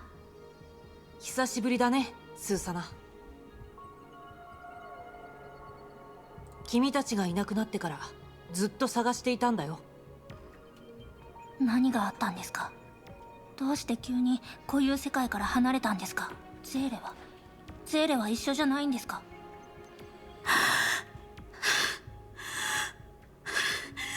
焦らないで。ゆっくり話してもいい。世界の泡が壊れてます。ゼーレさんもいて救援を急いで。アインシュタイン博士、緊急事態です。直ちにメイ姉さんたちを呼んでください。増援が必要です。問題ない。僕が連絡しよスーサナ、この道の向こうにいるのはゼーレですよね。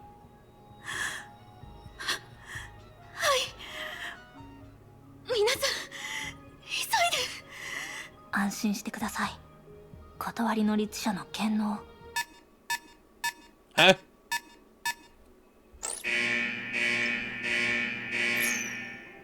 What the fuck is happening? The sirens in the lab suddenly rang out. Einstein dashed to the central console and operated for a moment, and her face paled. At the same time, to Susanna and Bronya's horror, they discovered the channel that led back to the real world disappeared. Meanwhile, on the other side...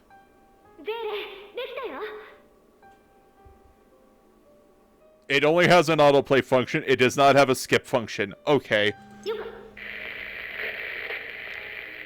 What? ビタさん、どうしたんですか？連絡システムに故障でもあったんですか？ビタさん？ビタさん？おかしい。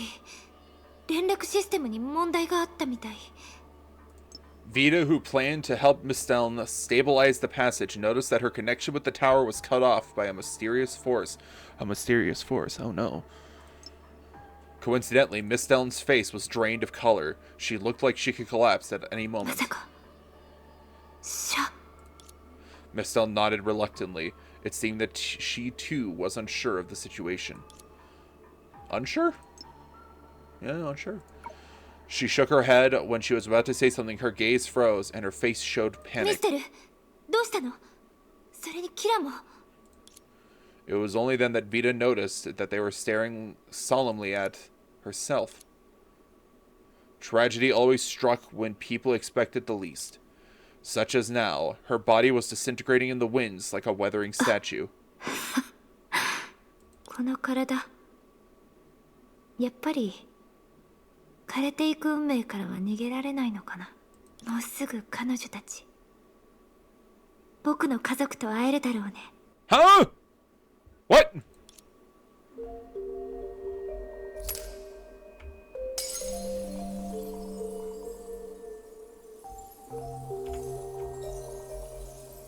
ごめんねゼーレ。それにみんな。どうやら別れを告げるしかなさそうだ。僕はビタ。みんなのことを愛している。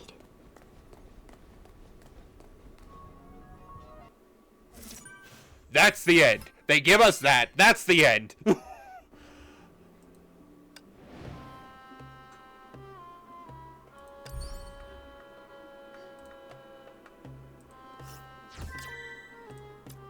What the hell?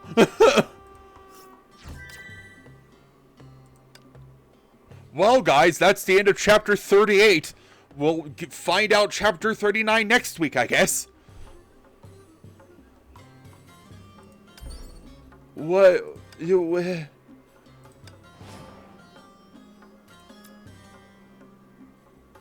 Chapter 39-1. The end is nearing. What a title.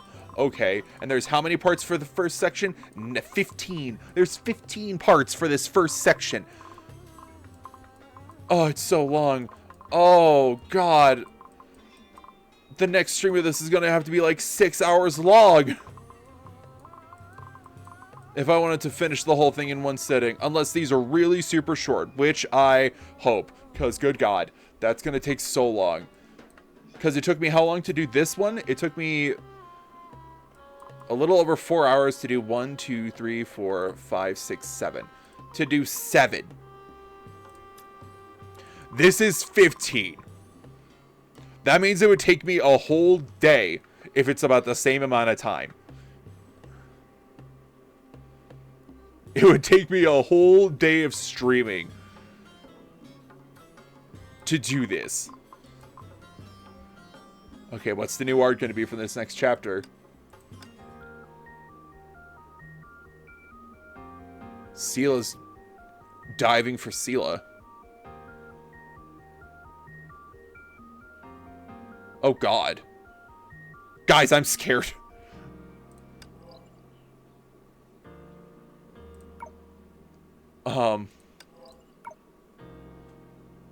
Okay. Let's go see if anything else happened at the farm. That's not what I meant to press.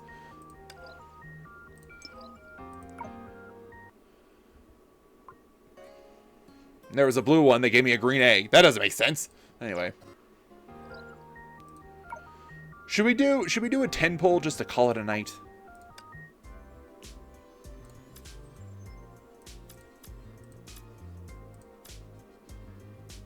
That's depressing. Can I get this from anywhere? I don't think so.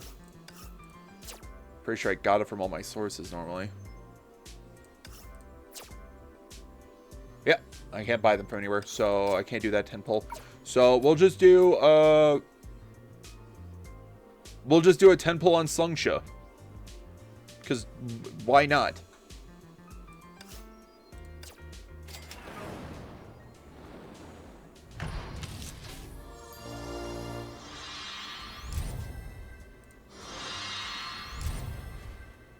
Hey guys, I got her! What? Wait! That wasn't supposed to happen!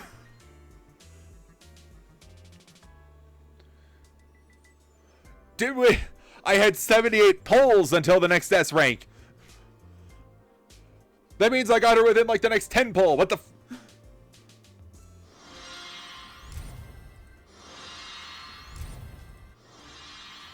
What the hell?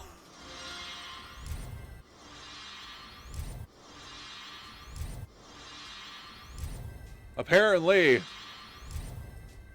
No, I'm like, should I do a 10 pull for Yanagi tomorrow? Just to see?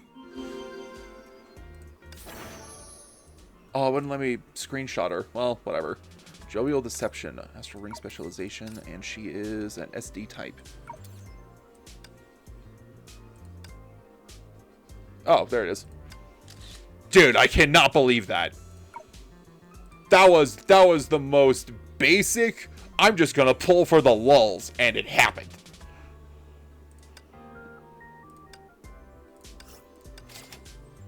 I am aghast.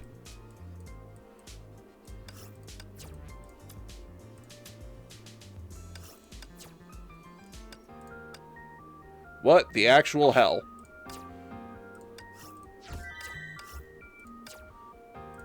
I don't have any trick staffs for her. What the hell?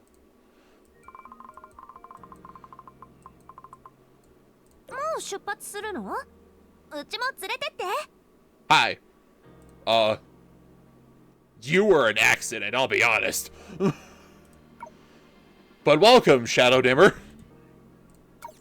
That I've been saving.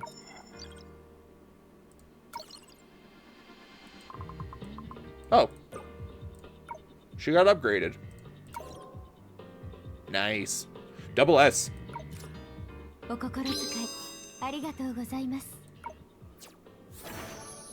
Sakura Slopes collected 15 double S rank characters.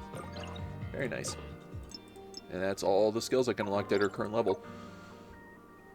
Wow, I just can't believe that happened. Like, legitimately. That threw me. That threw me for such a loop.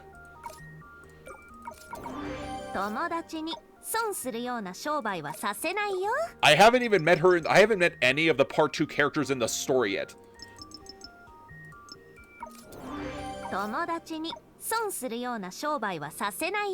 I honestly know very little about her story besides that she is a shoe of something. And even then, I don't know what a shoe's purpose is. 29. There.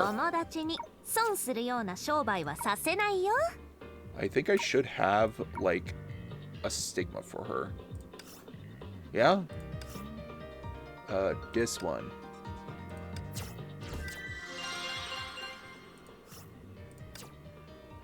Okay, I got that.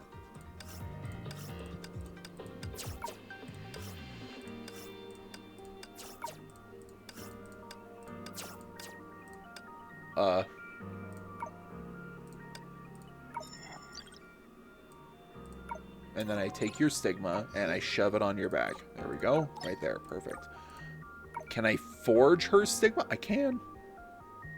I can form her other 2 stigma right now. Why not? Let's just make one of them. We'll make just one.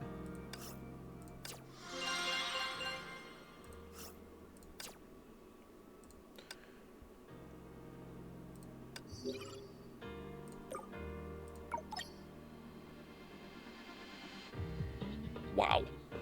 Anyway. Hey guys, that's the end of the stream. I can't believe that happened.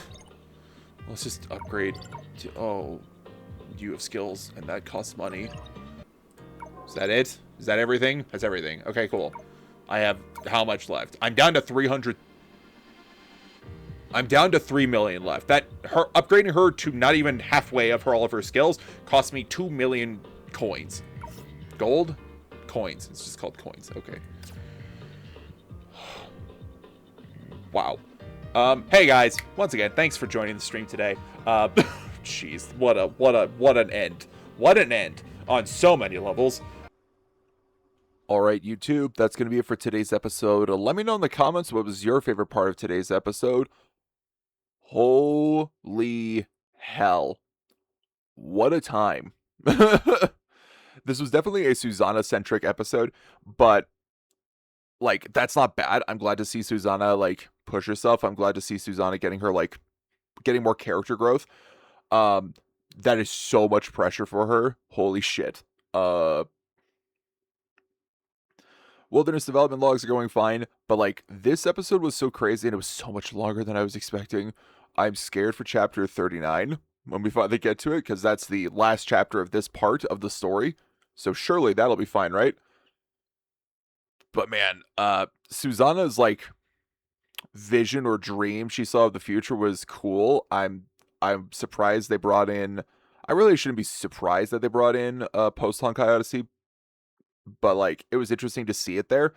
Not to mention that, like, I'm glad that she reached A rank, but she still has her, like, you know, what's the word? Confidence issues. And then the reveal of Sela's, like, vision of the future was so heart-wrenching and painful. I was not prepared for it. That was so painful to see. And then, like, the plan mostly worked. I'm really kind of not super trusting of Vita right now, but the plan mostly worked. Well, we also saw Vita get disintegrated, so I guess I can't really trust her anymore, can I? Anyway. But, yeah. Susanna made it, but then the path immediately crumbled. It was also cool that Susanna met Branya, Tesla, and Einstein. I was not expecting that. And now everyone's apparently stranded back in Salt Snow Holy City and the country of Iron Sand. Great. That's awesome. It's going to be great next time, guys. I have faith. Oh, boy. And then, just the most random 10 pull, and I got Song Choi, which was not what I was expecting on today's bingo card. But yeah, I'm sure things will go fine for our gals next time, right? Please, please, let everyone get home safely, please. Oh, boy. Anyway, folks, hope you all enjoyed. Hope you all have a good night and good day wherever you may be. And don't worry about your spot here at the tavern. We'll keep it open for you. Bye, folks, and I will see you all in the next one.